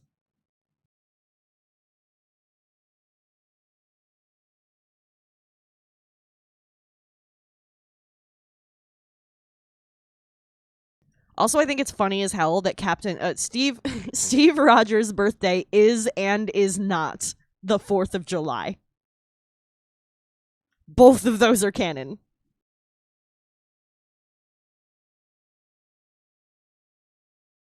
The Hulk is my favorite. By far. People make the mistake of thinking my favorite's Iron Man because I talk about him more, but it's because he got better representation in the adaptations.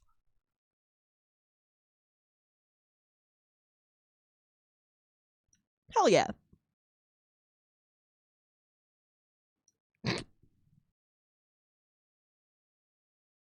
Liminal, you don't even like comics.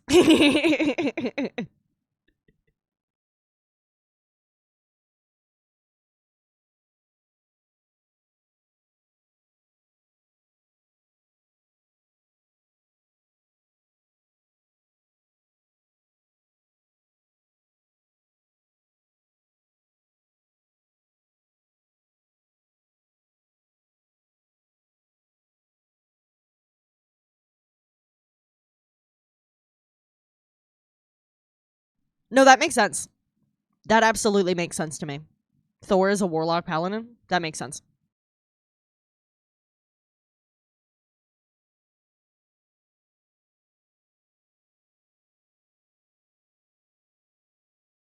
Loki would be an arcane trickster, obviously. Like an insanely overpowered one, but still.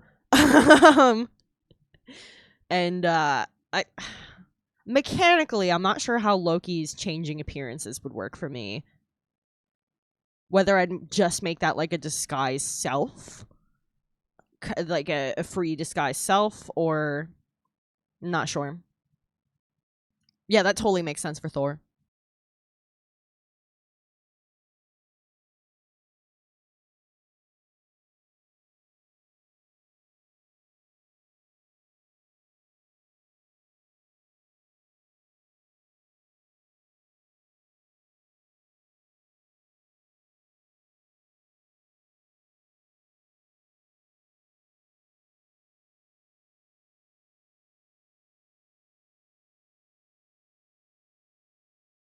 Okay. I need to shade and detail this mask. Yeah, that's what I was thinking too. Like a free use of disguise self.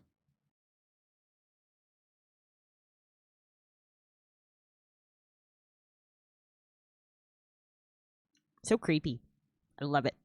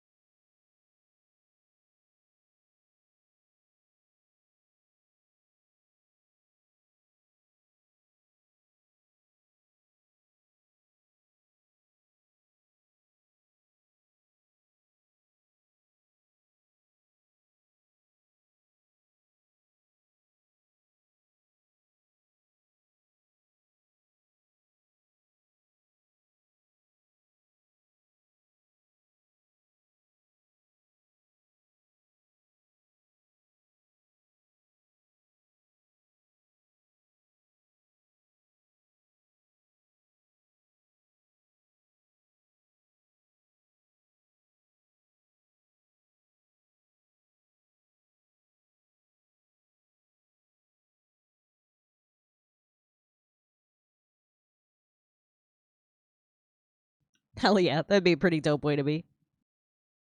Oh yeah, Beast Barbarian, for sure. That makes sense.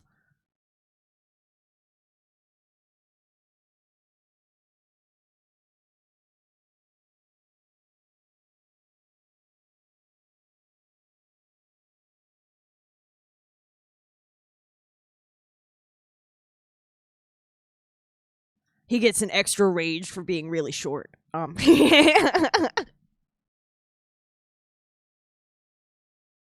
I loved that they had manlet Wolverine in the Deadpool movie. I've been waiting for that for so long. I've been begging for Manlet Wolverine. He's supposed to be shrimpy, goddammit. He's small, he's short and stocky and wide and weighs over 200 pounds simply because his bones are made of metal, not because he's 6'4". I think he's 5'4". I think if I remember all the top of my head correctly, I'm pretty sure he's fucking 5'4". That also makes sense to me. Is he over 350? I haven't looked it up in a bit. I thought it was like 260 last I looked it up, but there's honestly, these characters are so old, the lore can be a bit mixed.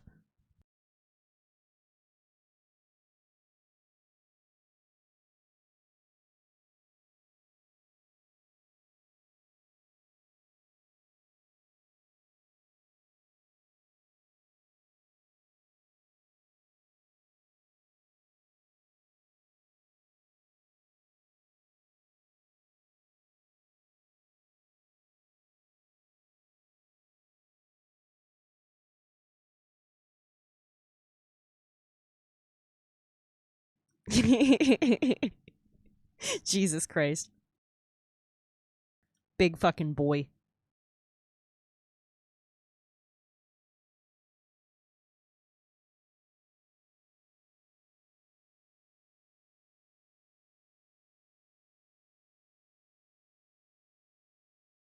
But yeah, I think Hugh Jackman is great as Wolverine, but I personally felt that him being short was a rather defining characteristic. Like, that's where the name Wolverine comes from. They are small, wily beasts.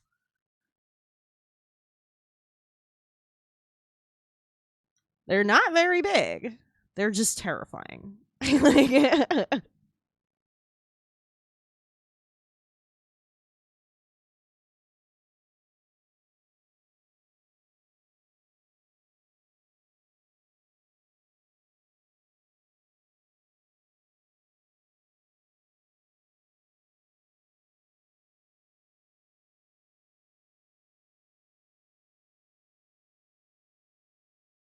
I was watching this fucking survival show though that I like. I like survivalism and like camping and foraging and that stuff. And this this guy killed a wolverine with a hatchet in the pitch black of night in the Arctic Circle, and I have never been more blown away in my life. This dude looked like a math teacher, and he pulled that shit off. I'm like, oh god, I underestimated you, sir.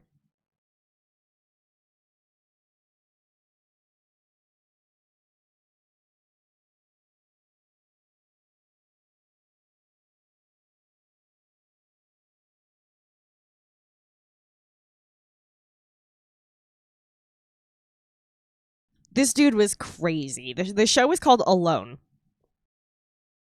Like, that's the whole name, Alone. And this guy, like I said, he looked like a math teacher. He was a very unassuming looking man. Certainly not particularly large or muscular or anything like that. And this dude killed a moose with a bow and arrow and was just feasting on moose meat. And he was still hunting because actually, if you only eat moose meat, you're gonna starve because they don't have enough fat. And so he was still hunting, and he built one of those tree canopies to stick his moose meat in. And overnight, he kept waking up to like chewing sounds and would go to the canopy and have to chase off wolverines. And he was getting so angry because he was starving and they were eating the fat off of the moose, what little it had, because it's not a fatty meat. And he kept getting so angry and chasing them off and chasing them off. And then one night he wakes up and he's hearing the chewing again. And he's like, nope, nope, that's it. That's it. I'm coming for the bastard. And he shot it with an arrow and pinned it by its tail because he didn't shoot anything vital, but he pinned it into the ground by its tail and then beat it to death with a hatchet. And I was like, oh my god. Holy shit, math teacher guy.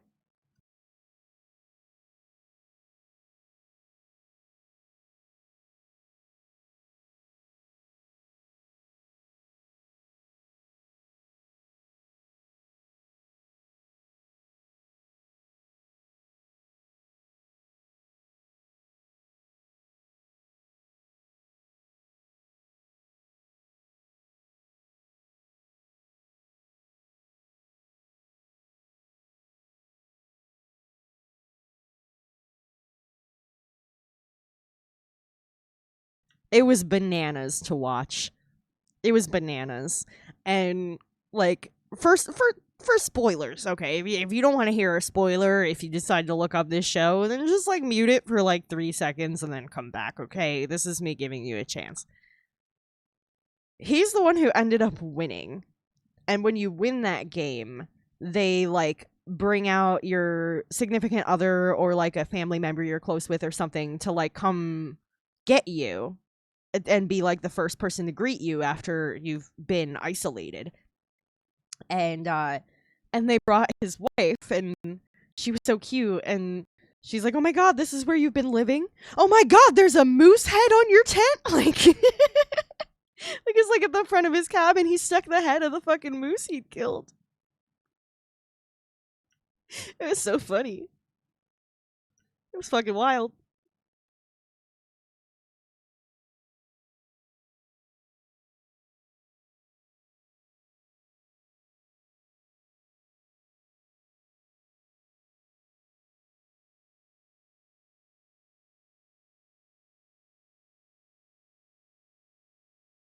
I love those kinds of shows when they're legit. You can tell the difference between when people are really getting crafty with their survivalism and doing like hard fucking work to get by in an environment versus when like shit was planted. You can absolutely tell. This dude was so metal. I was like, holy shit, math teacher guy, good for you. Like, he looked so unassuming. You never would have guessed that a man like that did what he did.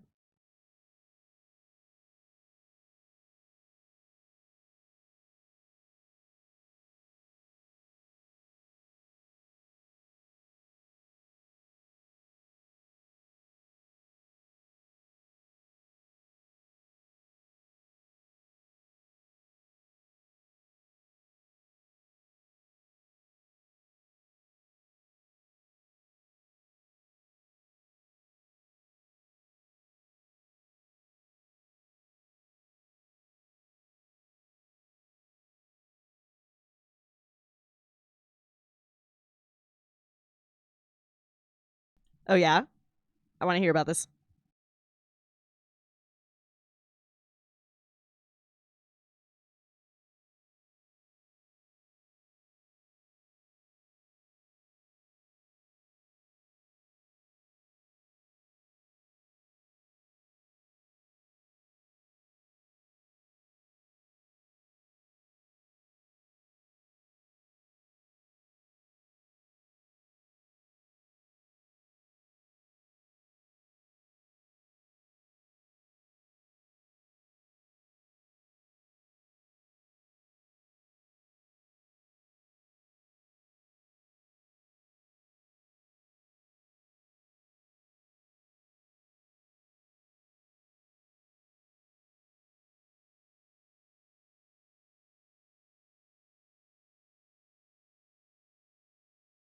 Holy shit. Sounds like a character. Hold on. This mask, it's not actually a mask, it's a facial prosthetic. So I'm trying to do this with respects to that. And it had like embossed designs for like eyebrows and other facial features. And I wanted to outline the ones that are like harsher and then through the shading bring in the softer features like the brows.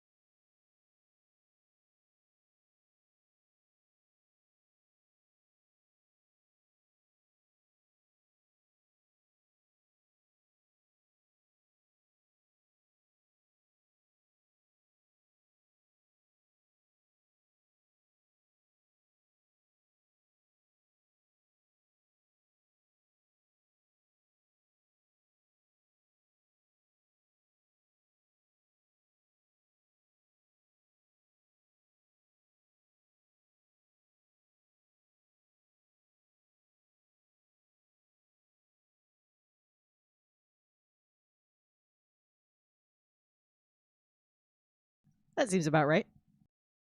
He looks like Rick Moranis. Oh my god.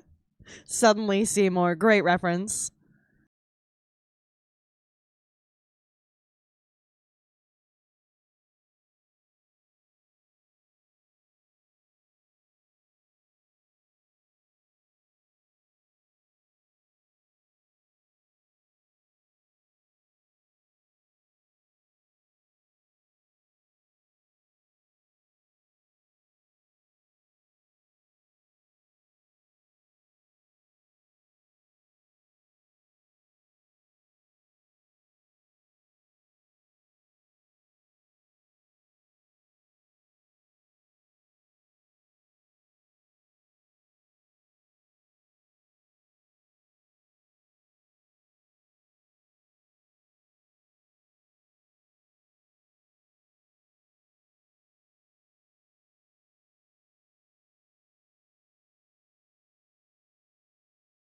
Damn. Oh, 7. Not great. Yo, I also unironically love Little Shop of Horrors. Like, it's great. It hasn't aged the greatest, and I think we can agree to that. But I still love it.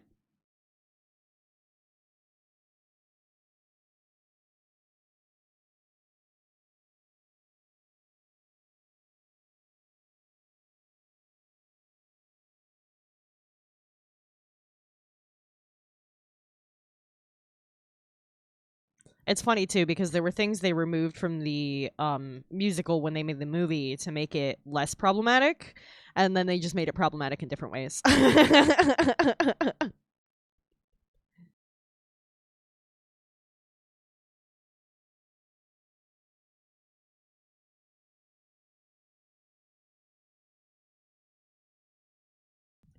Yeah, they're like, oh, a pseudo dragon, cute. Yeah, they're like, oh, this is too anti-Semitic. We gotta cut it anyway. Let's put in this song about the villainous black guy. Like, come on, it's racist. It's a product of its time for sure. But if you can put that aside, it is a fun production.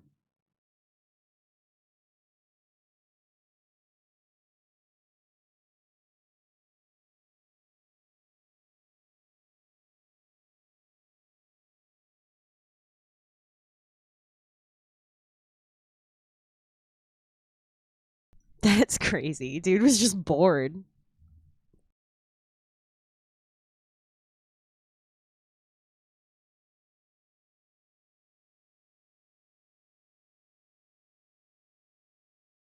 Oh, I leaned on something and the computer bleeped. I don't like when that happens.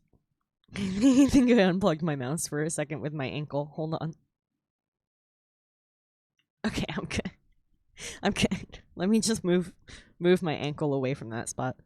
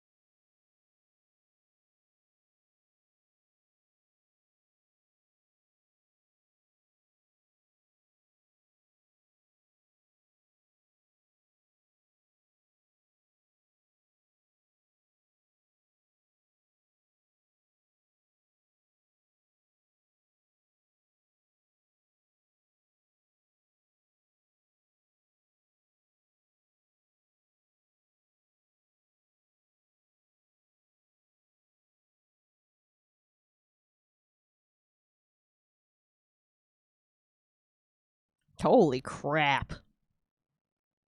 That's crazy. They just went in and destroyed a shitload of artillery. Like, that's a shitload of artillery. There's no better measurement than shitload in this case.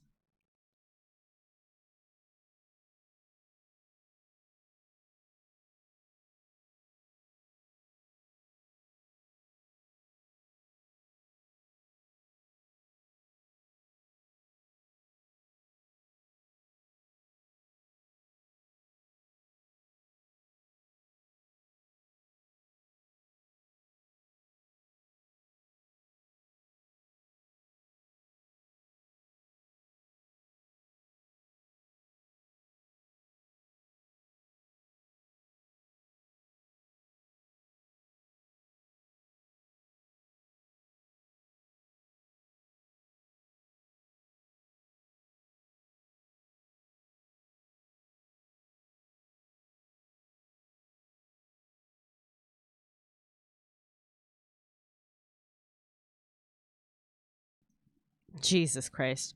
Dude's wild. I'm gonna have to look this guy up after.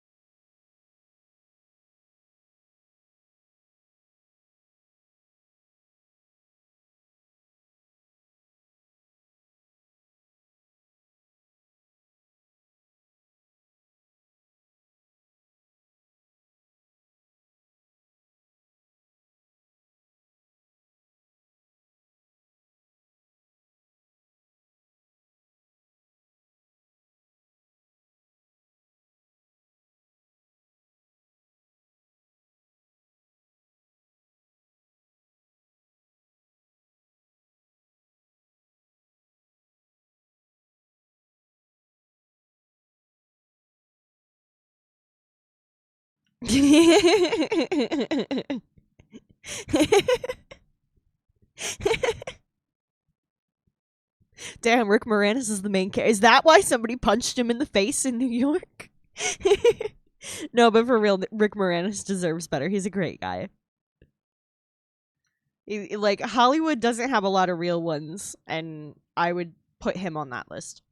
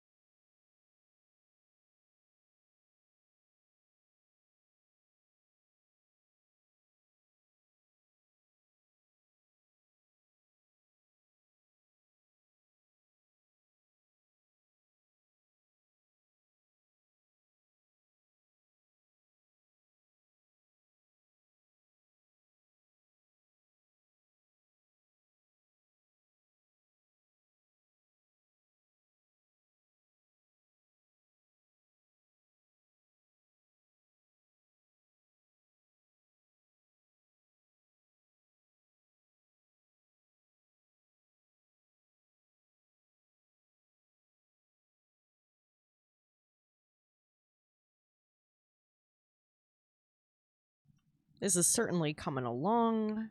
The highlights are really going to pop it.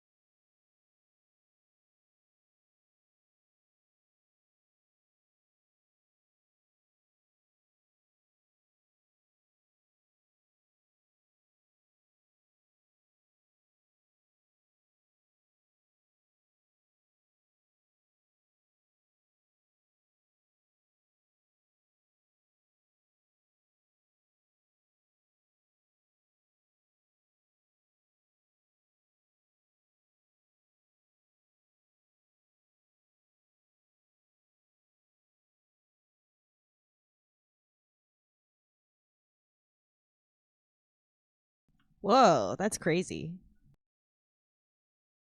Like, please be careful. Tornadoes are scary.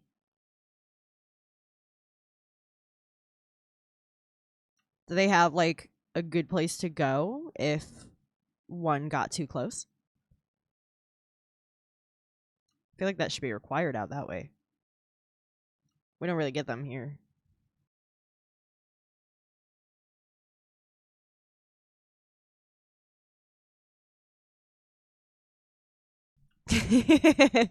Certainly on the list.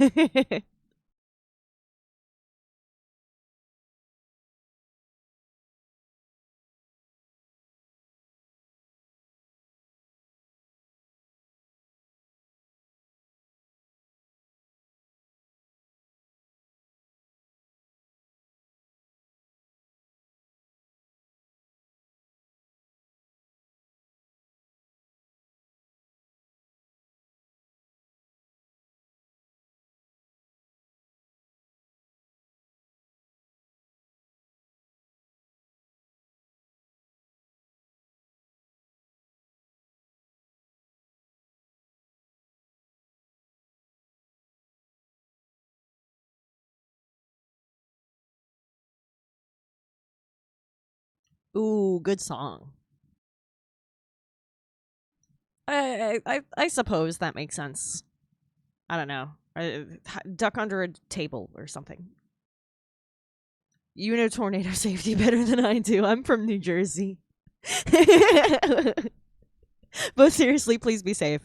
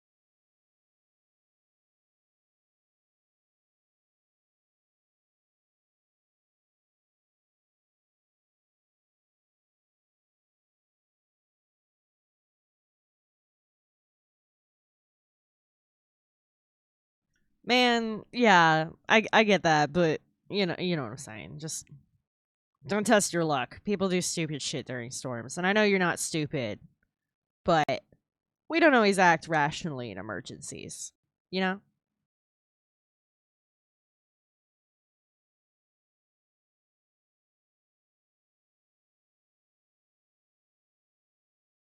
Keep a level head. That's really the key here.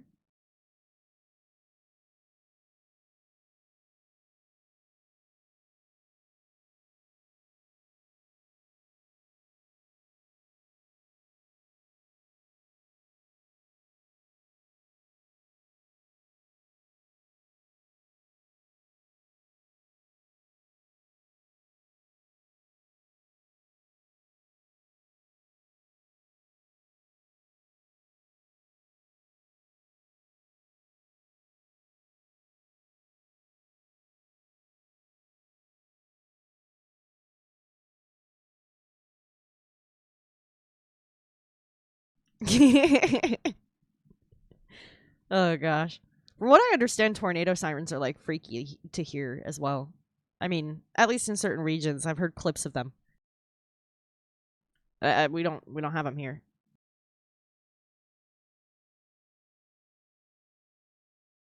Tornadoes are not exactly a concern for New Jerseyans.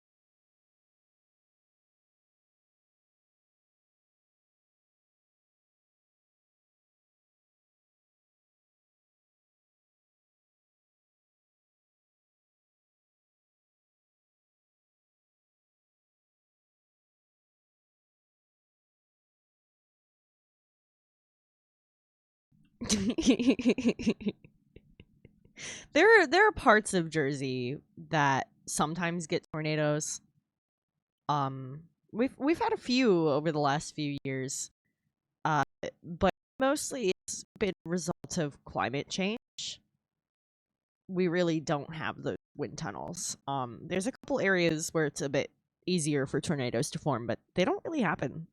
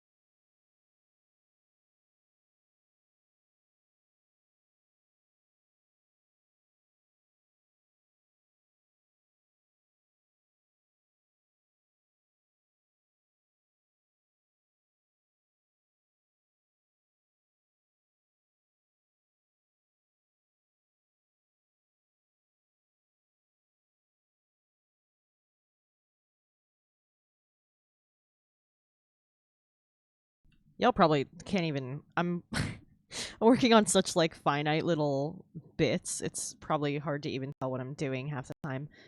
Because I'm like doing them on top of the brightest areas to just try and make them pop slightly more.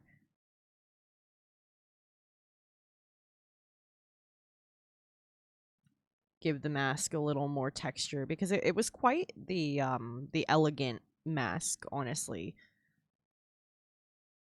A very beautiful face made of silver. And it has creepy vibes, but I want it to be beautiful and detailed as well.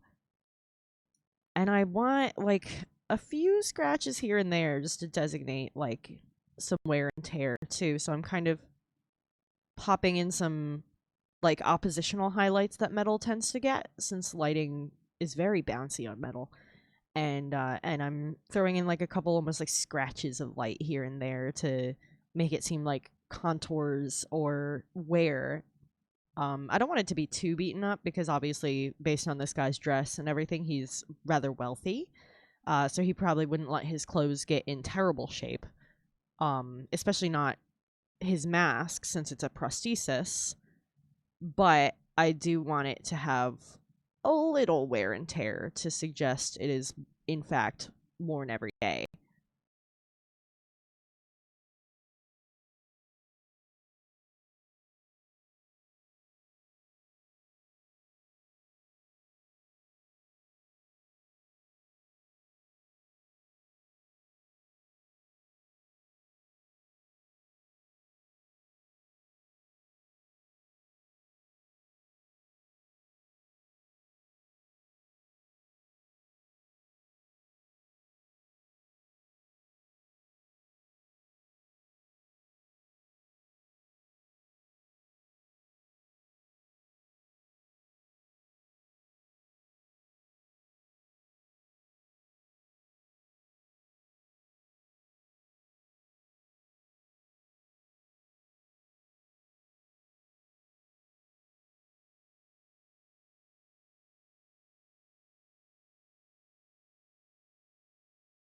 Thanks.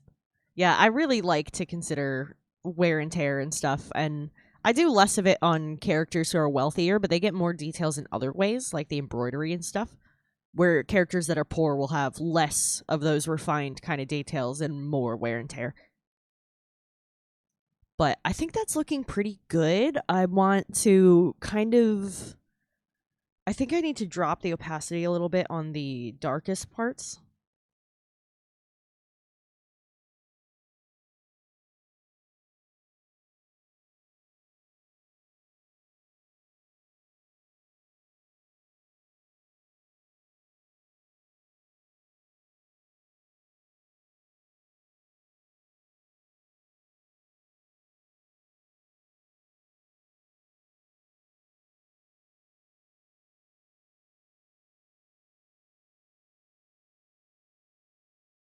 I feel like having that at 75% instead is already an improvement.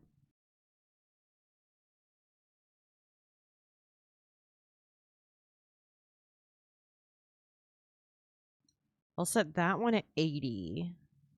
I have a couple different layers going for this. And I'll set that one to 60. I feel like that's lending better to metallic, where before it was almost starting to look painted from just how dark certain parts of it were.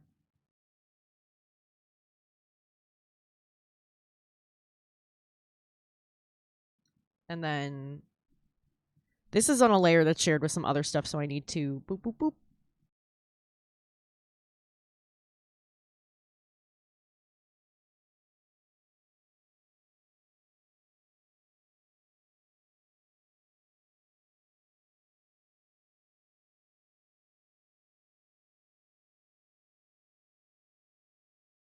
Yeah, it was too harsh. Actually, this can go up a little more. Yeah, that looks better to me. I'll zoom back in for you guys.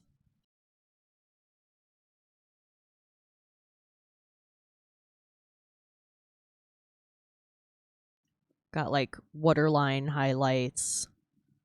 Little highlights in the brow to show like the carved shape of hair in the metal.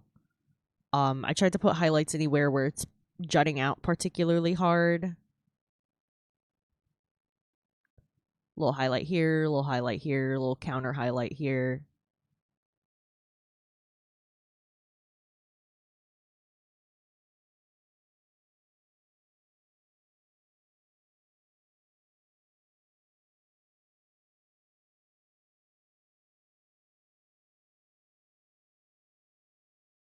That definitely looks better without it being so dark. That was too much before.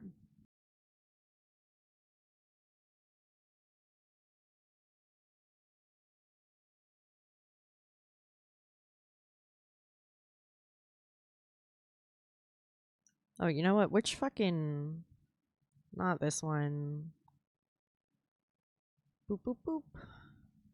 Where's the... There it is.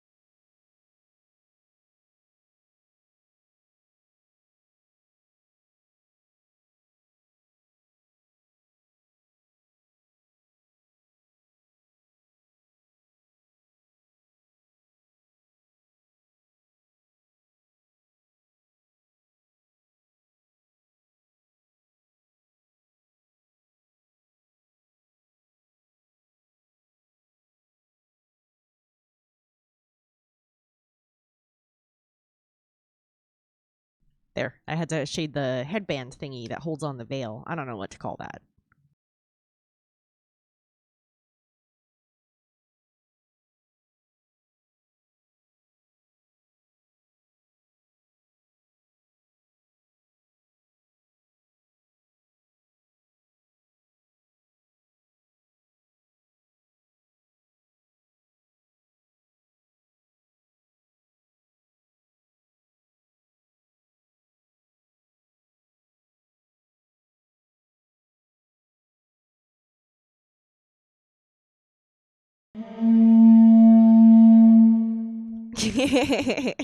Is that one your favorite?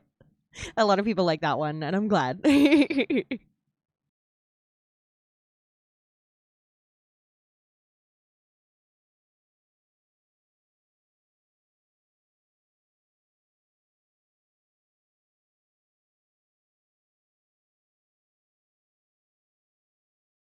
Hell yeah. There's I like the confetti one a lot. The coin rain one is really fun. I've got a few neat ones on there.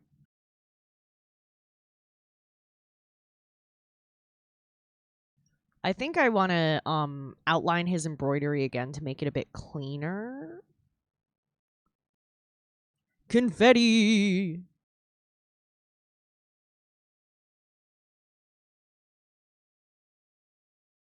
Yeah, I shouldn't be trusted with like a big old horn.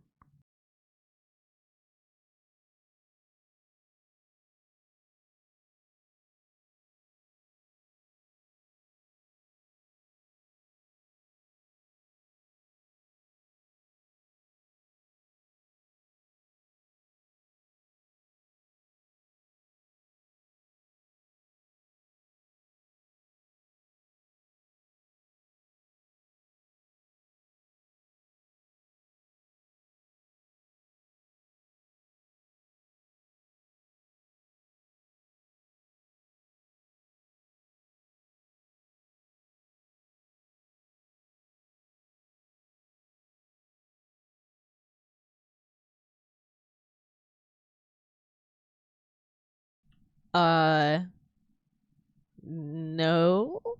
I don't know cars.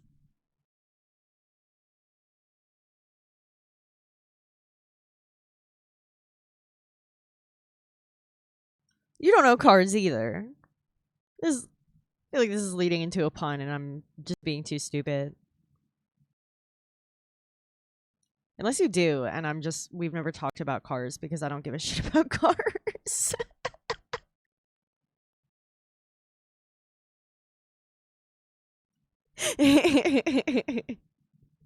Okay. Sorry. My brain gets really fried toward the end of stream, and I've had like a very long week to begin with, if I'm being totally honest. Today's been a long day. And it just like makes a weird noise when it's backing up.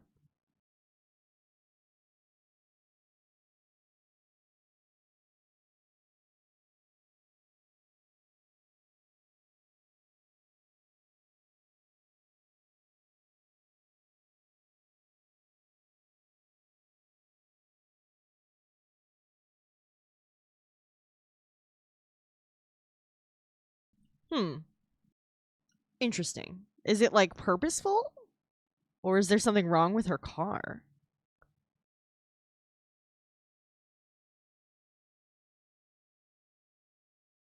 Oh, really?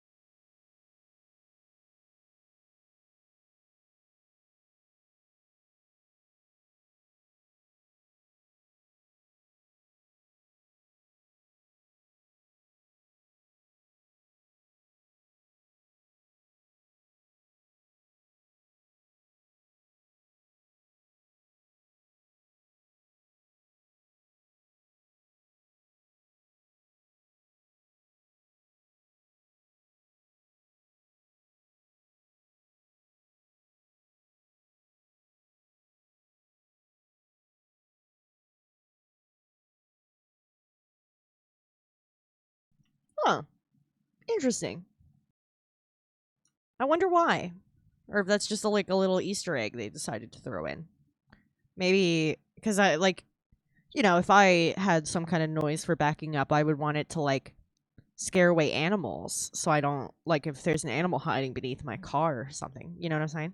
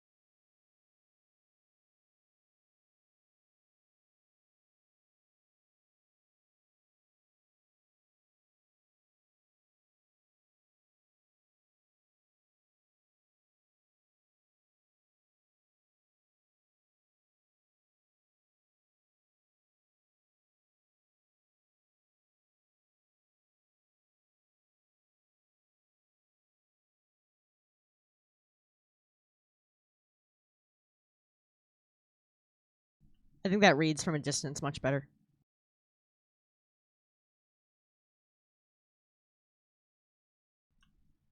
Oh, I missed a spot.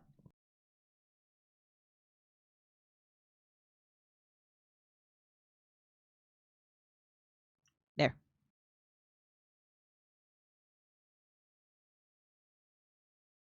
Oh yeah, that reads so much better now. Like, it's not even funny, the difference.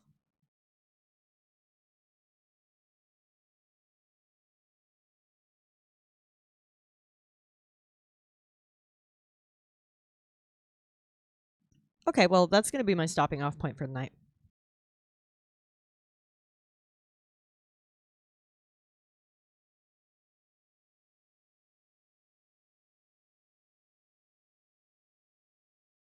Thanks so much for hanging out, Jessifer. Appreciate having you here. I'm going to be getting back to this next Tuesday because I really like this one. I want to do this whole thing on stream.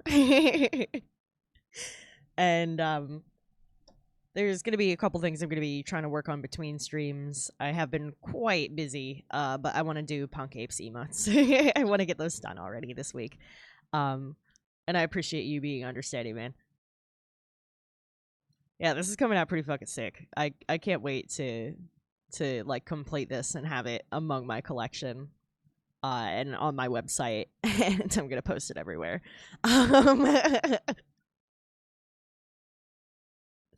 So we're gonna wrap up here for the night. But this is coming out dope as fuck. It's gonna be a blighted forest. There's gonna be like a sickly green necrotic energy going on. It's gonna be super fucking sick, and I'm really happy with how it's coming along. So just to give you guys a final look at some of the details.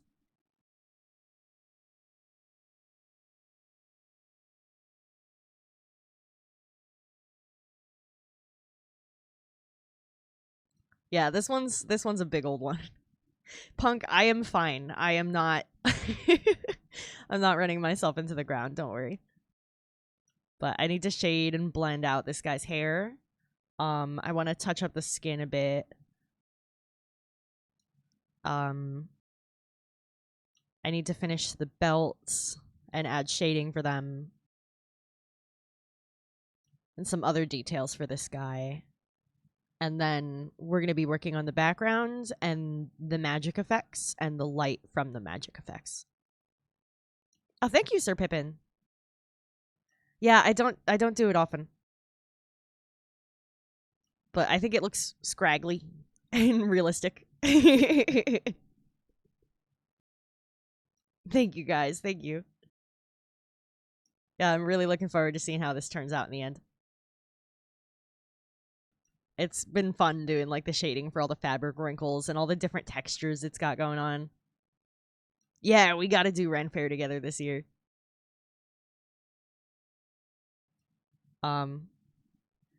Okay, so I'm gonna find somebody to raid out to. Let's switch to my ending screen here. Thanks for hanging out tonight, guys. I appreciate y'all keeping me company as always. It's always a great time hanging out with y'all. Let's see who we got on.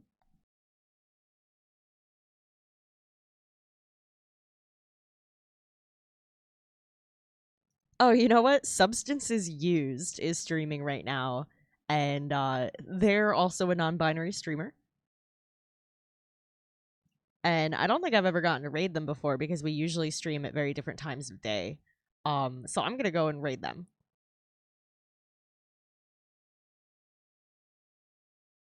And I'll see you guys around, probably tomorrow, frankly.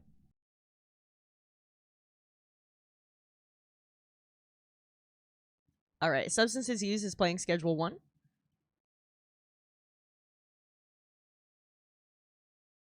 If anybody would like to grab the raid message, it's right there for you. You get extra channel points if you stick around for the raid. And we are going to raid Substances Used. Have a great night, everybody. Thank you again for hanging out.